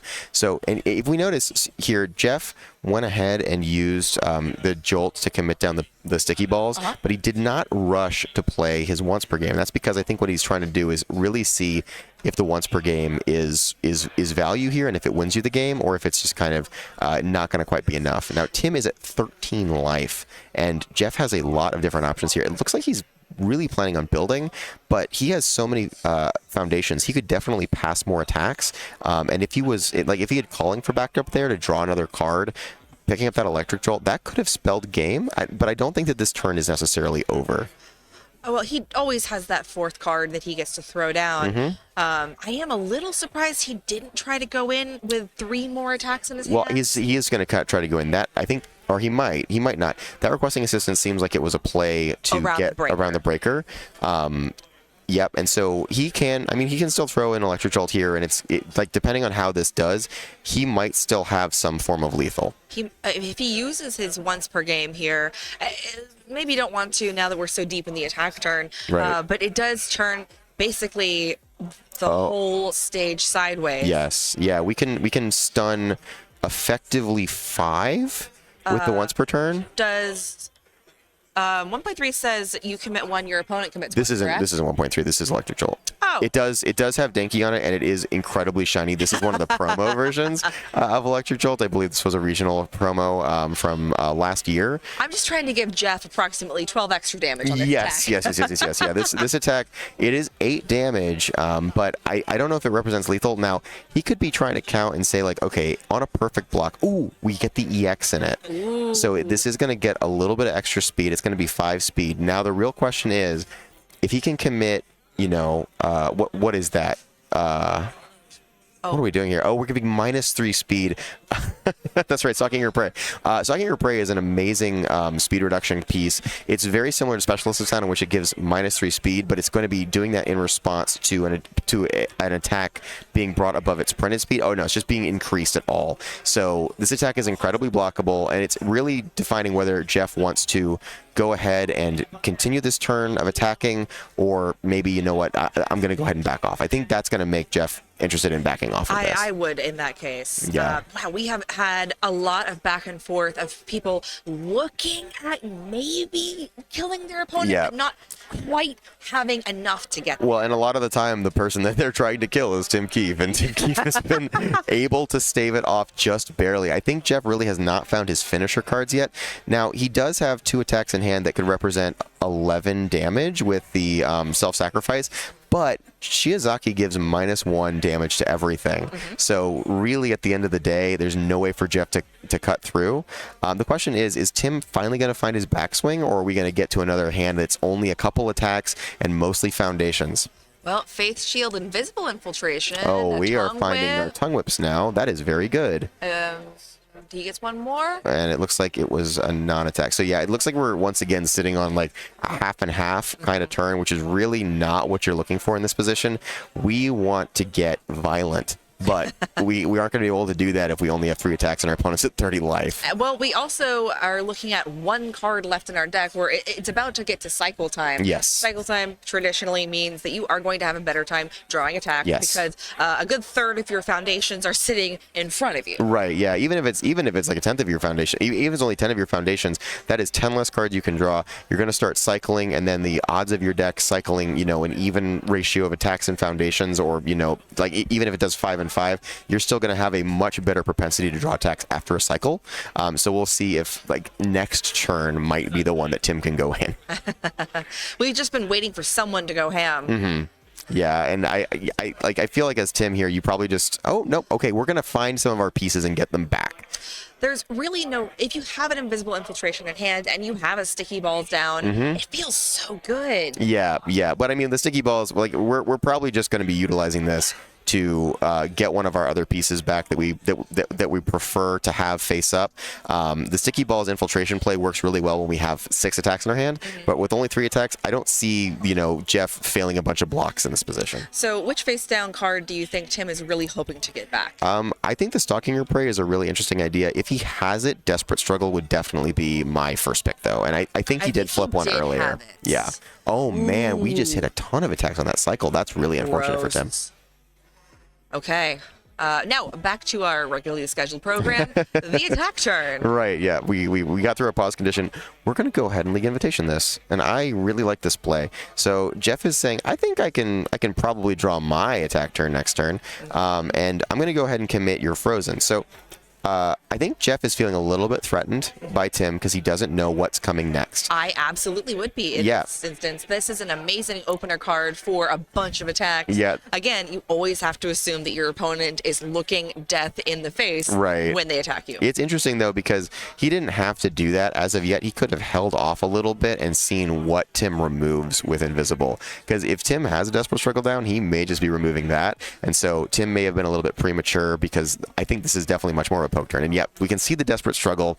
So now Jeff knows that he committed an offensive piece when maybe it would have been way better to commit a defensive piece later. It looks like he is drawing up, maybe fishing for that low block. Yeah, it looks like, and I mean, you could also be just fishing for anything. He now knows that Tim isn't trying to go for a mega aggressive turn, because if he did, he'd be removing the Frozen and bringing that back in. I think that challenging the fakes here with what Tim is sort of posturing may be a little premature, just because we're taking back our defensive piece. We're probably not going to continue to push in too much harder. Of course, we always have the free Shiozaki in hand, so we can always play another low, and Jeff might just not have that low block. It looks like he does not, but he does have 3 attacks in hand. Yeah, this is terrifying. This is a little terrifying for Jeff, but I mean, I think when you see the Desperate Struggle get removed, you can kind of say, hey, I'm probably safe for the rest of the start. Oh, when I said that's terrifying, I meant for Tim. Oh, yeah. Next turn. Oh, yeah, for sure, for sure. All right, now we are going to perhaps build. Desperate Struggle again. Second Desperate Struggle. This is very unfortunate. So we are going to get up to 10 foundations, but we're only going to have 8 ready, which means 4th kinds once per game, once again, taking out half our staging area in 1 enhance. And if there was ever a time for a once per game, it's when you have 3, maybe 4, maybe 5 attacks in hand. And the ability to draw some more cards. Oh, we just got a Cowling. Oh, holy moly. Oh, yeah. I think Tim is going to have a heck of a time trying to get to this turn alive. Now, he does have 2 Desperate Struggles. He does have the Sticky Balls, which might be great to use defensively at this point in time. Yes. He does have the 2 Struggling Studies. He can pick those blocks back up, keep his card pool a little clear, but it's still going to be a lot. And Jeff still has option on Jolt. So Jolt Plus, so Jolt's going to go ahead and take out, anything on Tim's board. It's also defensive. I like the sticky balls. Yeah, because it looks like Jeff is going to try to play more than just Fourth Kind's trademark 4 attacks this turn. So going ahead and getting that out of the way is just going to be a huge start, and what going to be a definitive kill turn. We see the once per game here. Yeah, this is a perfect time to once per game. Tim says, okay, struggling with studies or getting committed. I don't really think that I can pass a ton of extra blocks here. And then we're trying to figure out, is it going to be Desperate Struggle? Is it going to be something else? So it looks like he's deciding between one of the Desperate Struggles, the other struggling with studies, and a final foundation that I cannot That's read. Stalking Her Prey. So that's the -3 speed when they get a speed pump, which is, good just in case some Ice Gliding start coming down to make a 1.3 million lethal. Right. We, of course, know Jeff doesn't have the 1.3 million. He just has every other attack in his deck. Okay. And looking at Tim's hand, if he can live this turn. Yeah. No, he's got the face shield right now. Yeah. This is actually maybe the best thing that he could possibly have had. This the block that removes itself from the card pool, allowing Tim a lot of block efficiency later on. I think, are we currently considering? This is the stun one, yes, I think. Yes. Yeah. So yeah, we're gonna go ahead and have another card stunned, and we are very low on our remaining options. So yeah, I'm not 100% sure what Tim's best play. Tim's best play is definitely blocking the face shield, but I'm not 100% sure what he's gonna try to leave up here. I think there was an additional card to commit. I think that's what we're seeing here. Yeah, there was. I think we only committed 3 for Fourth Kinds once per game. So we're going to go ahead and commit that last one. And Tim is left with. And then just draw another attack. Oh, good. What did he get? He got a Vile Seizing, I believe. Oh, wow. Okay, yeah. I think, but for Jeff checking horribly on every single attack that he plays this turn, and some other kind of miracle where Tim just checks like 6s on blocks, I don't really see this happening for Tim. No, I think sitting and waiting for both of them to draw the absolute nuts, Jeff just got there first. I like this play. So we're going to go ahead and give this +1 speed with Ice Gliding. We know Tim plays Face Shield. Again, we played this matchup a bunch of times, and we get to go ahead and rewrite it with we're requesting. So even if Tim blocks this, that makes the next attack that much harder to block. And right. Tim is only at 12. Oh, but he's still going to go for it. Yeah, he's gotta. And so he's going to commit Ibara. So he says, you know what? Ibara's damage reduction is definitely not going to be enough against Fourth Kind. I need these 2 Desperate Struggles up, and I'm just hoping that you don't have a 1.3 million volts. Again, I just don't think it's going to matter at this stage. At this point, all he is really able to do is bring things back down to their printed speed, and he's just going to have to take every printed speed directly to the face, which adds up to 12. Yeah, for sure. Yeah, so this is... you can also do printed damage, but yes, it'd be 12. Checks the 7, gets 2 damage, draws the card. So Tim does have the low blow here, but it does have the +1 speed off the Ice Gliding from last turn. So he has to perfect check in order to pass this, and Jeff still has option to utilize one of the Ice Glidings to try to make it even crazier to block. So Tim is having that exact same thought process, I'm sure. Yeah. The speed on Vile Seizing so it's a 3 high. 3 high. Yep. So it gets the +1 from the Ice Gliding. He can block with the +1, and if he checks a 5. Yeah, if he checks it, well, he's got a +2 high right now. So he would have to check a 5 and then have to commit one of those.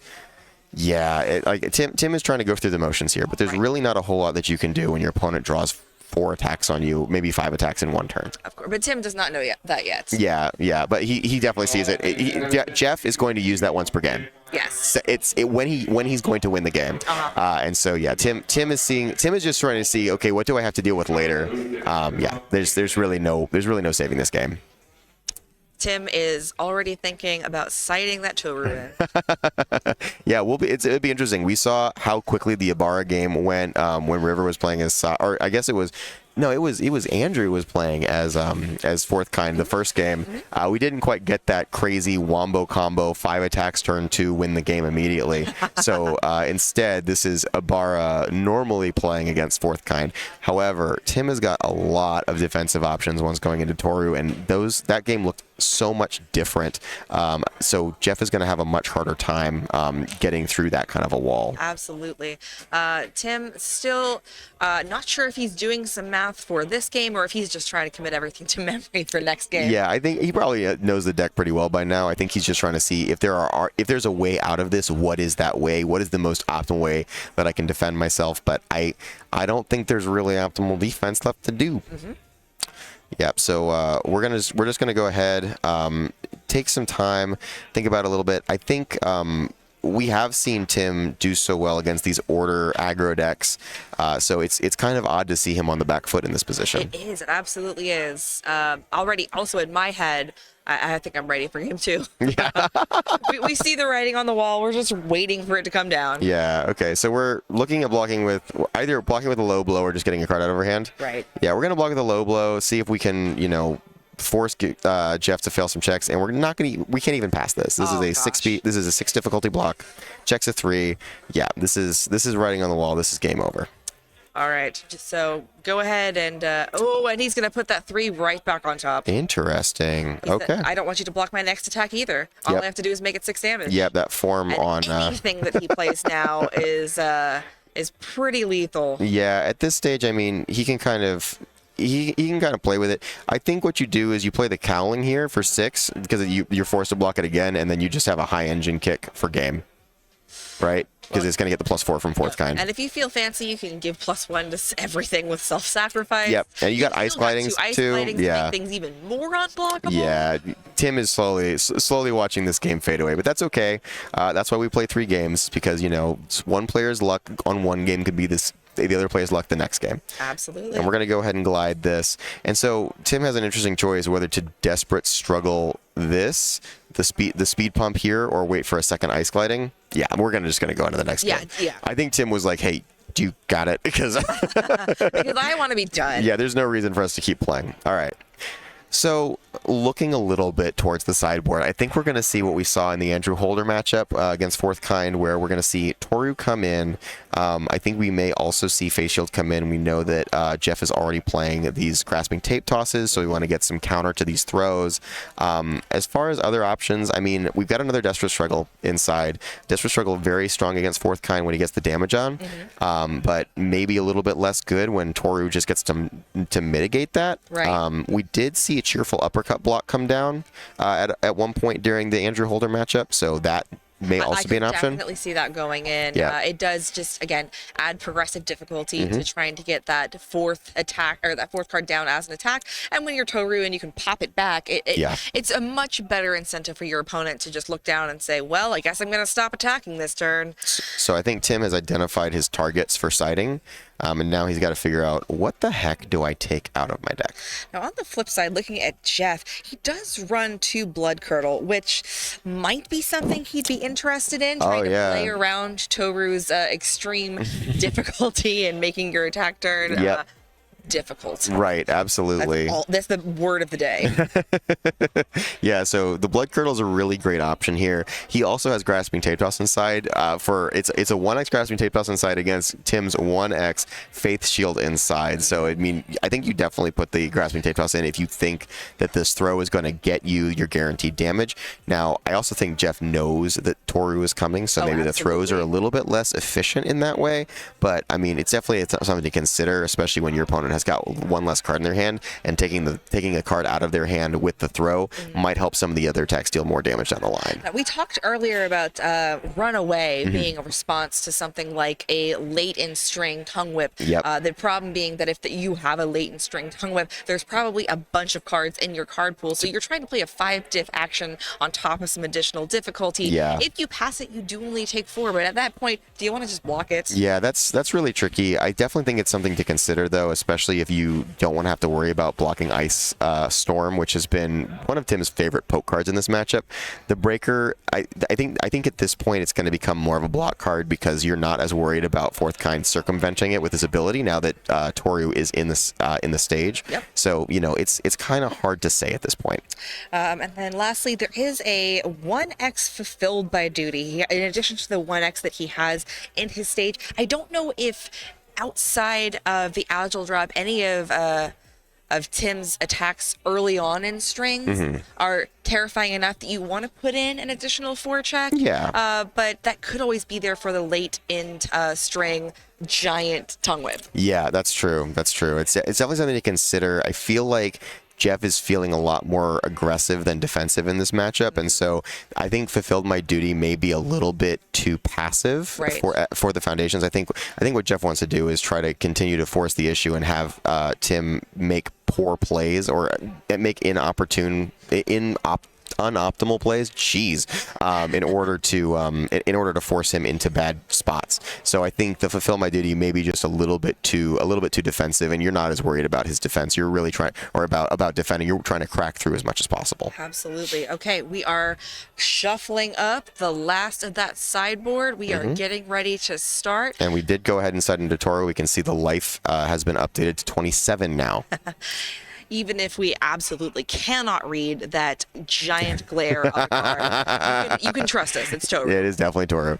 And again, we did see this coming, and so we'll see how this match changes. Like I said, we got to see him play expertly against Andrew Holder, but Jeff may actually have some experience playing against Toru. I'm not sure if Tim has done that side before, or if they've just played regular character to character.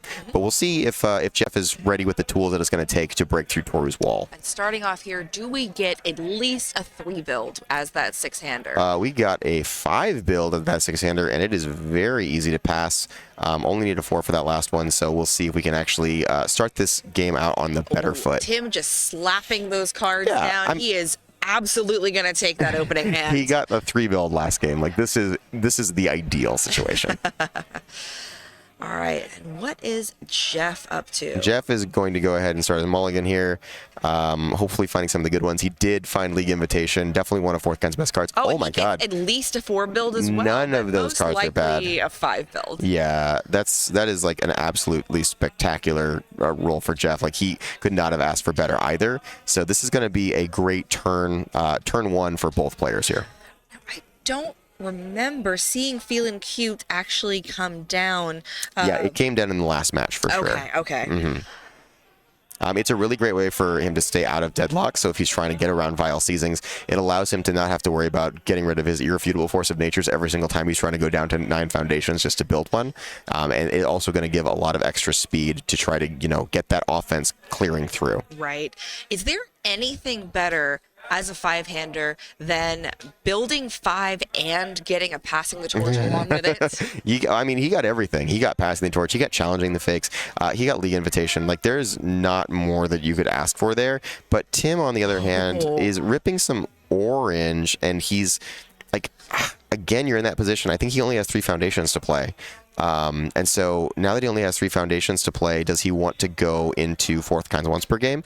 With having more defense for it, but you also see League Invitation, so you're going to be losing 5 of your foundations if Jeff draws this crazy hand next turn. I would feel great playing those 3 foundations if Jeff had built 3s himself. Yeah, right. But against 5, it's going to be difficult to get through 27 life. I can be a little bit more confident than when I have 19. I think you go ahead and do it here. I think you put Jeff on 5-handers have 5 hand size problems. Ooh, we're actually going to try to get some momentum here, and I don't hate this because we're going to, one of the things that Tim has said about running Toru and changing out is that he lacks damage, especially against high health characters. And so if he can go ahead and start getting some damage on board and maybe, trying to get the momentum to load up for a really nasty ice storm later, he's going to be able to feel more confident about clearing this game out. And Jeff just said, I would really, really like to have a low block in my hand, but I don't think he found it. No, he found another mid. So I think Tim is going to get everything he wants here.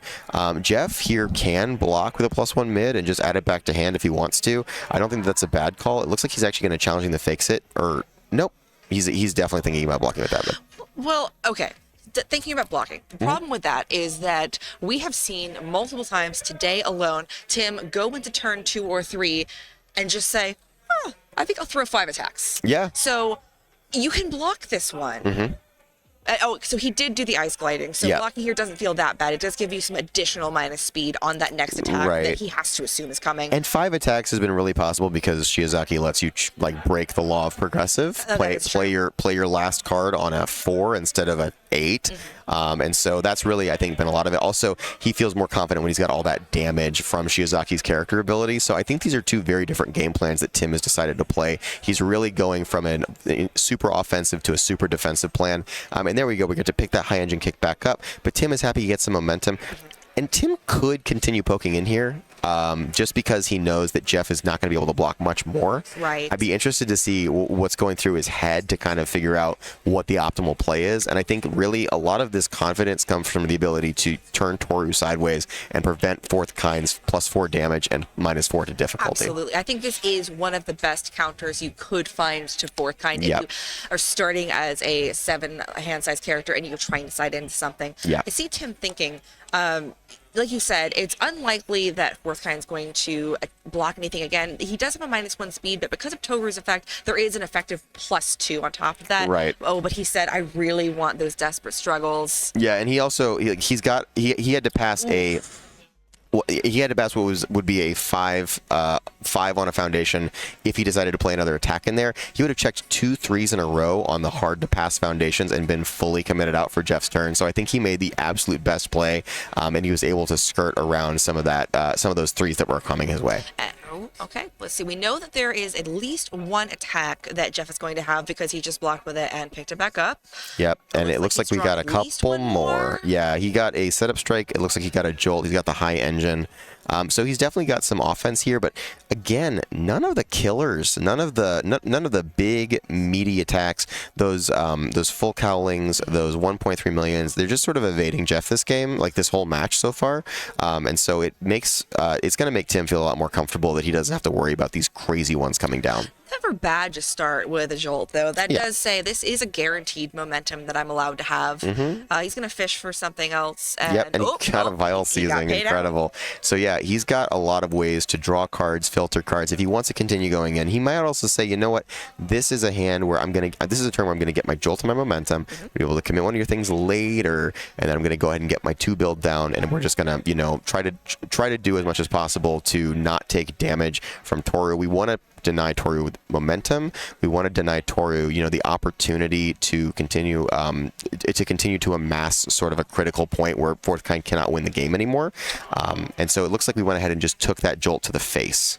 So you did say that you want Toru not to have momentum. Does Toru do much with momentum aside from that Ice Storm? That Ice Storm just represents all of the life total. That Ice Storm, we've seen it come for 10 damage. We've seen it come for 12 damage. Like it is absolutely something that Jeff should be cognizant of when he's just eating the attacks that Tim's sending his way. All right, so Tim hoping to draw more attacks. Oh, that is another tongue whip. Nice. We got double tongue whip once again in hand. And the question is, did Jeff draw more low blocks? And I think the answer is no.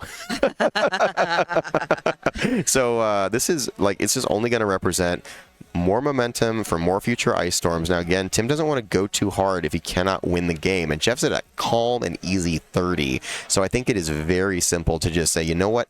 Let's try another poke. Let's see how it does. And turns out it's going to do pretty well. And then maybe build 1 or 2 foundations and just pass it right back. We can always poke with our basic training. So it's a very free +3 damage to put onto a tongue whip that's already going to be coming for 5. So Tim has a lot of great options here. And I think that he's getting to a point where he's starting to become more comfortable in his stability against the fourth kind deck. Which is a great place to be in. Okay, Tim really, we saw this multiple times today, but Tim does not immediately go into anything without thinking it very thoroughly. Tim does something we like to call math step. And his math step is look at my entire hand, look at both boards. And this is really a great tip for any Universus player, veterans and newbies alike. Before you start making your play decisions, you really need to understand what is my opponent interacting with and what do I have? And Tim is one of the best examples of doing that in the game. Now we can see double basic training coming down, bringing this attack to 7 damage. We didn't want to use that in last basic training because we didn't want to put it up to 8 because we're threatening we may want to play some more attacks and we don't think our opponent can fully block this. So we're going to go ahead and utilize the +2 more damage off the invisible infiltration. And so now what we're looking at is a 3 low for 9. Now it does look like, was that a full cowling that Jeff just drew? Because that would be the best scenario. Yeah, I fully missed it, but yes, he absolutely did. He can play that for free, pick that right back up. Yes. +1 low. And it'd be interesting to see if Tim decides to throw out another low attack to see if Jeff will get the full cowling out of his hand on a block here. Yeah, this is a really good opportunity for that was an incredibly clutch passing the torch activation. And of by course, Jeff. he did use the requesting assistance to ready the passing the torch. All right. Oh, checked a 4. We're so upset about it. Oh no, I get to put my full cowling back into my hand. How awful. All right, what is Tim going to do now? Tim says, "I'm it's done. build a I'm clock." going to." And again, with that 3 there, Yeah. maybe he wouldn't have wanted to check that. He's sitting exactly at 10 foundations. This is the best that he could possibly do against that scary once per game. Yeah, and we also know that I think Jeff may still have a Vial Seizing in his hand. Ooh, and we did sight in the Runaways. Okay. But yeah, Jeff still got the Vial Seizing in his hand. So, and Tim's pretty cognizant that Jeff's been sculpting. So it's really hard to go into deadlock when all of your opponents or all of your checks for the turn will get -2 to them. But it looks like we're actually just going to use this Vial Seizing as a poke. Probably draw a card off of Calling for Backup, draw a card off of Vial Seizing, try to become a pseudo 7-hander this turn, and see if we can maybe make something extra happen if we happen to get lucky on these rips. First one. Okay, well, that's just a foundation. Not a bad one, though. Not a bad one. And we're going to go ahead and use What's Their Plan and have both players discard their momentum. What a great what a good defensive. call. This is a 2x in Tim's sideboard that he brought into the main specifically to stop Jolts from ruining his very defensive staging areas. And so we went ahead and used the Vial Seizing effect. So he's not going to pass the 7. He is going to let Jeff draw another card, which happens to be an attack. Good lord. Yeah, there's definitely some action that Jeff has to play here. I think that you're definitely not just playing one attack and passing. Well, he can't play one attack and pass. He's got unless he just wants to fully pass. He can't build more foundations. He doesn't have them. That's true. That's true. Well, he's got a self-sacrifice right now, but he may want to be saving that for the Ice Storm. Exactly. That's a really good card to have in your back pocket. Self-sacrifice. That's a great block against the majority of the attacks. That's true. Playing. That's true. Definitely something to consider. Additionally, we could consider playing a high engine and discarding something and trying to filter, but our hand is already so solidly defensive. I think you might consider discarding the Calling for Backup. But no, we're just going to keep drawing. We found another League Invitation. I think League Invitation is actually just the best foundation on these symbols or on like in this deck for Fourth Kind. Anytime you get to selectively commit something on top of this once per game makes it really threatening. Like Fourth Kind's ability to just fully commit you out just makes it more and more live. And we go ahead and we get the low blow block. We got Breaker 2. So now Jeff he's been very considerate about Breaker. He always likes to play his foundation, but he does have an opportunity here to try to play an attack and then play a second one. He also may just be playing the League Invitation. We see him. Neither one is really a bad play. Yeah. Both of them are a little difficult. Well, if he plays the League Invitation, the difficult thing is knowing that you had all of that gas in your hand and you didn't use it. Right. The difficult thing, if you go in attack-wise, is knowing that Toru is probably going to put an attack back in your hand after this one. Yes. And that's going to be difficult to pass twice. Yeah, I mean, you can pass. It would basically be a 3 and then a 7, and you've got cards to commit, but you don't have requesting assistance online right now, and so you will be going a little bit shields down. At the same time, you know that Ibara and Toru, very different characters, and so the 30 life that Fourth Kind has is actually kind of a massive bastion against getting killed next turn if you commit out. So, and it looks like he discarded one with his attack and then drew what might be another Vial Seizing? That's an Electric Jolt, I believe. Jolt. Those dang promo They're just electric shiny. jolts. They're just very, very shiny. I cannot tell what they are. I've called them at least 3 other things. Yes, you have. All right, cool. So we're going to go ahead. It looks like we just ate the high engine kick. Didn't want to have to worry about getting the cards out of our hand. Maybe just didn't even have the other high block. You definitely want to keep your lows primarily against Fourth Kind. But now Fourth Kind gets that extra momentum, so the requesting assistance is back online. So he can draw another card next turn if he'd like. He can draw 2 cards his next turn if he'd like, just in case 3, 4, or possibly 5 attacks isn't enough. Yeah, and so we're looking at our hand. We may still be trying to poke, but we know that there's the full cowling in there. So if we're going to be trying to poke with a low, we have to be sure that we're going to play a second low that Jeff's going to want to block. So yeah, this is definitely a play. Right. Yeah, but we have to get damage out somehow.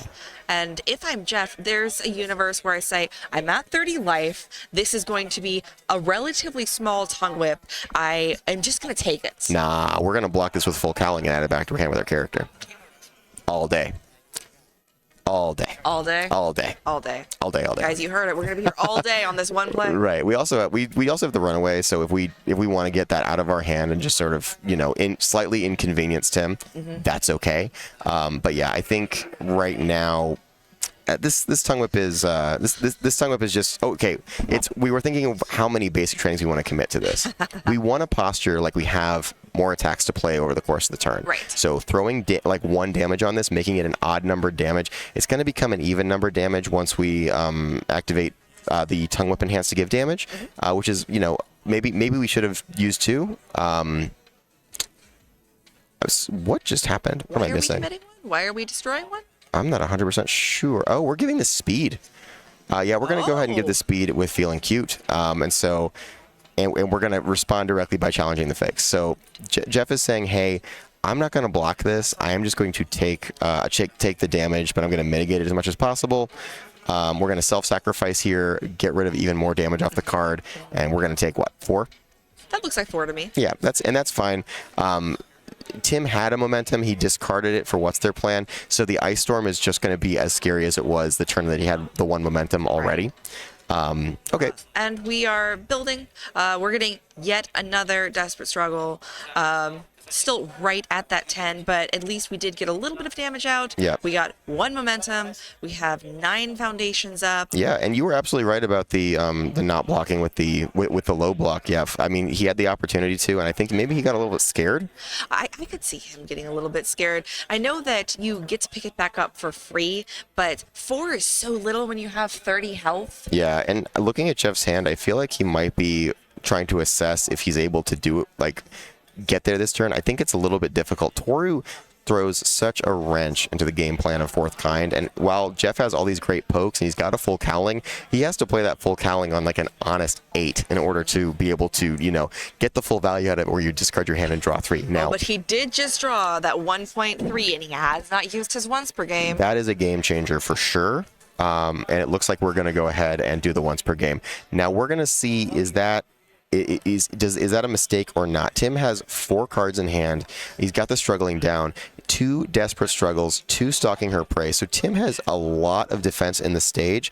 But now that Jeff has the 1.3, getting 2 more cards committed could be life or death here. It absolutely could. And I think if I were him, what I would do is try to lead with other attacks, make Tim block, get some of those cards down so that when I throw down the 1.3, the last 2 cards I'm committing are those 2 desperate struggles that could say, oh, after you add 1,000,000 damage to this, no, just put it back to regular. And the thing about it is he also has the full cowling, which if it's not blocked, commits Toru. So a really interesting play here would be, hey, here's 4 damage. You're going to take it. Now here's 6 damage. This represents a lot of damage, but also what it represents is you losing your character for this 4th card in the card pool. And Tim is running out of resources rapidly. We just saw the stun 1 come down, committing one of the stalking her preys. So this is a really interesting opportunity for Jeff to actually close the game out. Okay, and we are... Oh, we are so happy to fail that all day. No way. That is not worth it. Yeah. Okay, and then just like you said, full cow. Oh, yes, yeah, full full cowling's coming down. So Tim is forced to block this. Of course, Giggles cannot speed pump it without having the stalking her praise come down, but this means that you have to get this 6 check off with this low blow. Otherwise, your character is going down and your 15 life with it. This is going to be a really interesting. This is the last really opportunity. This is a flashpoint, right? This is the point where, if something goes wrong for Tim, the game is over, 100%. Yes. And we're going to go ahead and requesting a re-ready card just to have to commit. We have, I want to say, 2 or 3 other attacks in hand. So this is just, showing Tim, hey, we have it right now. It's just how you respond to this is really going to define whether or not you live or die. There's nothing scarier than someone using a requesting assistance to ready a face-down card. Yeah. I don't need more draw. I don't need more resources. Yeah. All I need is the ability to throw all of these cards in my hand at your face. So we got the good one. We got the 5. Very important. We got the breaker 2. Okay. And so now... if Jeff wants to play another card, he's going to have to do it under that breaker tax. It looks like he's considering the 1.3 million just to commit out and actually, like, that 1.3 million it could represent how many foundations does By Tim the time have that down? it's done, he would have 9 down, I believe. Which makes it lethal with the self-sacrifice. It does, but if you leave 1 up, it's going to be the Desperate Storm. Yep. And that just ruins that game plan all That's day. true. That's very true. So he would need to get something else off first, and there's no way he's going to be able to pass with Breaker, probably card back to hand, pass again. If I'm Jeff right here, I'm considering, is there a way that Toru turns around and does 26 to me in a turn if I commit out? It's possible, but man, you have to draw so hot. We've seen Tim draw hot over the course of this tournament. Obviously, we've seen his last, I think, 2 wins. But yeah, it's still going to be tricky, and I'm interested to see how this is going to pan out with this Breaker. So that is a check. That he has to commit 4 foundations to pass that. No, he says it's not worth it. Wow, that was going to be an absolutely bonkers kill turn that was fully stopped because Breaker 2, once again, constantly voted the best keyword in the game by Universus polls. Boom. All right. And so now we're going for the stable game plan, and we're drawing It's an entirely different game plan here for Tim now, because that once per game, it's gone offline. And now we actually get to play real defense. We don't have to worry about our whole stage getting committed down. I think Tim just hopped in the driver's seat. Let's see what Tim has to play with. The thing is, as a 6-hander, you do get 6-hand problems, and I think that Agile Drop might be vying for my favorite card in Tim's deck, because it is a great way to get around those 6-hand problems. So if he does come down to that 6-hand size with Toru, and he sacrifices that extra little bit of gas that he would get with Shiozaki, that's a great way to mitigate that. And I still want to be able to just go super ham with a okay draw. Yes, absolutely. So we're going to go ahead and play the Invisible. It looks like we're looking to unflip this card. I think this is a Stalking Your Prey. Or no, it looks like he's already got that down. This might be a Struggling. I actually have no idea what this card is. Well, we will probably find out. All right, and so now Tim is saying, hey, I saw you play your full cowling. I know that was a low block that you have in your hand. So I want to go ahead and see, did you find another one to play? Because you were going really crazy, so I know your hand is chock-a-block full of attacks. And so we're going to go ahead and see if we can get those attacks out of the hand, or we can maybe get some really significant damage in. So just quickly looking over the deck list, seeing if there are any other low blocks here. Oh, 1.3 million is in the hand. Oh, but are you going to use 1.3 million as a block? After you pick it back up with 4th kind, I would rather not take, what is that going to be, 8 damage? Yeah, that's gonna be 8 with those basics. Oh, sorry, 10 maybe, I believe, with the Invisible Infiltration. And yeah, we are gonna go ahead and Ice Gliding. Once again, like 4th kind is a 5-hand size character on offense, but he gets to kind of play like a 6-hander on defense with this bounce ability, and especially when your opponent plays like a lot of one zone, he gets a lot of efficiency off of his response. Yep. And we are. Looks like we're self-sacrificing. Interesting. Maybe we just want to hide the fact that we have the block from Tim here.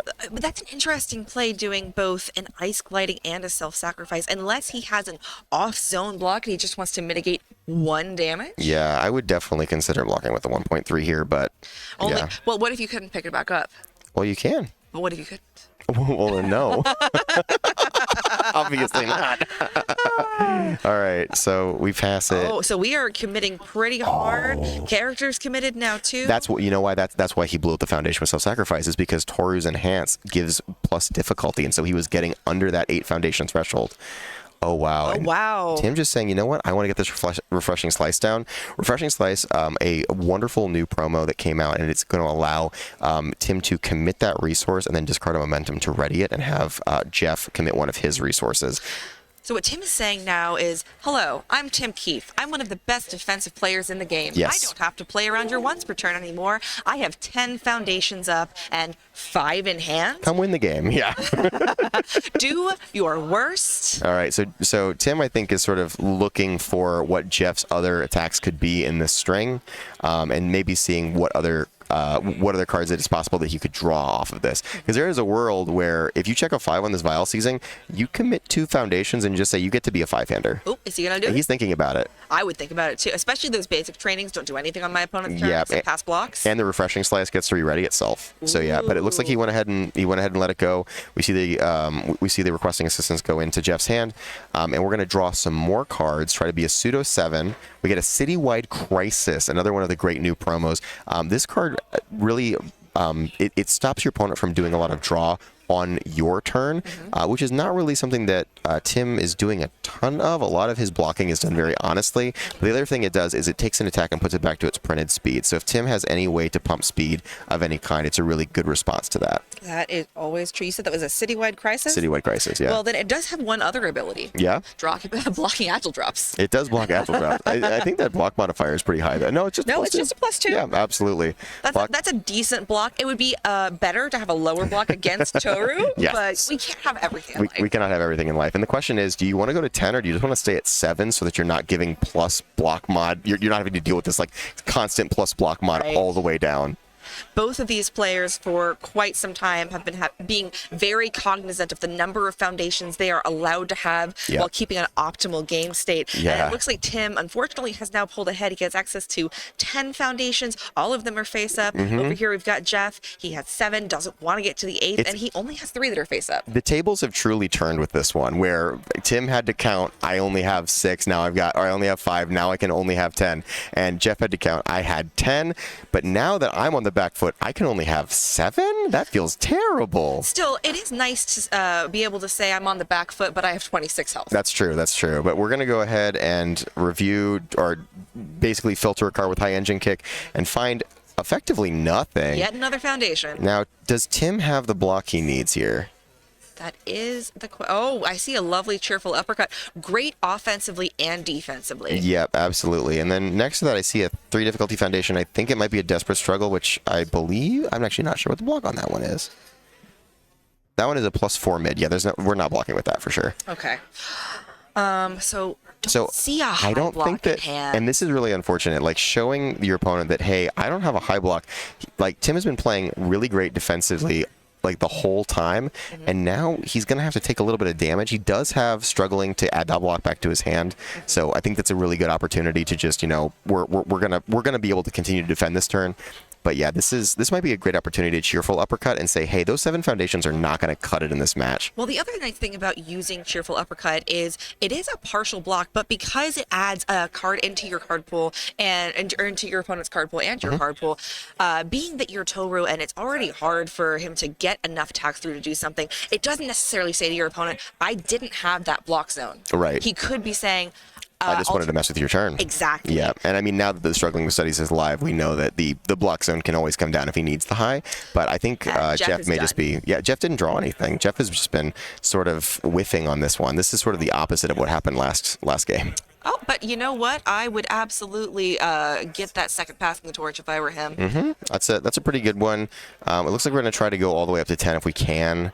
But we're not 100% sure. Maybe we don't feel like we can pass it, or maybe we want to be able to get right back down below 7 if our opponent gets aggressive next turn.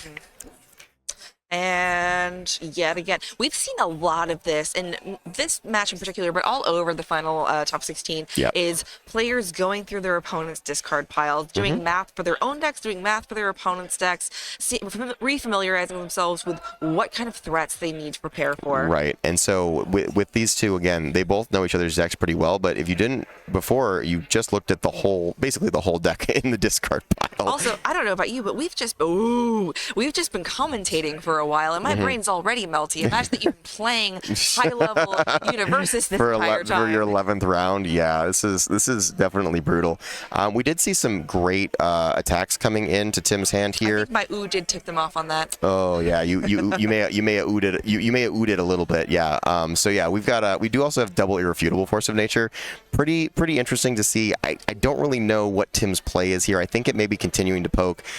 Fourth Kind still, I believe, has the 1.3 in hand, so playing 1 low every turn doesn't really cut it. But if it's an Ice Storm, you're not blocking that with 1.3, so you actually have to find your specialist to be able to prevent this damage from going through.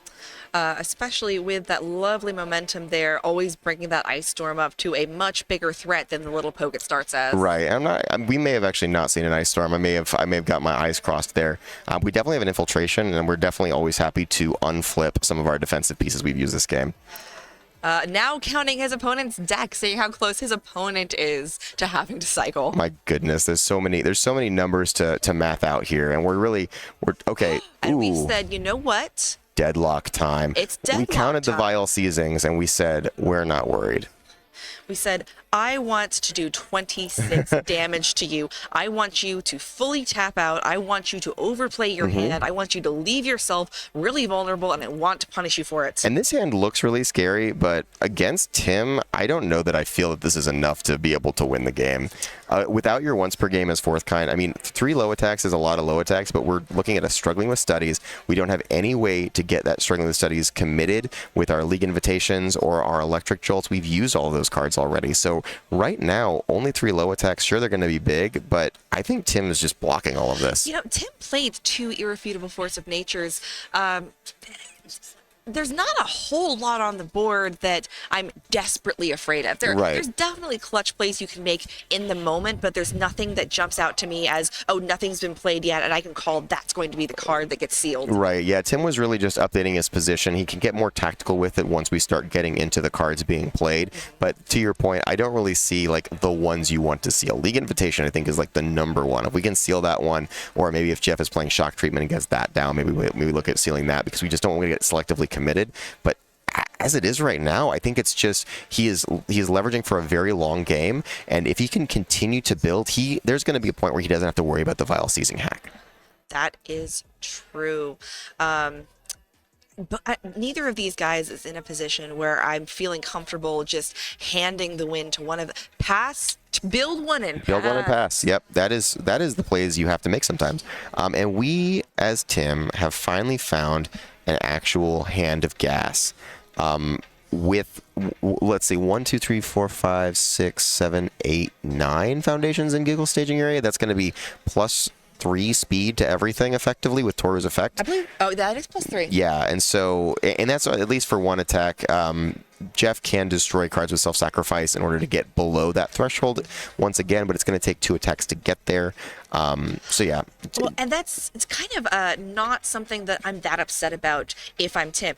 Sure, blow up your foundations. If I don't kill you this turn, I make everything really difficult to pass. You have even less stuff to pass with when it comes to your next attack turn. Yeah, and Tim is really taking a think here. This is the moment for calculation and how can I do 26 with this hand.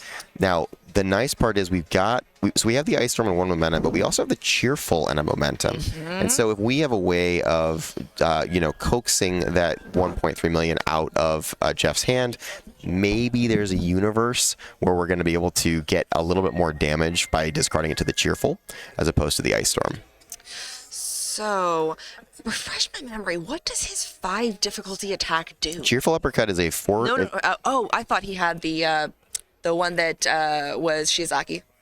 Oh, no, gotcha. He sided those out. Yeah. Nope. Okay. Oh, he may have kept them in. Yeah, he probably did side those out. You're right. Probably for the Cheerful Uppercut. Yeah, absolutely. Okay, so we are starting with the good old you cannot block this with attacks. Yes, and I think this is a really good play. I think we still know that Jeff is sitting on his 1.3s, but this attack is basically unblockable. I think we're going to see a very classic Tim goes ahead and pays the momentum cost. Actually, I think we already did, so he went ahead and powerfuled it. And here we go with Jeff saying, I don't want you to give speed to everything. Everything is fast enough when you're Toru. Oh, poor Selkie. I don't want you to feel cute today. He's just feeling cute. He just wants to feel cute. Nobody's letting him feel cute. This is messed up. Yeah, so we've got -2 speed, +3 damage. We've also got double passing on Jeff's side, so like this attack is still blockable. I mean, how many more attacks are blockable after this, especially with +3 difficulty? Oh, we have the self-sack. We're fine. Yeah, this card we may have been holding on for a little while. Rewriting the ice gliding. Yeah. Making it really blockable. God, this game feels like it's going to go down to mill or, one of the players drawing like a full hand of orange. Oh, no. Okay, here we go. So how bad does it feel to give -speed to something, play the best block that is in your deck, and still have to commit? Yeah, that's the Toru tax right there, right? That's, hey, if you want to build foundations, you have to pay the tax. And she is very good at taxing you. And here we go with the Invisible Infiltration. So we're going to effectively get to re-ready one of these, and then we can re-ready the Refreshing Slice if we can just deal damage once this turn, which feels like it's been a while coming. Let's see. So this is going to be... We're giving it -speed from the ice gliding, and we're going to zero it out, essentially. But then it's going to get +3 from Toru's effect. So it's going to be a 3-speed attack. We're going to block it on a 6 with a electric or with a 1.3, commit our character, and pick it back up. But if we check a 3, then that is 100% of our board tapped out with 1 card in card pool. If it's... Is that right? We check so. it. We have -1 damage here? -1 speed? No, it's 0. Right now it's 0 speed. Ah, okay. Yeah, so we only had to commit 1. We picked it back up. Now we know that there is the 1.3 in Jeff's hand. I don't think we've gotten to see that yet. So now we can say, do I want to continue attacking when I know that he's got his kill in the hand? And I think it's a little bit of a scary prospect if you want to continue to commit yourself down against what is actually 2 1.3 million volts. But he's got...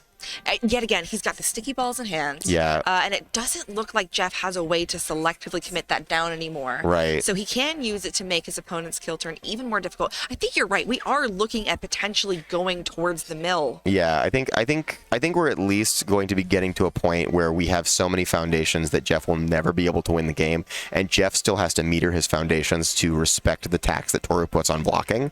And so at that stage, like, Tim gets to build out to infinity, and Jeff just kind of has to hope that Tim runs out of cards before he finds the win. Well, there is always the chance that now that we are milling, we could draw 2 Vile Seizings in a turn. That's true. It's not nothing, but again, you've got to get both of those and some other stuff through Toru. And here comes the cycle. Now, how many cards is Jeff running in main board here? 61. Okay, so it looks like he's still got plenty of cards to work with. I believe we've got 54 cards out of Tim's deck. So in terms of the mill game, Jeff definitely gets to be ahead. But like as Tim's staging area gets wider and wider and wider, the potential that Jeff just can't survive a crazy attack turn gets higher and higher and higher. And Jeff would really need to find like probably 2 Vile Seizings to feel pretty comfortable in that. Both of these gentlemen have had to respect each other's offense and defense consistently for so long now. Yeah, this has been truly a slog of a match, very different from our first game. It looks like we removed a couple attacks out of there. Tim, nothing of course, too wants to crazy. see what they are. Oh yeah, absolutely. He's like, okay, what zones do I have to worry about now? Great. And then, yeah, we just we're gonna take a look, and I wonder. Okay, we're gonna poke with this because we did show it last turn, so Tim might not know about the second 1.3, and we may also be trying to draw cards with passing the torch to see if we can find one of those Vile Seizings here. You know, we've mentioned so many times today that once you've cycled, you have better chances of drawing attacks, and yet the first one was Foundation. Oh, he's not quite drawing the second one yet. Right, and it looks like we went ahead and sticky balls, and I think the reason is we are already committing to this, and we've got a card in card pool, which is going to make our card pool way too hefty to be able to then commit more cards to draw more cards and try to go for some kind of win. And there is no more requesting assistance there on Jeff's side. Is that correct? That is correct. So he has no way to re-ready those passings if he needs to draw something to get a specific zone defensively. Right, absolutely, yeah. And it looks like he's looking back at, like, he really can't go into deadlock against triple basic training. Toru's attacks are already fast enough. They get even faster when you start building past your 12 foundations, I guess. And then at that stage, you get 3 basic trainings online. You can't give Toru's attacks plus 7 speed apiece. You can. Yeah. It's just a poor decision. You can. You're just like, all right, cool. You're totally unblockable for the rest of forever, and there's nothing I can do about it. And Jeff, yet again, looking at his hand and saying, this is just not quite enough to do it. Yeah, I think he continues to commit passing the torches and continues to see gray cards coming off the top. Which is, again, statistically ridiculous. Yeah, it happens. So we went ahead and got the stun 1 in there, and yeah, this is just this 1.3 is, I mean, it's 8 damage, like that's scary, but we know Tim is probably holding the low block. He's good enough at this game to know what is coming next, and he's definitely going to be holding a couple low blocks for this deck. I think we'll see a little insight into Jeff's game plan here if he even bothers with the commit 1, have your opponent commit 1. Yeah, I feel like that'd be a really rough tax to pay at this stage, and both players, I look like Tim is counting. I'm not sure if he's trying to find attacks, if he's trying to find his odds of checking them, or if he's just trying to see what do I have left to work with for the rest of this game in terms of mill. We are this deep in the game, and Tim has only managed to do 8 damage to 4th kind. Yeah, that's pretty rough. Regardless of your situation, that's going to be a difficult time. Ooh, Tim has said, you know what? I'm just going to take 5. Oh, interesting. He said, I don't want to waste these cards. Yeah, I like my cards too much. for hurting you. Oh, no, I'm actually going to take half, but I'm going to put a card in your card pool and make you even sadder about checking bad on your checks here. Oh my gosh. All right, we're down to 10 as Toru. Yep. So we're finally getting in just a little bit. And Jeff is saying, you know what? All right, I'll just keep building a little bit. We're going to keep playing this, back and forth ping-ponging game plan. There's the Vial Seizing we were really looking for. Of course, it was the next card. So if I'd committed that passing the torch, I would have drawn it. Unfortunate. But there you go. Didn't know it at the time. That's true. Not all of us are Jiro. Not all of us just get to cheat and see if we have. Yep. So we got a 5, and now we're just passing right back. And now, not a bad play, though, to have 3 ice glidings down. Say, yeah, I played some more cards. That does make my block mods a little bit worse, but I could give your first attack -6 speed. That carries over to -3 speed for your second attack. How many times? And then, of course, if I block with an attack, I get to pick it back up. So here's something very interesting that I just noticed. Yes. Oh, wait. Okay. It's maybe not the end of the world. Maybe not the end of the world, but it might be pretty dangerous. It looks like, so self-sacrifice can be sealed, but I think House of Cards gets to respond and remove itself. Jeff is at 11 foundations right now against triple basic training Toru. So if there's a way for Tim to keep Jeff in deadlock via sealing cards, he can be pretty okay, but I think House of Cards is actually going to prevent him from having to worry about that. Yeah. So basically, if Tim is trying to get the self-sacrifice off the board, then Jeff can play an enhance and then remove his House of Cards and get himself back to 10 foundations. But that isn't going to stop the +3 speed to whatever the first attack is that comes down. Right. So Tim really thinking about what attack. And it's going to be low blow because what Tim wants to do is commit Jeff all the way down as much as possible. Go ahead and throw all these basic training damage and speed on. Oh, and it looks like Tim did notice that is 11 foundations. That is exactly 11 foundations, yep. And we're going to go ahead and seal. And what are we sealing? We're sealing the self-sacrifice. That's right. So Jeff has 1 play to make here, and it's enhance with either passing, ice gliding, or challenging the fakes, and respond House of Cards. And get yourself out of deadlock. And if he doesn't find that play, then he is going to be dealing with unblockable cards for the rest of the game. And I don't think that I would use the ice gliding here. This thing is so fast to begin with. I don't think I would he waste found the play. that. Yeah. Yeah. No worries. So he's going to go ahead and pay cost, which is going to be remove. It adds, I believe it adds a momentum to the top, or maybe I'm thinking of a different ability. Let's see. What does this card say? House of Cards. Yep, add 1 rebel momentum to the top of your deck. Tim, not having any momentum, doesn't have to worry about checking a 3 as the next card. It just gets him out of deadlock. Just gets him out of deadlock. That's really important. Yep. But even if he's out of deadlock, he's still not out of trouble, because if this low blow doesn't get blocked, he's going to get 2 foundations committed down, and then at that stage, almost every other attack Tim plays this turn is going to be nigh unblockable. The thing is, I think if he was going to try to block this, he would have enhanced using the ice gliding to get that House of Cards. That's true. out. And he used challenging the fakes, which means Tim's next check gets -2 to play a card. But Tim has so many foundations up, he doesn't really care that much. Okay. So I think this is going to be coming for 5 damage. And then we're not going to... Are we... Oh, we're thinking about it? We're just like tapping our ice gliding. Okay, we're good. We're good. We got another card to seal, And though. we are going to seal one of the ice glidings or the passing the torch? Great question. That's one of the ice glidings. One of the ice glidings. Yeah, Tim is going in here. I think this is Tim has found something, and I think the agile drop is the catalyst for the rest of this turn. I think Tim has said, I finally have enough orange to do something. I finally have, I think, you in a position where there's not a whole lot that you can do against me. Did we miss the low blow ability? No, here we go. Okay. Here we go. Yeah, he's like, is it you who commits them or is it me who commits them? Okay, it's Yes. me. So I will commit the face downs that don't do anything. Good option here. Oh, All right. love it. Great. So we're looking at, a hand of Agile Drop and Tongue Whip. Tongue Whip is going to do represent quite a bit of damage here. I don't know if it's 21, but he could Agile Drop, pick up an Agile Drop. The thing about going into a 6-10 size character, though, is that you have less cards to discard to pay Agile Drop's cost. It is pretty steep. It is. Discard 2 to pick up 1, so you are going down a card in order to do that. I'm really not 100% sure if Tim has this here, but he's definitely, he's definitely trying to figure it out. He did finally do some additional damage to Fourth Kind. Yeah. As much as we've said over the course of the day, the great thing about Fourth Kind is that he has 34 life. He can survive these extremely aggressive decks we've seen all weekend because he has 34 life. Yep. He's also been blocking like nobody's business. Yeah, and so Tim was, I guess, getting himself out of deadlock there. So vial seizing is no longer an issue. Yeah, he got himself right to 10. And so now Jeff is going to try to, I think now we're kind of in more of a balanced state. And he did find it. Wow, what a clutch play by Tim. Found the vial seizing, just one turn too late. One turn too late, as well as a bunch of other attacks here.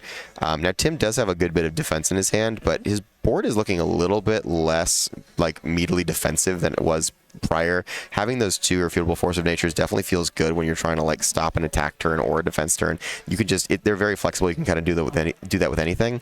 But yeah, at this stage, I mean, we're gonna get the grasping tape toss down. He actually drew 2 deadlock threats that turn in grasping tape toss and vial seizing. So Tim was perfectly timed in getting these cards out of his staging area. This has just been an incredible match. It feels like we're watching a boxing match, and all that's happening is perfect feinting and blocking and feinting and blocking and feinting and blocking. Absolutely. And every once in a while, somebody will catch one of them just like on the cheek a little bit or on the shoulder or whatever, or maybe like a almost body shot, and then suddenly we're just right back to playing this footsies game. Okay, so grasping tape toss, we've had 1 stun. Really nice to be able to say that this is a throw, because I don't think Tim has a way to get around that. Yeah, I don't know that he has the face shield in hand. Oh, and we just drew an electric jolt. Jeff is finding them. The question is, can Jeff pass all of them? Because Fourth Guy does get to play a lot of high damage attacks, or high difficulty attacks because of his ability, but that, he gets taxed by that when his opponent doesn't let his ability go off. So we've done the block. We've taken 3 because obviously it's a throw, and then we're going to see what Jeff throws down next. And it's time for Electric Jolt here, and this is a pretty cool one. I'd be interested to see what Tim's blocks are looking like right now, because the mid block is one of the ones that you're going to try to get out of your hand first. So this might just be doing partial damage, and Tim is at 7. Tim is very killable right now. Yeah. Tim is actually like way on the back foot from that last turn, and it wasn't much. It's just I feel as though we get the EX coming down too. Yeah. Oh. We want to guarantee 5 damage on this thing, and with self-sacrifice and EX a billion, I mean, there's definitely a chance. We do have an opportunity to flip over our Desperate Struggle and just say, you know what, this is only going to be 3 speed, but do we really want to block what could be, a 4 or 5 damage move, or do we want to try to leverage for something a little bit bigger coming down the line? And it looks like that's exactly what Tim is thinking, seeing what exactly is in the discard, what exactly is in the removed from game pile, and from that, what is it most likely you also have in your hand that I need to be wary of? Yeah, this is, I think what's happened so far in this match is they've both not quite found the kill both times. Ooh, okay, we're looking at our Stalking Appraise, thinking if we want to just zero this out. Tim, very good at hiding his hand the second the camera finds it. He's just, he's got that sixth sense that we're looking, and so he doesn't want to show because he wants to surprise us with the coolest block he could possibly have. If he's got like an Ice Storm here or even an Invisible Infiltration, it'd be a great time to get like a breaker block and only take 1 damage, but I can also see a world where Tim didn't keep a mid. Absolutely. An Invisible Infiltration is such a good card to throw down to start with. Yeah, it's easy to lead with either of those cards because you're trying to see, hey, you didn't throw any attacks, and I need to get momentum and start chipping you down so I can actually win in 1 turn at some point. 21 is a point where you could win in 1 turn if the scenario is correct, and it could be correct here if he manages to bait Jeff into playing a lot out, but first he needs to live, and that's not looking extremely easy right now. Yeah, the Electric Jolt did just get -6 speed, but if you look at Tim's stage, it is like, this is the power of flip. It's a great one-time use, but now if we even go into next turn, most of Tim's, like half of Tim's staging area is face down. That's fine. Half of Jeff's staging area has been face down for most of the game, and he's doing great. Yeah, and it looks like we're going to go ahead and block with our high. We're going to check pretty poorly. We are out of we're out of most of our speed reduction outside of Desperate Struggle. So I think depending on what kind of attacks Jeff has. Now, we do have the Struggling with Studies live, but if he throws, regardless of what he throws down, we're probably going to pick a block back up just to get our card pool a little bit clearer. I actually feel like, Jeff might just be trying to play this file seizing to see if he can draw another mid attack because he knows that there's no way for Tim to block a mid. Oh, and he checks a 5. Yep. All right, so we're going to see on the 7 check if you get anything good. Checks 5. And he's gonna file that. Oh, we got the high engine kick, one of the fastest attacks in the West. But now the Struggling is live. We're going to go ahead and pick one of these high blocks back up. So we've got enough blocks. The question is, can we pass them? We do have one last desperate struggles Right. to reset speed. And that's going to come down for the Vial Seizing 100%. It's, or not the Vial Seizing, I'm sorry. The did he draw an Engine Trouble or did he draw a second? Oh, he just drew a second Vial Seizing. Okay. Yeah, these cards are all so shiny. But yeah, he's got a second Vial Seizing, so he can try to flood high here, but we already know there's a high block in hand, and the fourth kind ability is not going to be coming down very effectively. Yeah, this is a really good play by both players. We check a 3 here. Oh no, we found all the attacks. They were just in the wrong spot. So now we might be hoping to survive just off the back of our Toru ability, which maybe not. All Probably right, not. on an Ocho. Let's see how we do. That's not check bad. a 4, and he says no. No, thank you. Yeah, oh, no, he's gonna Toru it. Oh, okay. Yeah, and get the 6 check. That is the second. That's the second set in a row, like that we've seen that sort of play come down. That's kind of crazy. All right, so now we actually have to play this on an 8 if we want to try to play it. And with 2 cards in card pool, stun 1, and Tim is exactly at 5. The Desperate Struggles really doesn't help us but to reset speed. And with 3 Ice Glidings down, you can Ice Gliding, say, hey, do you want to Desperate Struggles this? And then Tim has to answer some really rough questions. Oh, and he checks. Oh, 5. I think this is game. I think it might be game. Yeah. It depends on how efficient Tim's block is and how good his check is, but actually, no, there's actually no way for him to block this attack. Yep, there's the stun coming down. One, of course, I'll have you commit one another one. more. The Desperate Struggles is up, and here's the thing: you Ice Gliding once, and you just say, "Okay, block it." Yep. I think we have finally found it. Oh my goodness, this is incredible. This is it, and we've Tim was saying he cannot beat Jeff playing this deck.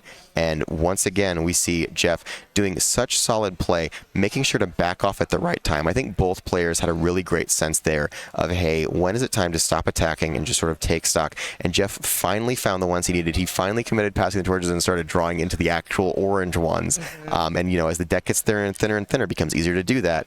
And at the end of the day, it looks like Tim is just not going to be able to clutch this one out here. I think we're just going through those final motions. Yeah, Tim is like, all right, well, I at least get to put the card in the card pool and make my check or whatever. But yeah, there's one Ice Gliding. Would you like to respond? The answer is probably not, and then block it. Right. Yeah. 2 cards in card pool. Yeah, there's nothing you can do about that. I mean, maybe Tim is trying to see if Jeff is willing to throw another Ice Gliding at it, but it looks like we're just going to pass. Even if you throw another Ice Gliding at it and you Desperate Struggles that, either way, you're going to have to block it with 1 Ice Gliding online. Yeah. And that's just impossible. Yep, and that's just not the block. And good Wow, game. Oh my goodness. Well done, guys. Oh, and Tim able to smile for his teammate. Yeah, this is absolutely incredible.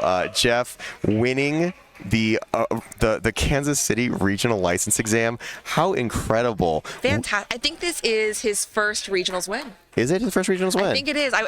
We were speaking with one of his other cheerleaders. Oh yeah. On in the day, was saying that that this would be the first time, and that he felt pretty good about it. That's incredible. Well, what an amazing tournament for Jeff. Condolences to Tim. He played an excellent game. At the end of the day, it is a Rochester victory, and Jeff is on top. He also won the Rochester Provisional. Oh, yeah. On the home turf. Yeah. Very good. So Jeff, we will be right back to get some interviews with our players and talk a little bit to both Tim and Jeff about their full tournament experience. So don't go anywhere. Oh, great job, guys. Welcome back, players. I am so excited to bring you back for the 3rd, 4th, millionth time. Mr. Tim Keefe. Hi. He wouldn't stop winning until this very last time. And as you said, you kind of felt like that might happen. Yeah. I mean, that is what it looked like in testing locally, right? Right. Jeff plays that deck very patient. He's not gonna give me any free back swings. Doesn't need to. Knows he can just sort of wait and just hold the low blocks. And we were waiting for the free backswing for, I don't know how long we were playing. 17 hours. Right. You've gotten a lot of practice with this. And we've talked to you about your deck just ad nauseum. Y'all have heard everything from how it came to be to what the sideboard is and why. We're going to move on to something a little bit more fun, which is the prize report I'm sliding over to you right now. If you want to flash a couple of fancy cards, the fanciest card. There we go. Here, there we go. That's maybe pretty get good. it closer. Can it focus on it? That's just blurrier. And look at that gorgeous vial seizing. All right, 180 points to spend. Fantastic. To do that real quick, and we got triple tormenting glares and 3 more stalkings. Absolutely beautiful. This looks really good. Actually. All right, Tim, how do you feel about your showing today?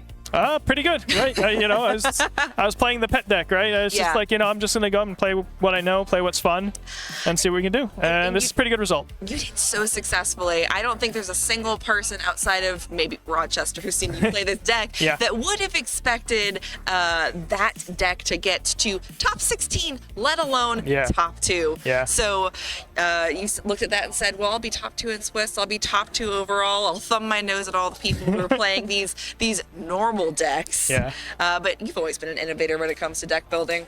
Yeah. So since I can't talk to you about your deck anymore without getting repetitive, I'm going to go to something else you're very good at, and I want you to give back to the community and give us 5 board game recommendations right now. Oh boy. So we played Argent. I love Argent. That's my favorite game. I don't know if they got to play Via Nebula. That one's pretty good. I'm just gonna name the games I brought, right? Sure, go for it. So I got a new game. I don't think we'll see if we can play it. It's called Trailblazers. That was pretty good. I brought Liberators again. You've played that with me. I have. And yeah, that was we really killed good. Caesar. It was great. And what's the other one I brought? I brought a little card game called Port Royale. It's pretty cool. Okay. Yeah. Awesome. Well, Tim, I know you've been playing forever. You might be a little bit tired. Yeah, we have to go to a movie theater. We have something to catch. So I am going to let you skedaddle. Is there any last thing you want to say? Just shout outs to Jeff for playing great match. Shout out to all of Rochester, of course. Miles and Legendary Wolf for running this event, and all the judges, and you guys doing a great stream. Oh, thank you so much. Well, you guys gave us awesome content to work with, so thank you so much as well. I'm so glad you did so amazing. I'm so glad you got that gorgeous file. Yeah. The rest of that doesn't even matter at this point. But yeah, hopefully we will see you in many more events to come. Yeah. All right, thank you. Yeah, sure thing. We'll be right back with Jeff. Stay tuned for just a few minutes. Bye, everyone. Bye. And we are back. I am here with our winner of the Kansas City Regional License Exam, Jeffery Kahn. Jeff, yes. Congratulations. How do you feel right now? Oh, I feel on top of the world. That was an amazing last match. Now, I know we just got an opportunity to talk with Tim about his perspective on the matchup, but what was your perspective going in?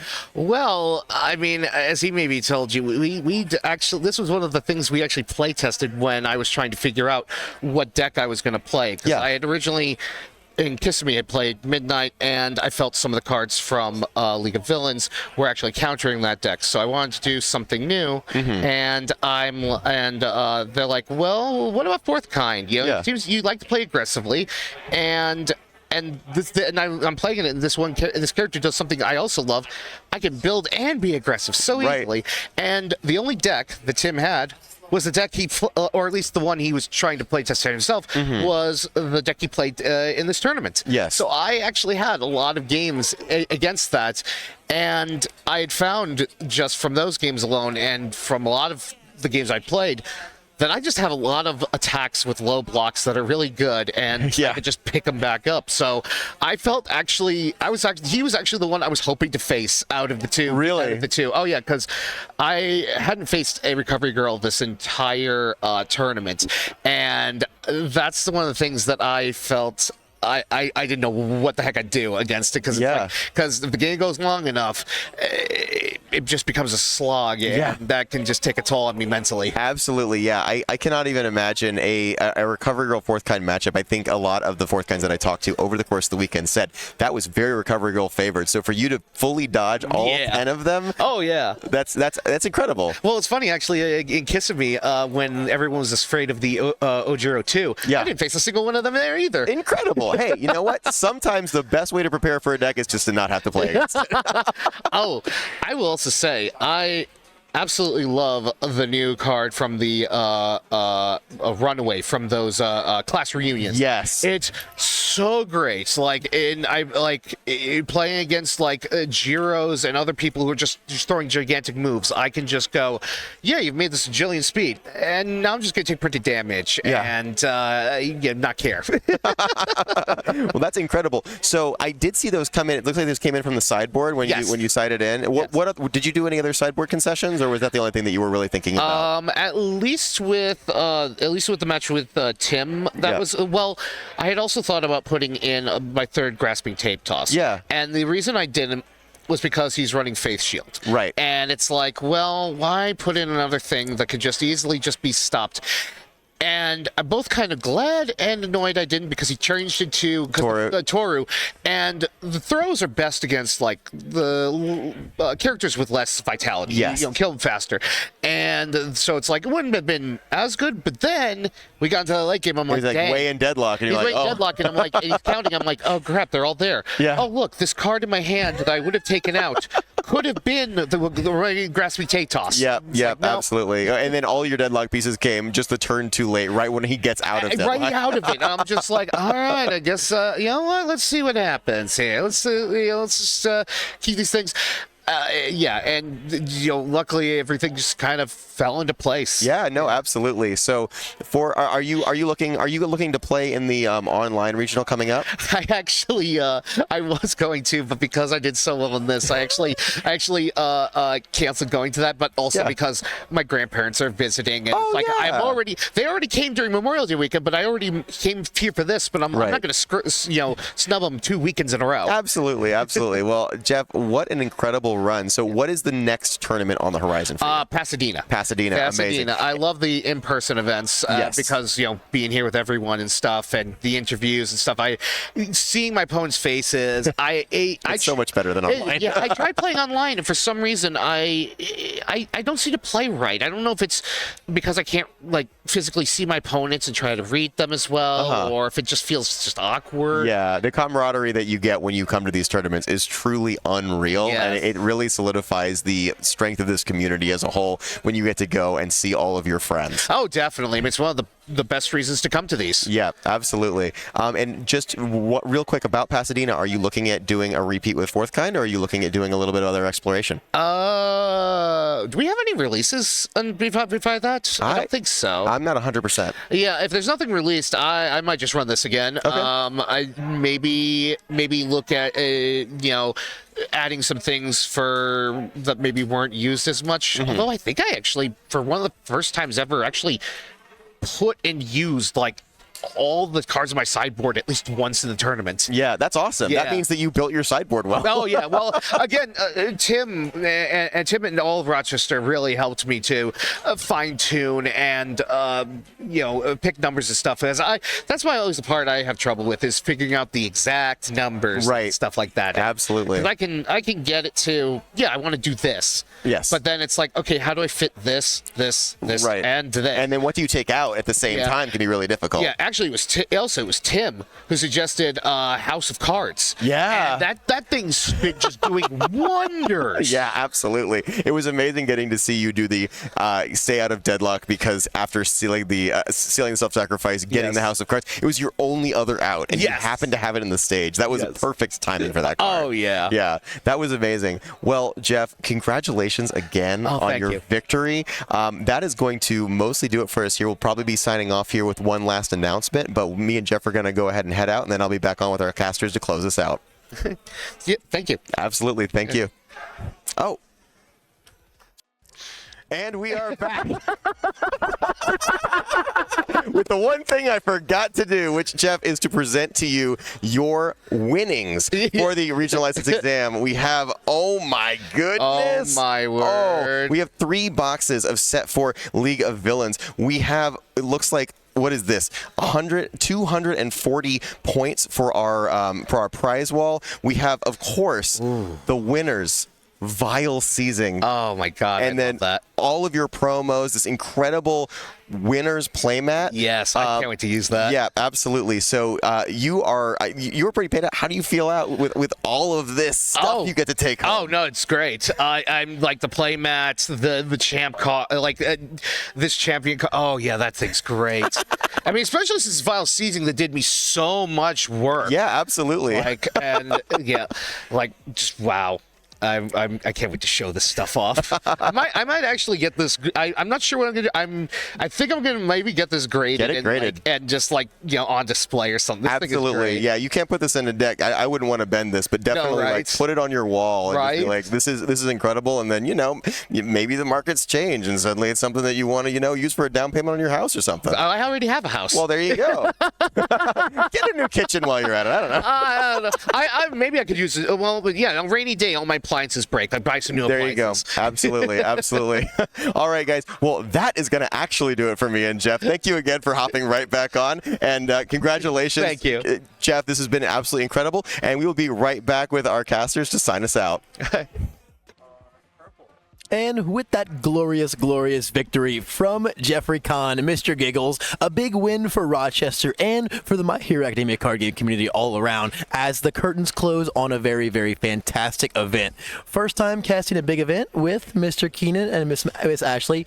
Absolutely an amazing experience, and I hope that all together we provided some top-notch commentary for you guys at home, hopefully as top-notch as the event Mr. Miles Tyler and his team over at Legendary Wolf Games provided for us as a whole. But guys, with that end, it's time for the curtains to close on this event and for us to bid you all a good night. Thank you so much for everyone who showed up or who tuned in at home. Thank you so much to Jasco. Thank you to my lovely co-casters. Thank you again to Miles and everyone over at Legendary Wolf Games, and we cannot wait to see you all at the next event. It's going to be a very, very exciting time, but for now, we've got to rest up and get our practice in so that hopefully someone besides a Rochester CCG can take home a W on the next one around. Yeah.